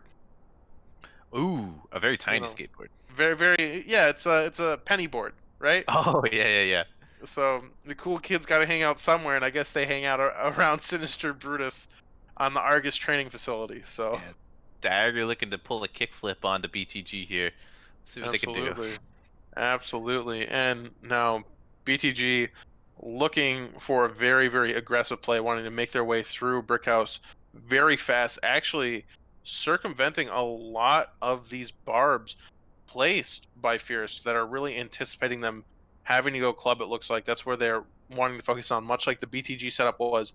3 guns on that door at all times, another one on the button. I don't know if that member of Fierce will survive. If Red Elixir, if he stays in that corner, he might get taken out by that wall charge, which will be a lot of fun. I'm looking forward to it. Oh, we see some members staying behind to get some last minute utility there, but as they make their way up to Brickhouse, which they have marked, they're going to be making their push into here and utilizing that wall charge and catching Red Elixir maybe a little unawares. But now a couple shots go out. I do want to point out this might actually, having the vault open here might actually be detrimental to Fierce, because that wall charge in the button might actually allow them to seal a member of BTG off into the vault before Fierce can really react. Oh, you may be right. But now we see wall banks going out. A little bit of damage out there. But now we see both teams have locked in, waiting to see who makes the first move. A couple more shots go out. Nothing too bad here. Trying to figure out what they're gonna do with that barbed wire, but Marbles takes down Brandwan. Way back there, but now they've placed the wall charge. Let's see what happens here. Red Elixir may be wise. Oh, Red Elixir is gonna get caught. Oh, it's Oh, he's so running. close. Here we go. Yes, it happened. Take it down and backstage. Oh, they gotta get in the boat. Get the vote, get the vote, get the vote. Oh, it got closed. And now it's pure chaos as shots are going out wild. There's a crazy rotation here. Adaxi throws a nade. Oh, it does a little bit of damage. And now it's just Adaxi and Godspeed and Billboard. But Godspeed is able to take them down. What a play, baby, from BTG. Oh, you love to see it. Man, that would have been so clean if BTG Ned there was able to make it in the last second. I saw Sox try but not be able to, but got a shout out of Daxi there with that play, running up there, grabbing that nade amid the chaos and throwing it. I mean, able to get Ned, but not able to get Godspeed, unfortunately. But man, talk about an exhilarating round. So explosive, pun intended, and Red Elixir there taking the huge run of that explosive. Oh yeah, I am hyped, Zombie. That was awesome. You know BTG is going to carry that momentum into the next game, or the next round, I should say. Let's see what they can do. Absolutely. Now we are sitting very, very precariously here in the second quarter of this game 2. Now, BTG, again, flexing a little bit of the brain there, but they have the aim. And now I can't wait to see what they're going to do here on Zulu Galahad. We have to remember, no wall charge. They just used it. So this isn't going to happen. That's a no-go. No straight in Ooga Booga rush for Storefront. And that really lets Fierce feel a little bit better about everything they're going to do. However, they're going to be using this weird shed. They want to go into arcade. They want that power. They want that win condition. And in a lot of ways, in my opinion, arcade is such a fun place to be because not only is one, it's shaped like a heart. Oh, it is. 2, it has 2 Dance Dance Revolution machines in both corners. Right? Amazing. Perfect. 3, power on C-Store, in my opinion, is almost better than on Factory just because of what it allows you to do. I mean, the darkness now is deafening. It is blinding. You cannot see anything. It is scary. But that's what they want it to be. It's got to be worth your time to take. And before it didn't used to be. Now it is. Now going from here, BTG looking for that take and going to be, again, doing something huge here. Now, Giant Enemy Crab has granted us this wonderful angle here where if you stand up on top of this trash can, you can actually see through, which BTG is wanting to use advantage of, as well as possibly pushing into bathroom. But these barbs here will be very dangerous for them as Red Elixir won't be able to wallbang through the doors there with the Gruber, but the information gathered there and also Diagra here, along with the Daxi down in storage, will be very, very opportune to be able to take use of the barb there. Adaxi getting up at the corner in arcade there will be interesting to see what happens. Yeah, we see an expensive use of barbs here from Fierce. Now they have that marked in, rushing into arcade. Flash goes out. Dagger tries to get away from it, but is going to get caught up. A little bit of damage from that Molly. Dagger looking to maybe cover their tracks there. Now we see that the defenders have moved their way in. They're getting what? Oh, a nice, good Molly. Oh, but they're able to get not quite, as they're able to get that win condition, which you love to mention. Hey, you got to talk about it. It's a huge thing. I don't know what you want me to do. I agree. We see a flare out into storage. Dagger gets eliminated in that corner. And now Marbles is backing off, waiting for that push from storage. Sight is very, very poor here for Fierce. As now BTG is just eliminating. Effectively, not a member has gone down as stars. Is it going to be a clean sweep? It is not. As we lose Brandwan. And now mollied off stars is eliminated. Now, the Mollies here actually give me a great opportunity to talk about something else. The Molly Bloom now does not just make the square. It does not just randomly go through doors and all these things. As we saw here, when that molly was thrown by Fierce, it landed just slightly short. So the fire actually only bloomed out of the door about like that. So then BTG was still able to go down there and grab that power. But again, I mean, Ned with the 2K, very strong. Only Brandwan unfortunately going down, but that pick on Red Elixir there was huge through that freezer door as well. But BTG looking to set up for the win here, going 1-4, looking for that 1-5 here in the second quarter of this match, and looking strong. And they're looking very, very deadly. Playing all these rounds, with the exception of that first round where they had opened up those windows on that map in the last set, and so this seems like BTG is just playing at a different level right now than was in the last game. Now we did see Fierce pull off this early lead in the first game, but then BTG did come back, and so we could see the reverse here, and we could see Fierce come back pretty quickly here. It's all coming down to these next couple rounds. Absolutely. And BTG here looking for the big blowout. Now, this is where it will get interesting. So they've used both their charges. I'm expecting Billboard here looking to grab that saber, I'm hoping, do some work with it. Now, this is where BTG has a lot of options. Do they want that power again? Or what I'm kind of expecting to come out of here is focusing very heavily on this office take, which we do see Billboard drawing out lines for. And why is that? Again, it's that cutting up of the map.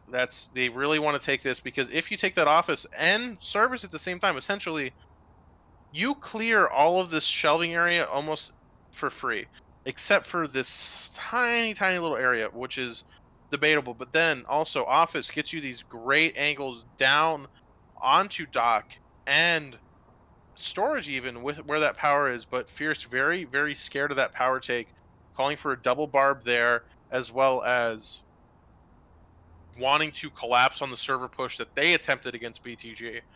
Um, really wanting to focus on swinging out there towards anyone who might go servers on this barb here. So BTG, I think, is actually going to avoid a lot of that by going office, which in my opinion is a great decision here. Um, Looking like they want to go power, which of course, again, win condition in a lot of ways, just the way it is now. But I won't be surprised. Smokes through the roof, through the Immediately. windows. Yeah. Very interesting, but we do see Fierce is loaded up with some long range weapons, but they're looking to take maybe Office here? As we do see Ned place that charge here, Billboard with the clack. We see Socks and Godspeed going around the servers checking that window. Brand 1 looking to join the servers as well. Here we see getting ready to throw into service there. There goes a nade to clear out that barbed wire. Pushing in here slowly. Dagger waiting to unleash that Legros. Brand Just 1 backing off.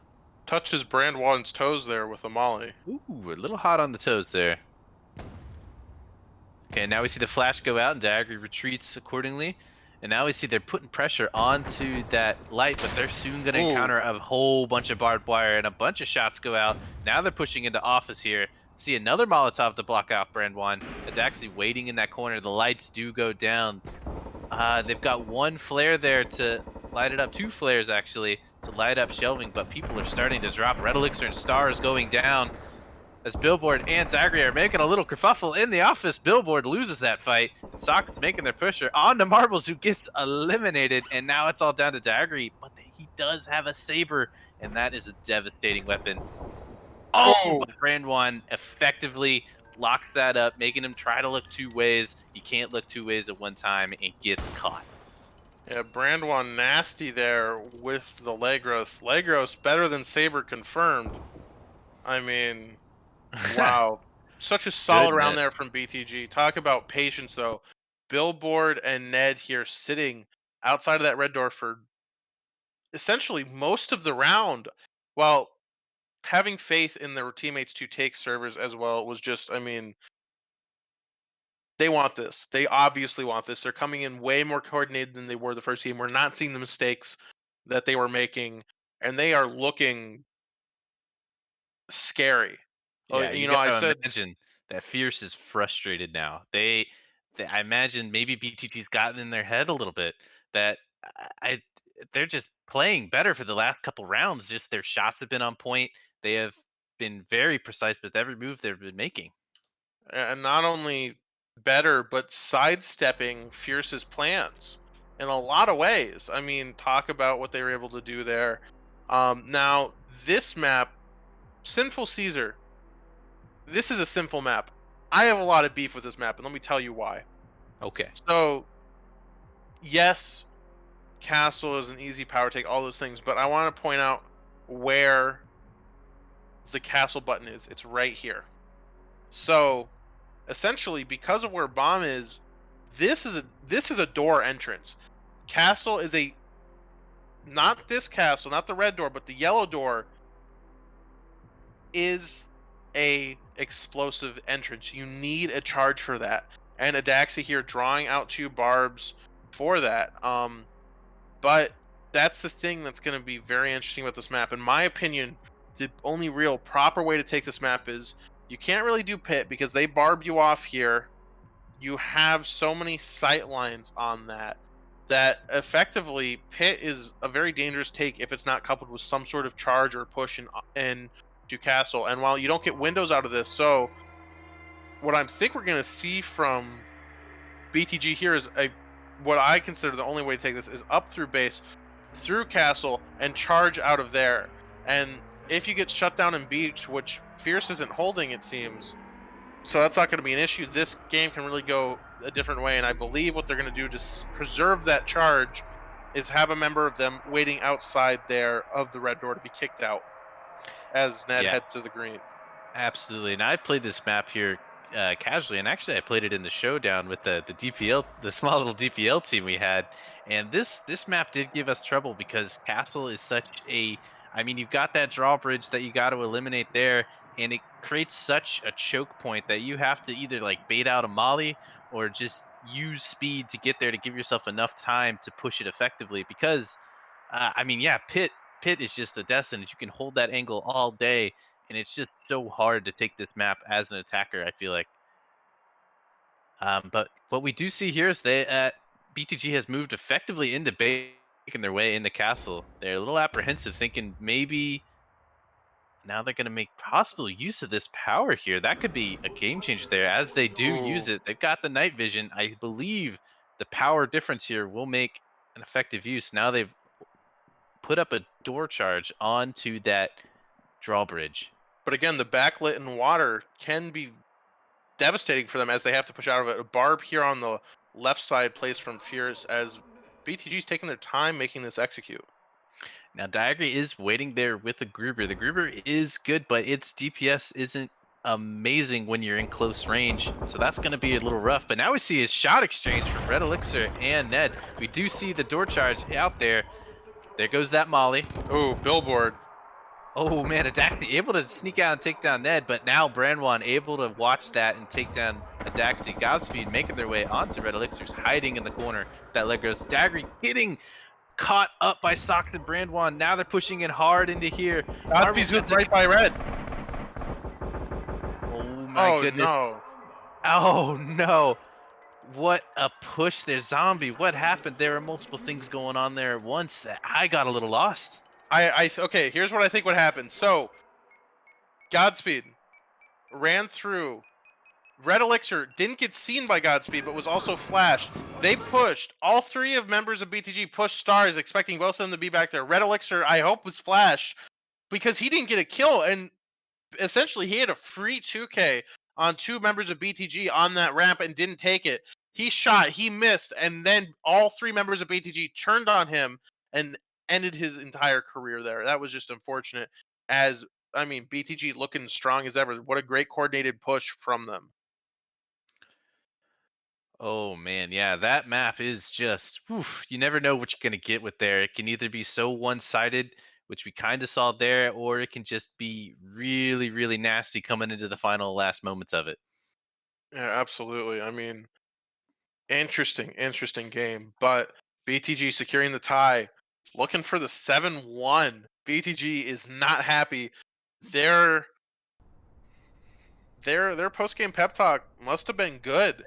Gotta be. I mean, you pull out the amusing antidotes, something from your past. You get everybody hyped up. That Mhm. could be very effective. Yeah, you do that after making them feel bad about door charging Godspeed Oh, in the final I round mean, there. like I said, I imagine they just brush that off their shoulder. You can't think about that too much. You're gonna go crazy if you think Absolutely. about it too much. And so they probably just said, "Hey, you know what? It happens. Let's just focus on what we got to do next." And they, oh 100%. man, look at this 6-1, just nuts. Now, this is where it's going to be fun. BTG playing the smart, not wanting to get too expensive with it. Now, they have a door charge and a wall charge at their disposal, but what are they thinking? Right now, they are thinking, what if we lose this round? Which, granted, you don't want to be thinking that, but it's realistic. You are up against Fierce here, who have made it this far. They knocked out Team Flogels last week, and they took a game on you already as BTG. So, what are you looking for? You're looking to burst out through hallway into sight, flash, smoke, everything you see being drawn out. Now, this is where it gets interesting. You're looking at a 3-2 split from BTG. 3 members really committing to this. And because of that, that's going to make Fierce's plan rough. Their defense is going to be very tedious here because not only is BTG looking to go out of that entrance, but also simultaneously through that green door behind that bar. And their smoke could really, coupled with a nade from Brandwan, could really make this a difficult take because the only way to survive that is to either come through that little piece of backstage or hide in the smoke where Red Elixir is. Yeah, and they have dropped that wall charge outside the map there to make use of it later. But from what we've seen in the past, maybe prior to Gunplay 2.0, this hallway would have been devastating to walk through. You could just wall bang it for days, get your hit markers, and know that you've done your work. But now with it, with not knowing if you've hit somebody, it becomes a little bit easier to play, I feel like. But now we see the split push is making the effective use here. They're gonna open that lockers to grab that wall charge. Very smart use of that red door there. And now we see Marvel's Billboard. placing the barb.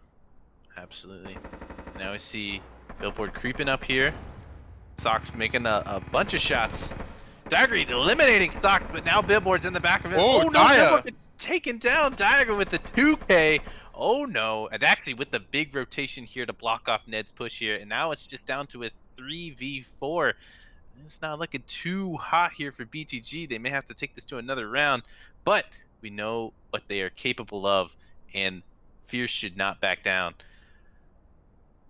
They do have all of their health here on Fierce. Stars with that auto shotty. They need to be precise here. Now we see them slowly playing a little bit of mind games here, waiting to maybe bait it out. There goes the wall charge, almost catching Red Elixir, but is able to back off there. Ned, oh my god, how is Star's still alive? Finally gets eliminated from all those shots. Marble's looking to back up Bomb, but is going to get caught up by Godspeed and Ned, and now it's a Oh, the 2v3. nade. Oh, baby, a big nade to block it off. Adexi and Red Elixir trying to make it happen, but they don't. BTG takes game 2. Oh boy. Now In we have spectacular fashion. absolutely a 7-1 that you got to imagine Fierce is just screaming at each other now. That is just a tough thing to go into after winning that first game and then going into the next one and getting hit 7-1. Ouch, but we are going to game 3 Zombie and I am hype. Man, that was a great game to watch. That's what BTG is capable of. And they wanted to show it. I mean, you said it's hype. You're hype. That last round was hype down to the wire in the last 15 seconds, starting that defuse, bringing that back from a 3v4 BTG aimers all the way, gunning down all of Fierce. Star is not able to find any of those opening kills on BTG's push there. Godspeed and Ned ending him there, and that was just unfortunate. That if he got a kill there, could have gone an entirely different way. But Daya, talk about a fragger for Fierce here. Getting that opening 2K, had to feel great about getting traded there. I mean, I don't know how he was able to take down Billboard while getting shot at by 3 members of BTG. So just an insanely cracked out player. You know, he's going to FaZe Esports or something. But I mean, BTG, They're strong and they're happy, and that was an insane game. 7-1. That's a stomp, I and mean, you're not happy if you're Fierce. it's so impressive because they've been playing for 5 hours now, and 5 hours of sweaty games is just it's taxing, but they are able to play through it like champs. And now Fierce has to have a pep talk of their own that maybe BTG had at the last break. And so now they just need to brush that off. Hey, it was a fluke. We know we're Fierce. We know how we can play. Let's put a show into game 3. Let's take it up. Let's take it all the way to round 12, you know.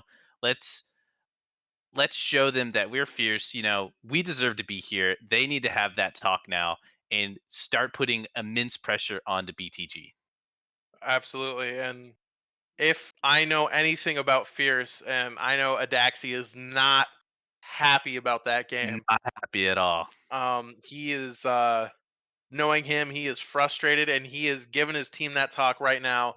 And we'll see if Absolutely. it will do the wonders that it did for BTG. I mean, that was a different team.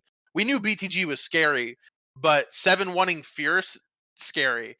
That game to me just proves the fact that they belong in that Mazer game tomorrow. They want to see Mazer again. They want to say, "Hey, we're BTG. We're here, and we are some of the best players in the game right now."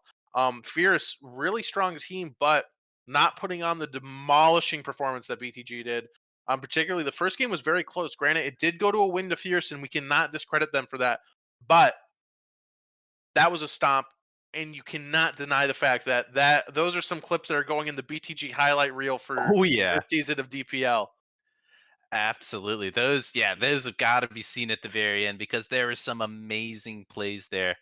I mean, we had some 2Ks, some 3Ks. There was just an amazing performance from BTG. I mean, they're hot right now. It is I mean, a team playing like that after 5 hours of hard gameplay is just insane.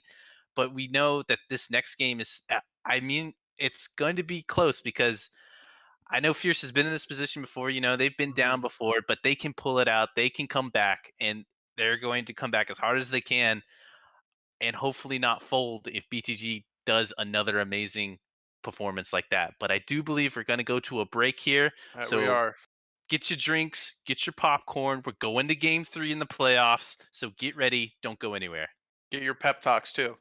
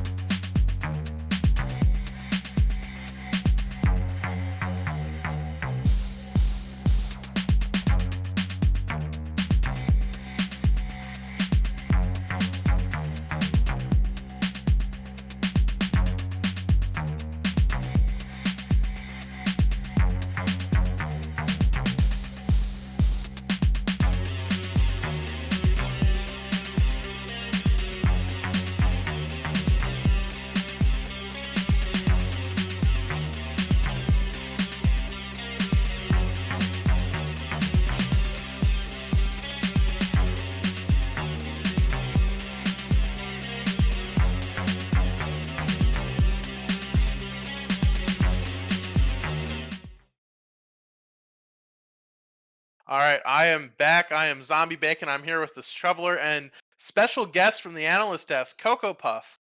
Yes, she is here. She has some thoughts on the game, and they are important. Cocoa Puff, what do you got to say? BTG is playing really good. Well, I mean, we all just saw that, didn't we?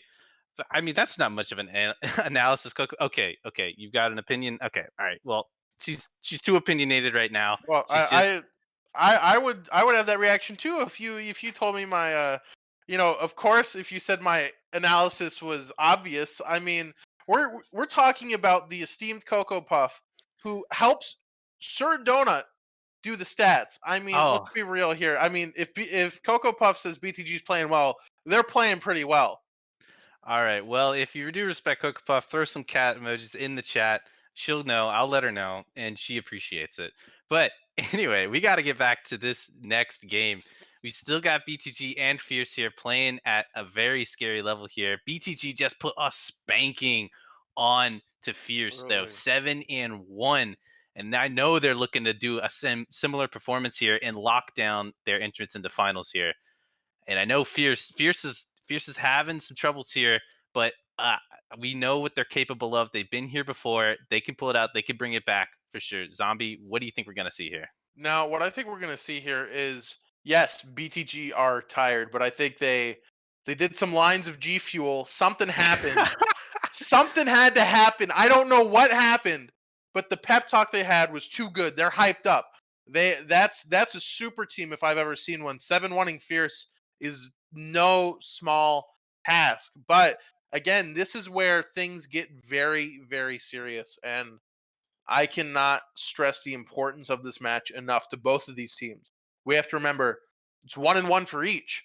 If they tie here, we go to overtime. They Mhm. want these rounds. So it's effectively this is not a situation that we saw with BTG and Mazer where the first game was a tie. So all Mazer had to do on game 3 was get to 6 rounds. That is not where we're at. Both teams have won now. This is a down to the wire game.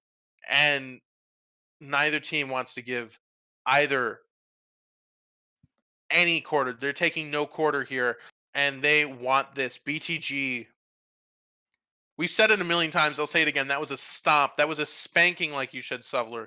And I mean, that was just brutal to watch.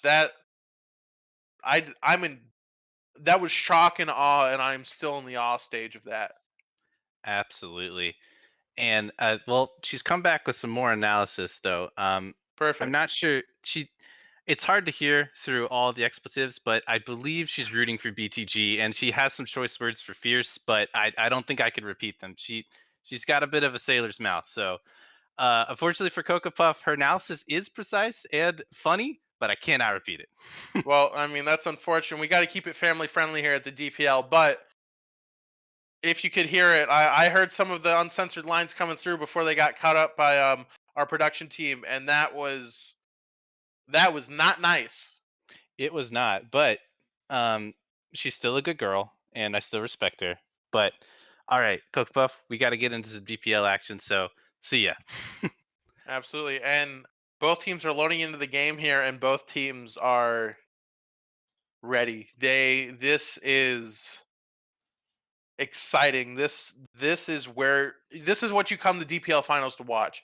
You see two powerhouse teams brawl it out. You have the aimers on one side, the brainers on the other, and we're gonna finally get an answer to the argument of aimer versus brainer. Adaxi and Fierce being the pillars of the brainer side of that debate as we load into the first map.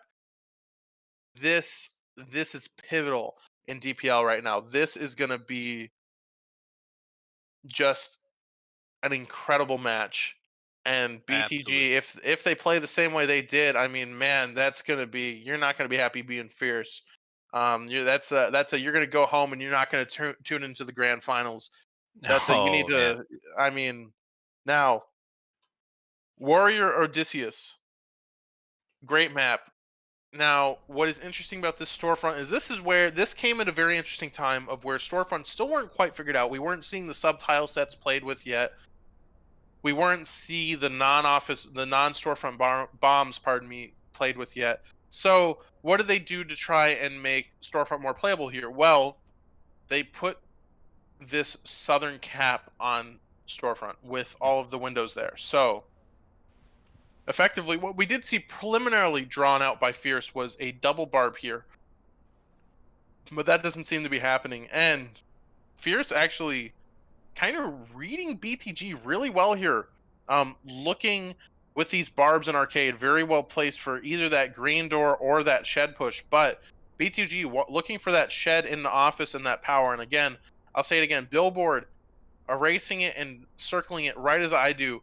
What I'm assuming is going to happen here is coordination of popping open this southern teller and then also hitting lights after that, as we do see Pogfish being drawn out on the map here. I think probably a nod to BTG Doug, SQ Pogfish currently in the DPL server. Also, I believe watching the match from twitch.tv and moderating the chat, which I got in trouble for a few weeks ago for spamming that fire emoji.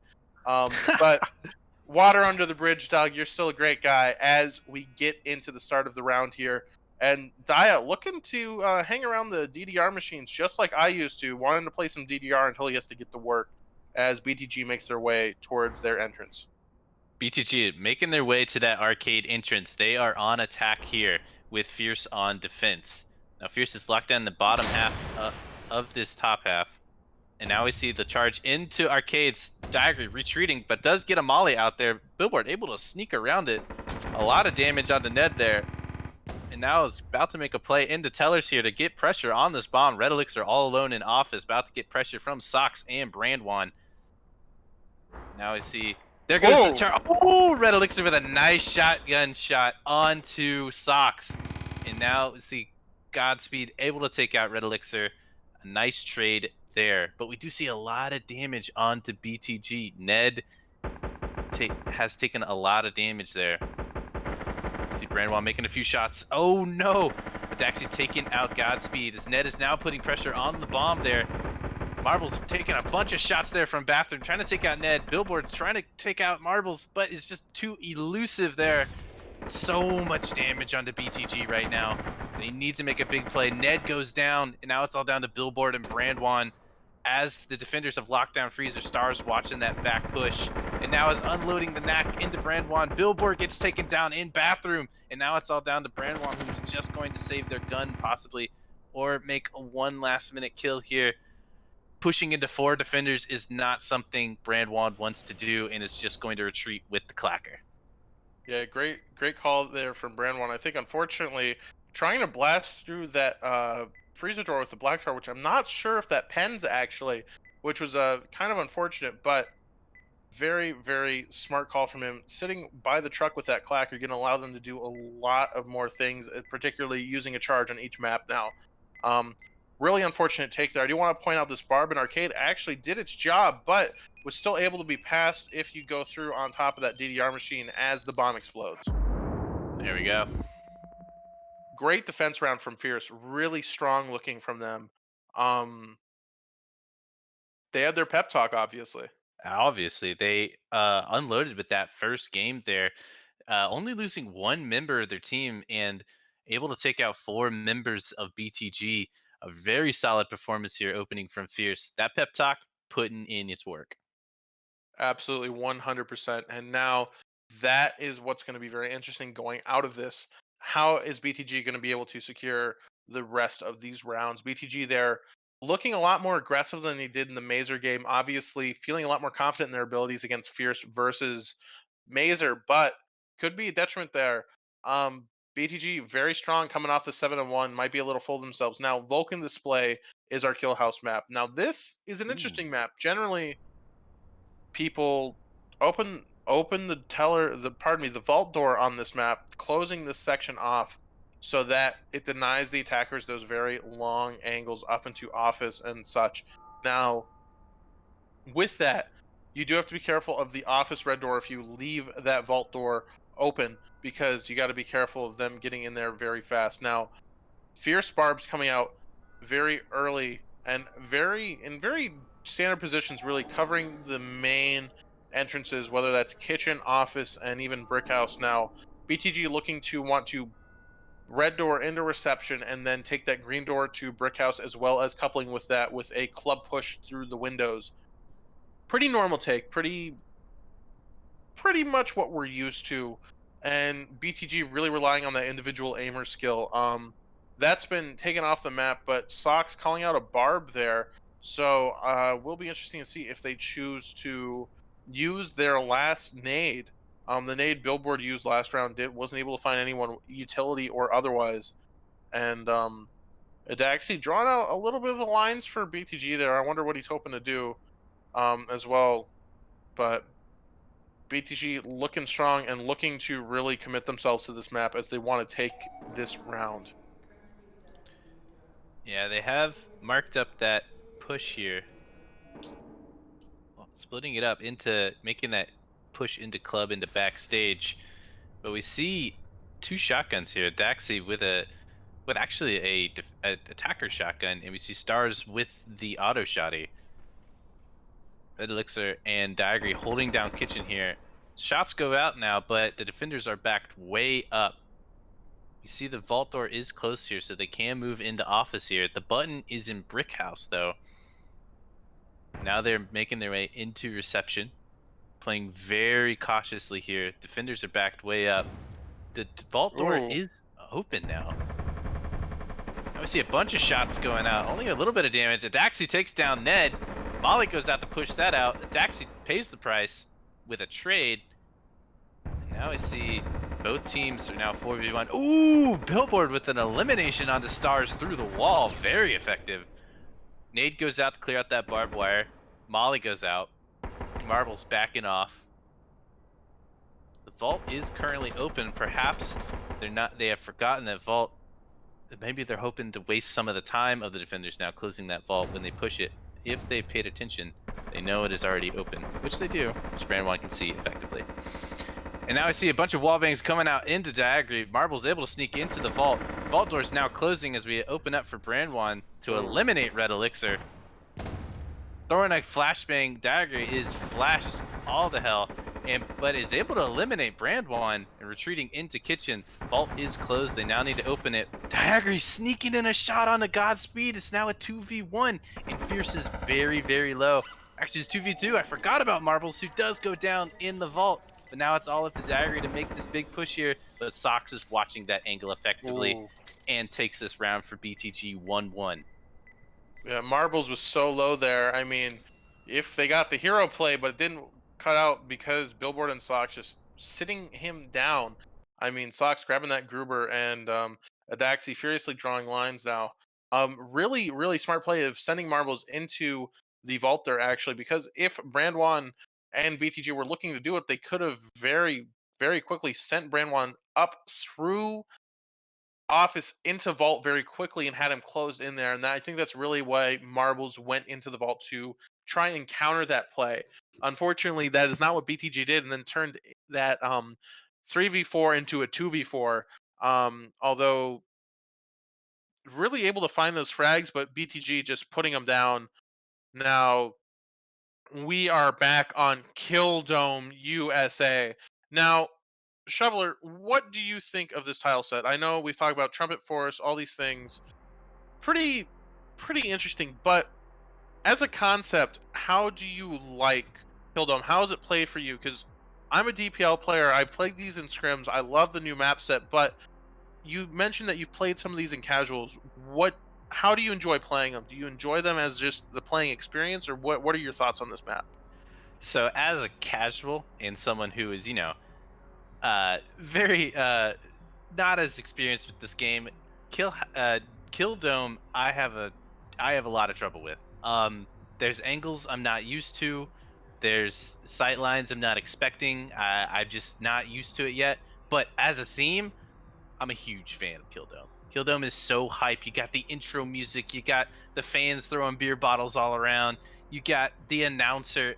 Speaking of which, can you do your best impersonation of the Kill Dome announcer? Oh, I don't know if I can, because all I think was like Kill Dome. I'm not very good at that. It's the deep kind of in the chest voice that I can't quite do. What about you? All right, I'll give it a shot here. And there goes the door charge. I don't know how I well think it's a read. lot better than mine. You capture the hype so well. And I think, Kildom, I think like you were saying, I think a lot of people are having trouble with it, but I feel like it's such a breath of fresh air for the game. Oh, absolutely. Gives us something new to play with, and particularly something that is so dangerous like Pit.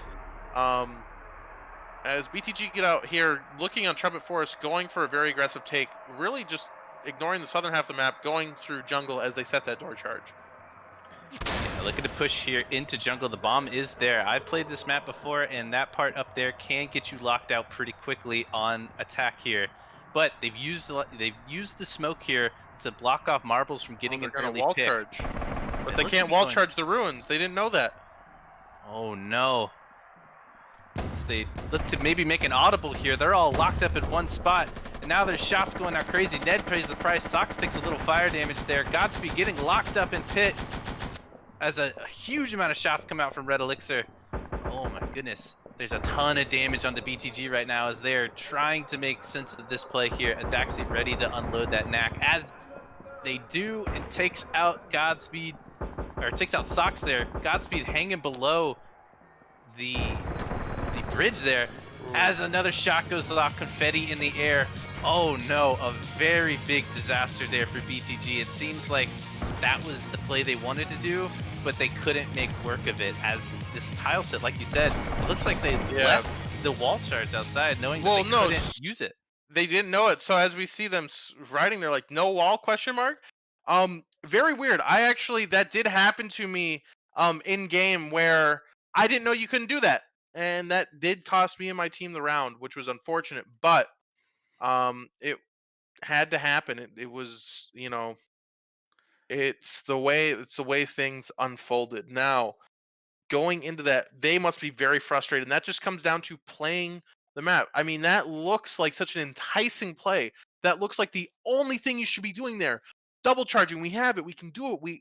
All these things, not possible. And I think a lot of that comes from the fact that, unbeknownst to a lot of people, is that a lot of the Kiltome walls, and if I'm not mistaken on this, I hope someone will correct me either in Twitch chat or in Discord DM, the fact that they're ballistic walls on Kildome for the most part. So BTG has to just be feeling frustrated. And I think that comes from needing to just not playing the game and not being familiar with the new map set. We talked about it being a breath of fresh air in a lot of ways, but that's just got to be frustrating if you are BTG. Yeah, we know they can brush off those whoopsie daisies there. So hopefully they do. They say, okay, that's what's gonna happen. We didn't know. That's not our fault. We'll just write off that round. Unfortunately, they do lose their wall charge, so now they have to make a different play than maybe they were expecting here. So Well, that was BTG's last round on attack. So now we're into you're the right. second quarter. So now it's all switched. But that was a mistake that definitely cost BTG that round, and they are not happy about it, as we saw from the drawings on the map. You're right. We are on to a new set here with BTG on the defense and Fierce on the attack. Yeah, I think they're just going to brush that one off, get back to playing the game they know, and take on this Warrior Odysseus map. Now, they have drawn a storefront, or now Fierce has drawn a storefront entrance, and BTG has decided to lock down Arcade, it looks like. And in my professional analysis of Fierce, the Fierce flower coming out, as I will always talk about this because I coined the term and I'm so proud of it because it's all I have in this game because I'm not very good. T-shirt. Yeah, put it on a t-shirt. Addict, send me some AdSense from that. But I'm not very good at the game, but I can analyze the game and their play style. This is something they do constantly. That double take, really wanting to focus on that. As again, with the momentum style, the slow walk is the play here from Fierce. Slow walking, placing their charges, getting ready to blow this storefront and make their fast push. They have no barbed wire to contest with, but they rush in, maybe expecting a Molotov and damage there, but none will come as they are now apprehensive to run in here. See a bunch of shots there go out from Billboard. There goes the Molotov. And it actually runs through the Molly, taking a little bit of damage. They're able to take down Brandwan, and now we see the rest of the defenders have backed up. And Billboard is on the rotation here. The takedown Red Elixir, he does! Adaxi trying to hold that angle against Ned, Sox, and Godspeed. But now we see Marble Stars, Adaxi, and Wow, Daggery's way up there in storage. Gonna make a rotation back down to storefront here. And a big shot down there, taking out Godspeed in the freezer. Now I see the push here from Fierce.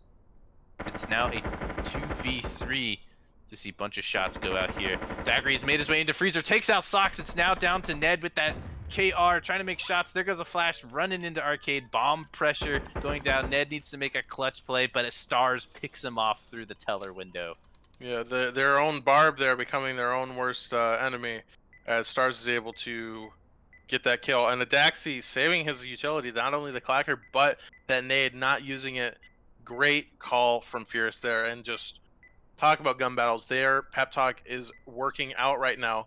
Very unfortunate for BTG. But now, what we have seen with the C-Store meta is not only that wall charge, but we have seen a lot of defenders tend to just resign the map.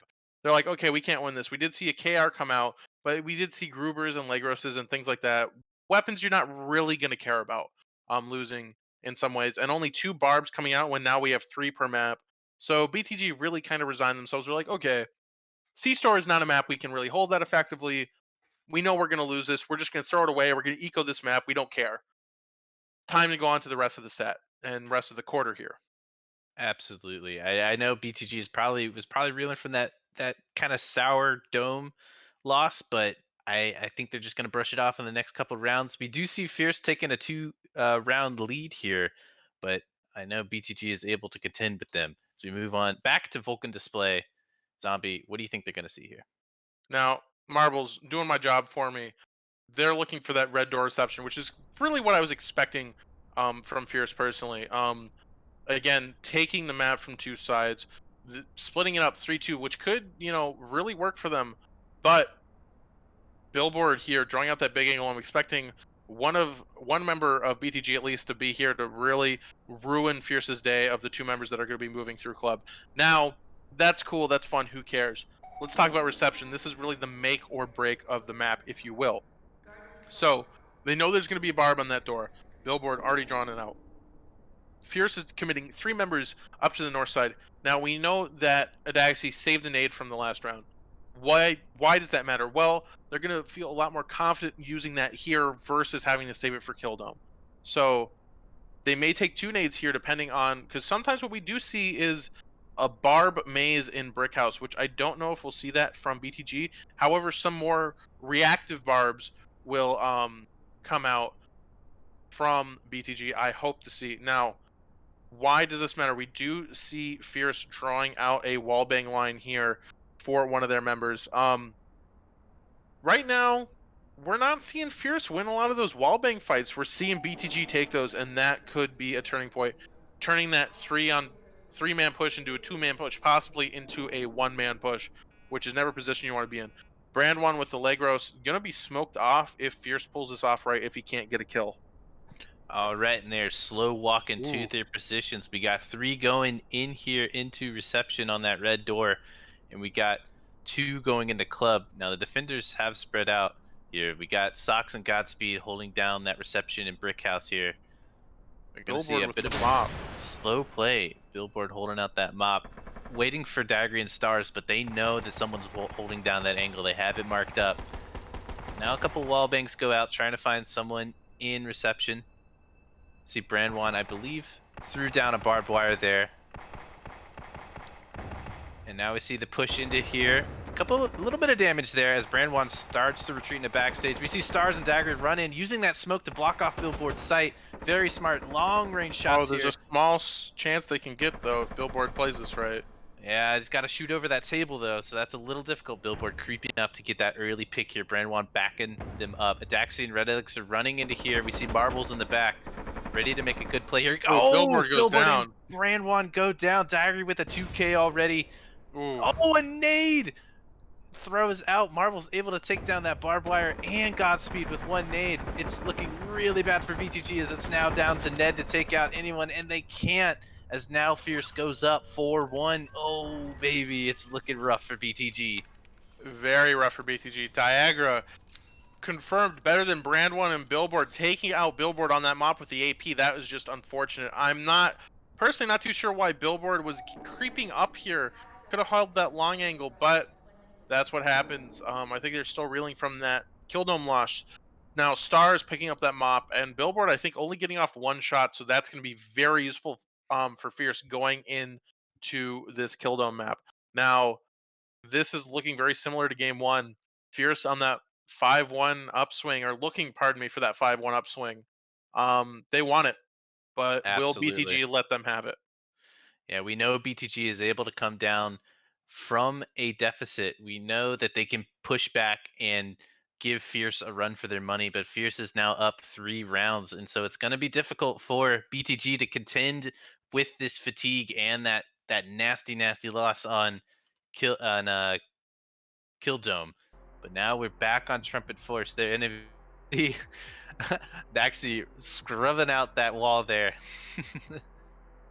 Yeah, drawing impressionistic barbs. Now I'm gonna call on the player chat here to actually talk about why that wall charge didn't work for BTG. Now, this was my understanding of it, but I will say that the players on Fierce do a much better job of explaining it to BTG than I, and I'm gonna steal from their explanation. So, what happens is basically the wall in ruins is considered a prop, not a wall. Oh, So very interesting. And so Marble says the only inside walls that are wallable in pardon me, in Kildome are the walls of observation and castle. Um, and pits, they also say. So it's very interesting that the ruins walls are not considered walls. And I might have to agree with Socks, who said that's pretty inconsistent. Um, very, very interesting and very, very disappointing for BTG there, because that would have made this a different game right now. It would have been 2-3 absolutely. probably. That really messed them up. And again, BTG here with the barbs, they're looking for a different hold. And Fierce again, 3-2 push, 2 going through observation, 3 through beach, and Daya with the drawings over here, hanging on by a thread, which BTG is right now. By a very thread. Now we do see BTG is holding down the jungle there and the beach there and pit, but we see that Fierce has marked up quite a few entrances here. They have that entrance up there in ruins and jungle, but also have beach marked up. So it looks like they're going for another split push here. As we see them slow walk onto beach, taking their time here. See them actually are going to be making their way into observation. And there goes the door charge. As we hear the announcer eloquently say, ooh, that smoke up there onto beach now. Billboard the only defender in base, but we do see long range sightlines through this middle area here. So we are able to see Ned and Godspeed able to use their weapons effectively.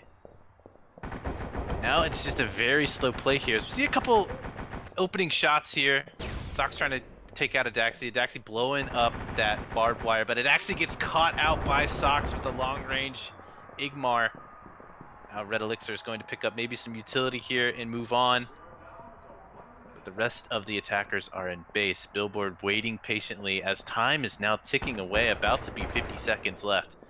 Fierce needs to make a play. Ooh, and now there go the lights. Now we need to see Fierce make a big push here, but they're still taking their time as time is now dwindling into under 40 seconds. They're trying to pick their targets here. Very, very patient, slow plays from both these teams right now. No one wanting to make the first move. We see a long flash out there. Billboard catching out Daggery. Billboard paying patiently. Oh goodness, Stars goes down too. Now it's just Marbles and Red Elixir all alone. Billboard going for it, but not enough. Marbles is lit. Now Marbles is doing work, but we see Red Elixir doing work. Oh no, is able to turn and take down Brandwa. Now it's all down to Sox, who needs to make a big play here. He's got a Molotov, but it's not going Do to be they have enough. it? Marbles takes it. Ooh, that was so close. If Marbles had thrown his moppers, pardon me, if Marbles had thrown his molly or something, that was insane. As a Daxi writes on the map, that was very close. But yeah, very close round. Oh goodness. Oh man, and now we see that 1-5 lead now for Fierce. BTG is probably feeling a little down now. They're definitely exhausted, but I know they're capable of playing at a very high level and able to take this all the way back. We could be seeing some more due process here, or this could be it coming up. Yeah, absolutely. Great round there from Fierce, and now BTG not happy. Definitely looking to close this out now. Fierce wanting that tie, at very least, and BTG not wanting to give it to him. Now, new set of maps in as we enter into the third quarter. Justice Spectre here. Um, really kind of old map. This is where we first start to see in Toxic. I'll bring everyone's attention to. This is where we first start to see a lot of the world building techniques that we now see in a lot of more of the factories of the collapse toxics, a lot of the OSHA violations, things like that. But even more than that, it's where we see Perch, which is such a strong place to be. While there's no cover on this one, there's covers on others. Um, BTG has a real chance to do a lot of cool things here. Now, again, Adaxi looking for just a green door push, possibly to secure that tie. Going through green door, wanting to take this into power, I'm pretty sure. And from there, as well as pushing onto docks. Wouldn't be too surprised that they just go green door here, really wanting to be a little more conservative with their plays, bringing out the Saber. I am sure, and I believe that Saber will be on Marbles, who has been doing work with it this game. Now, this is BTG's turning point. Will they get the momentum here? Can they keep it? Now, BTG drawing out a very standard barb here on that green door to protect that power. Not too surprised. What I am kind of expecting is at least one member of BTG up here on shelving, watching outside of that fan. Um, would be awesome for them, depending on how Fierce goes. Now, Fierce not going to do that, but we do see Billboard on that fan looking for that information, as well as Godspeed, Ned, and Brandwan all playing around docks here. Um, Stars and Marbles looking to go north, Oh actually. no! As the Oh, dock what? door was open, it eliminates Red Elixir. They opened that door and they were not paying attention as Red Elixir pays the price. The So door sorry for on talking over docks. that. It's Wow. all good. We saw it with our eyeballs. And there we see a smoke onto that red door in office, but there is a Molotov to slow it down. Not only that, a Oh my. barb that's not going to protect much, but will keep them from having to swing wide here on Brand 1. Now I see it actually making a few opening shots onto Godspeed in office. There goes the big flash there. Godspeed retreating. Brandwan able to take down Adaxi, but trading with Stars as the backup. Now I see Daggers making their way into storage. Ned in the back there. Another flash goes out. Marbles with that Saber. Daggery patiently creeps up on Ned, eliminating that threat. Now Daggery's pushing into Toxics. We see Socks there holding down. Knows Daggery is there. Bunch of shots go out. Socks gets taken down by Daggery. And he is going to be pushing into that back shelving, but Billboard is aware of where Dagger is and turning off the lights. Now this is looking very unfortunate for BTG as the lights are devastating now. As Zombie has said, that dark is going to be very difficult for the defense here. They only have one flare and it's on Godspeed. Billboard with a very precise shot onto that push, just waiting for it. Godspeed playing Blair Witch right now is able to take down Stars. Oh my goodness, BTG, what a play! Oh my god. Man, BTG shutting them down. I mean, great hold from them. Really denying them everything. I mean, talk about confidence. Swinging open that door and getting that early pick on Red Elixir. And more importantly than that, um, getting that extra damage out on Stars and Dia, I believe it was. Took a lot of damage from them. Just such a great play from them. Such efficient patience they showed there. Even when the lights went out, they were able to know where the attackers were going to come from, and they were able to pick their shots and eliminate the threat. That was just very good professional play there. Yeah, 100%. I mean, great job. So now we're on Prideful Fists. BTG looking once again to bring the Baja pendulum of power back in their favor. They took that round. They want another. Now, what will be interesting? I gotta shout out to Dia here for pointing out my favorite thing about this map, because it's one of my favorite maps, simply because DDR, as Oh yeah. they've done this. But so what Fierce is wanting to do here is they are going through here and wanting to wall charge into sight. Now, what is very interesting about this is the opening is very small, not only because you have the sink here, which will not explode, by the way, but also just a little tiny bit of that teller door. So that's a small opening, as well as the posters on top of that. So depending on how BTG will do this, they can very easily stop this push and hold it. Now, essentially what I'm expecting is they're going to do that wall charge. They want to take tellers, and they want to take through storage to really, again, fierce flower it through 2 entrances and bang in from there. So fierce, feeling confident, really feeling themselves here. Um, it'll be interesting. Now, Adaxi is giving Dia's drawing a body with a sword. I believe so. You can tell a little inconsistent in the artistic details. So wait, is that a Pac-Man wearing a head hat? I don't know, but I'm terrified. I'm not gonna look at that. I'm gonna watch as Fierce makes their way towards storefront. Fierce is on the roof here, like Santa Claus. They're ready to drop into this storefront push here. We see Billboard holding down tellers. They're going to definitely see some action here, but has a Molotov to prevent that push. We see the freezer is getting lit up now to clear out that shelving, but no one is in freezer. As we see the defenders have locked down the right half of the map with Brand 1 on their rotation there. They've dropped down. We see a bunch of shots go out from Sox there. And now they've locked down tellers and the lights are out. Oh, Brand 1 gets caught out through that open doors. Red Elixir dropped out from the ceiling onto outside. Now we see the wall charge, but again, there are those posters there. And we see that Molly go out. Now it's just a hold here as the defenders have gotten still maintaining control of bathroom. And Daxi and Red Elixir pushing the Ned, eliminating Ned. And now it's down to 3v5 now. Oh, but they take out Daggery.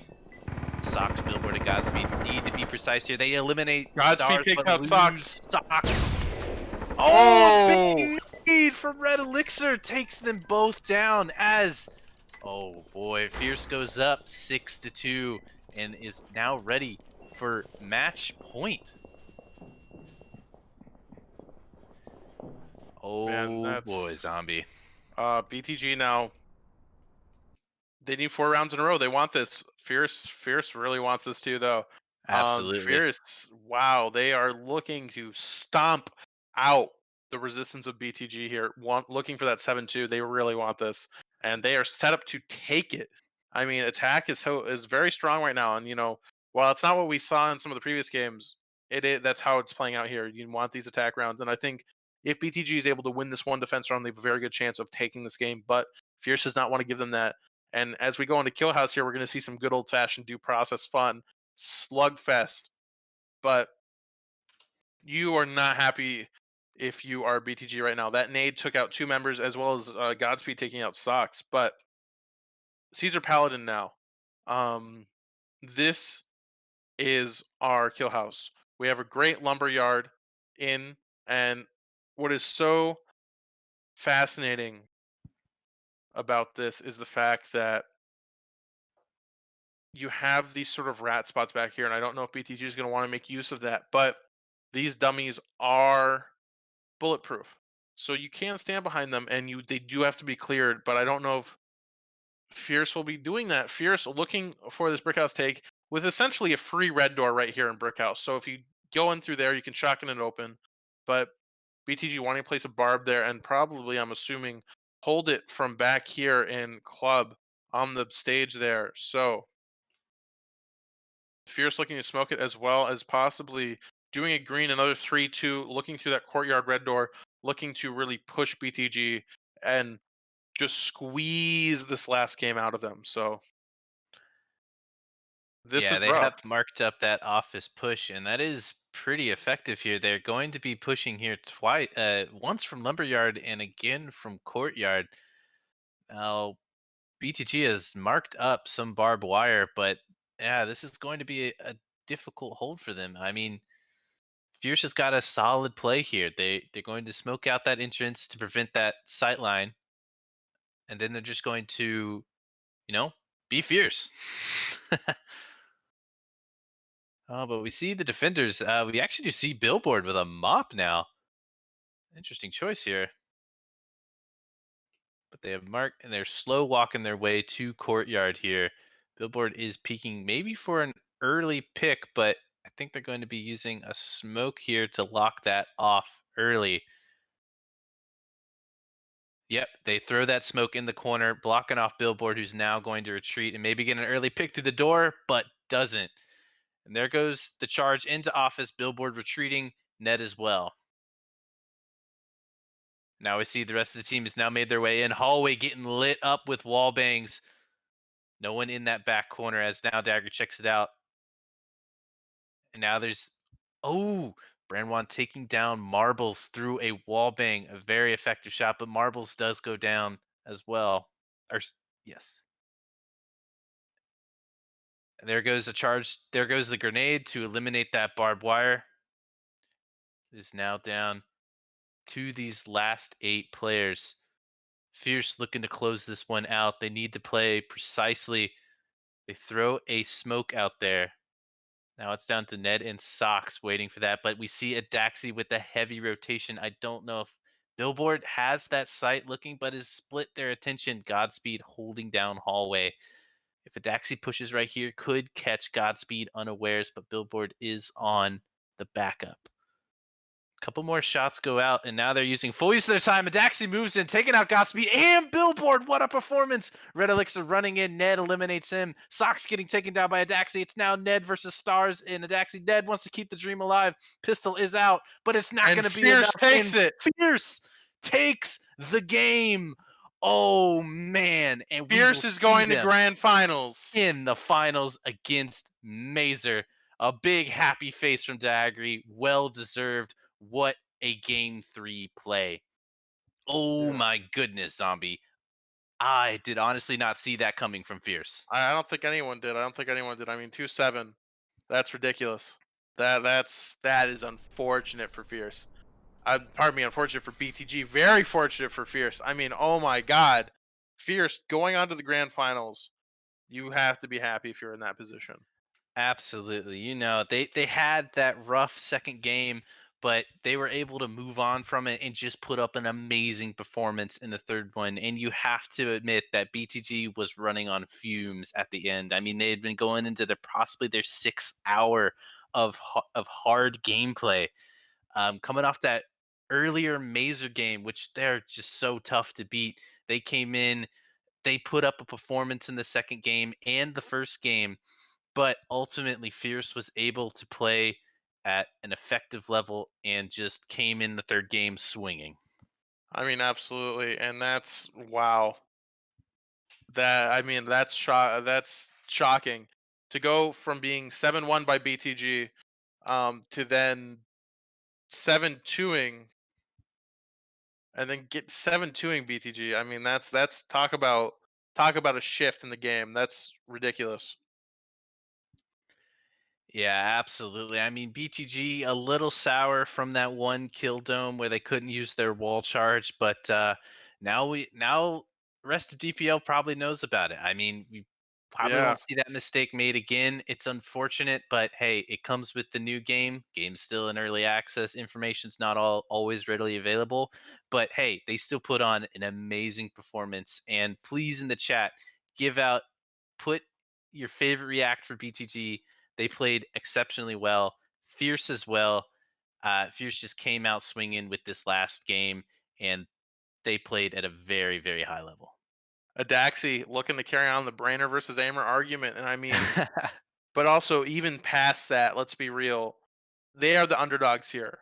Flogels was a team that people were kind of expecting to be beaten out, but BTG was definitely on the docket of as you know, that was the prediction both of us made. We were thinking BTG. I mean, particularly after that second game, they were looking strong. But wow, you have to keep it real. Fierce doing so well, and they're the underdogs, and certainly the underdogs going into grand finals tomorrow. So Absolutely. I mean, they're going to face a very tough Mazer team. I mean, we've seen all season Mazer just plays at an insane level. I mean, so does Fierce, but that's going to be a game to watch. I mean, Fierce is coming off this big win. They know what they're capable of. They can put in the hurt. Hopefully, they can carry that into finals. yeah, I mean, and I know they are hyped. They are feeling themselves going off of this. They want to beat Mazer, and they are looking in a position to do so.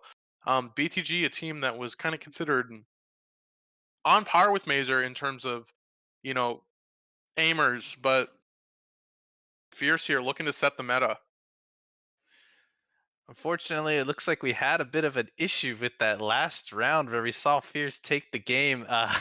Maybe we'll see a little uh, I think delayed I performance think we there. enjoyed some DPL radio at least. I think we did too. Hopefully we were able to describe that well enough to get the picture. But unfortunately for that, we did see an amazing performance from Fierce, and hopefully in the finals we won't see this happening. But I mean, I had a blast here, Zombie. What were your big takeaways? Big takeaways from that is that Fierce is scary. I think BTG didn't look at their G Fuel seriously enough on that second game, and but Fierce did. Fierce, the pep talks, man, the strength of the pep talks, and I think Fierce just proved that they wanted it. They wanted it more. They took that game one, that was a very close game one, but then to have a close game one and then have two back-to-back blowouts, BTG 7-1, then Fierce 7-2. Fierce belongs here, and I know Fierce gets a lot of flack in the community, and I've certainly given them a fair amount of flack, particularly mainly on what Adaxi tends to say in the Discord servers and whatnot. But they have proven that they belong here, and they have proven that they are one of the best teams in the league as they head into grand finals. Exactly. They are very, very scary. Um, Definitely tune in for finals because Fierce is a team to watch. So is Mazer, and it's going to be a very, very good game. Absolutely, and I think stick around. I will be interviewing stars here from Team Fierce in a little bit. I'm not sure what else is going to be going on from now on, but I think we're going to throw it to a short break for a little bit, and then Shoveler, thank you so much for being here, and I'm going to talk to stars from Fierce for a little bit. Just coming up soon. Absolutely. I had a blast, everyone. Thank you for coming out. This was a amazing game between BTG and Fierce, and I'm so glad I got to commentate over it. To everyone, good night, and I hope you have fun.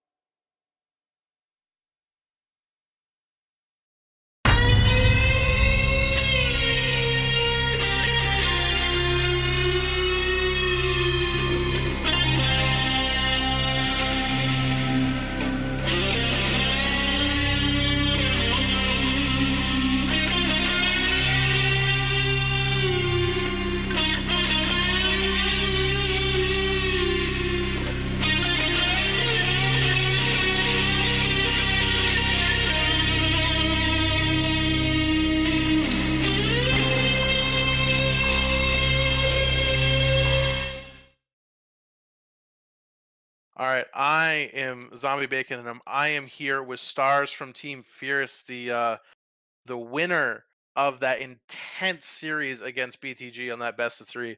How are you doing, Stars? How are you feeling? Yeah, feeling pretty good. A little shaky, of course, the jitters. But yeah. Yeah, G Fuel's getting to you a bit, I can imagine. I mean, you Oh, guys were. Oh, oh that was yeah. a great game to watch. Thank you, thank you. It was definitely very intense, very heart pounding. Oh, I mean, it was for us just watching it. I can only imagine playing it. Now, essentially, I would love to get your opinion on how you feel going into tomorrow, because you guys were certainly the underdog coming into this BTG game, and you have stomped BTG out of the standings. Really, I mean that 7-2 was disgusting. Um, but Yeah. now you're up against you're going into the belly of the beast. You're going to Mazer. Oh yeah. How does I that mean, feel? I think for the most part, most of us are even more hyped now. Especially after that, we had to definitely straighten up some things. Hmm. But that's I think that especially just towards the end there, we just got more ready, more hyped at the end of it and everything. So at least I would assume everyone's good. I would hope so. I mean, I don't know how you couldn't be after that. I mean, I understand Mazer's scary, but you guys have to be feeling yourselves after that. Oh yeah, Now, they're all a bunch of beautiful lads. But yes. Daya in particular, Daya looking hella cute. Oh, Um, always. mm.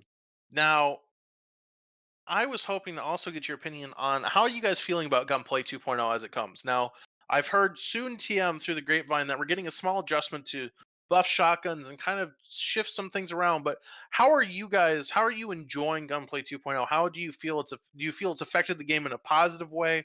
How are you feeling about everything right now? Yeah. I mean, me personally, I can definitely say I've been really enjoying it. It took me a little bit to get used to. It's definitely a very unique. I would give it the unique title of weapon feel, at least for me. Like, I don't have that famous competitive background, but I've gone through a lot of FPS games and I've Mhm. been really enjoying this. And at least for like the other homies too. I mean, for the most part, that I think everyone else is enjoying it. Um, I know shotguns and stuff is definitely what we want. We want that tub feel back, but Uh huh. but I mean, either way, it's yeah, I've been enjoying, and I can say that I think so is the team. Yeah, get on that. You gotta bring back tub time a little bit. Oh yeah, tubby time. Um, Shout out to Sensei. yeah, shout out to Sensei, great streamer with Team Havoc. Now,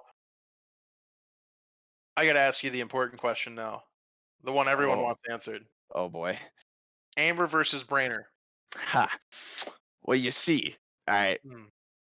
I suck at aiming. Okay, sometimes I choke.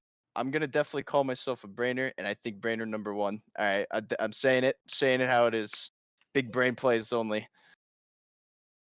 I see. I mean, I can't argue with you. I mean, you guys showed out today against team widely considered aimers.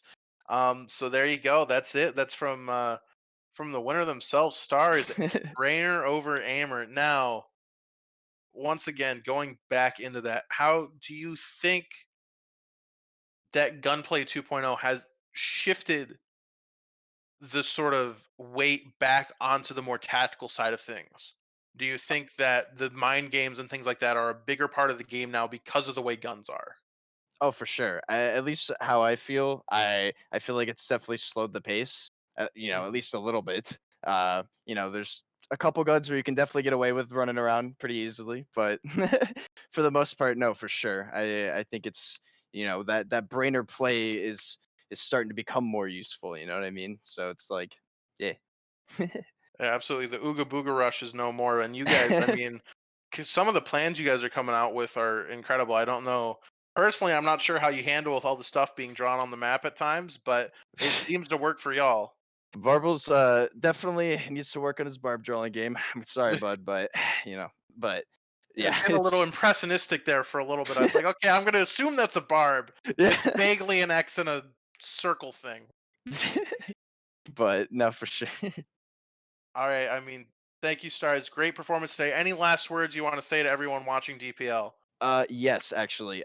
This big shout out to the Ned there. A lot of Fierce members want to marry this man.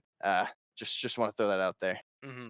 But yes, beautiful, beautiful. Thank you. I love you guys, all of BTG as So a well. formal proposal to Ned, or we? Oh, I mean, hey, Ned. Hey, I won't stop you. I certainly have some DPL romances myself. And Oh I mean, no, of for course, sure. I don't know how you're looking at Ned with a heartthrob like Daya on your team, but I mean, I that's live how with it is. Daya every day. You know, I Yeah. tuck him in every night. But Hmm. yeah, he's just like my brother. You know. Yeah, you need to change a pace every once in a while. Yeah, yeah, yeah. Exactly. I see Thank what you you. mean. I see what you I'm mean. glad you understand. Of course, I'm here for you. I get what you're picking. I'm picking up what you're putting down. Thanks, Now, bud. absolutely. I think that's it. Thank you so much, Stars, for coming in. An amazing performance today. Thank you. Um, Thank you. Now, everyone sitting at home watching DPL, be sure to tune in tomorrow. Grand finals start, I believe, at 2 p.m. Eastern. We're going to see Stars here on Fierce go up against the undefeated Titans that are Mazer. And that's certainly a David versus Goliath story you're going to want to watch unfold before your very eyes.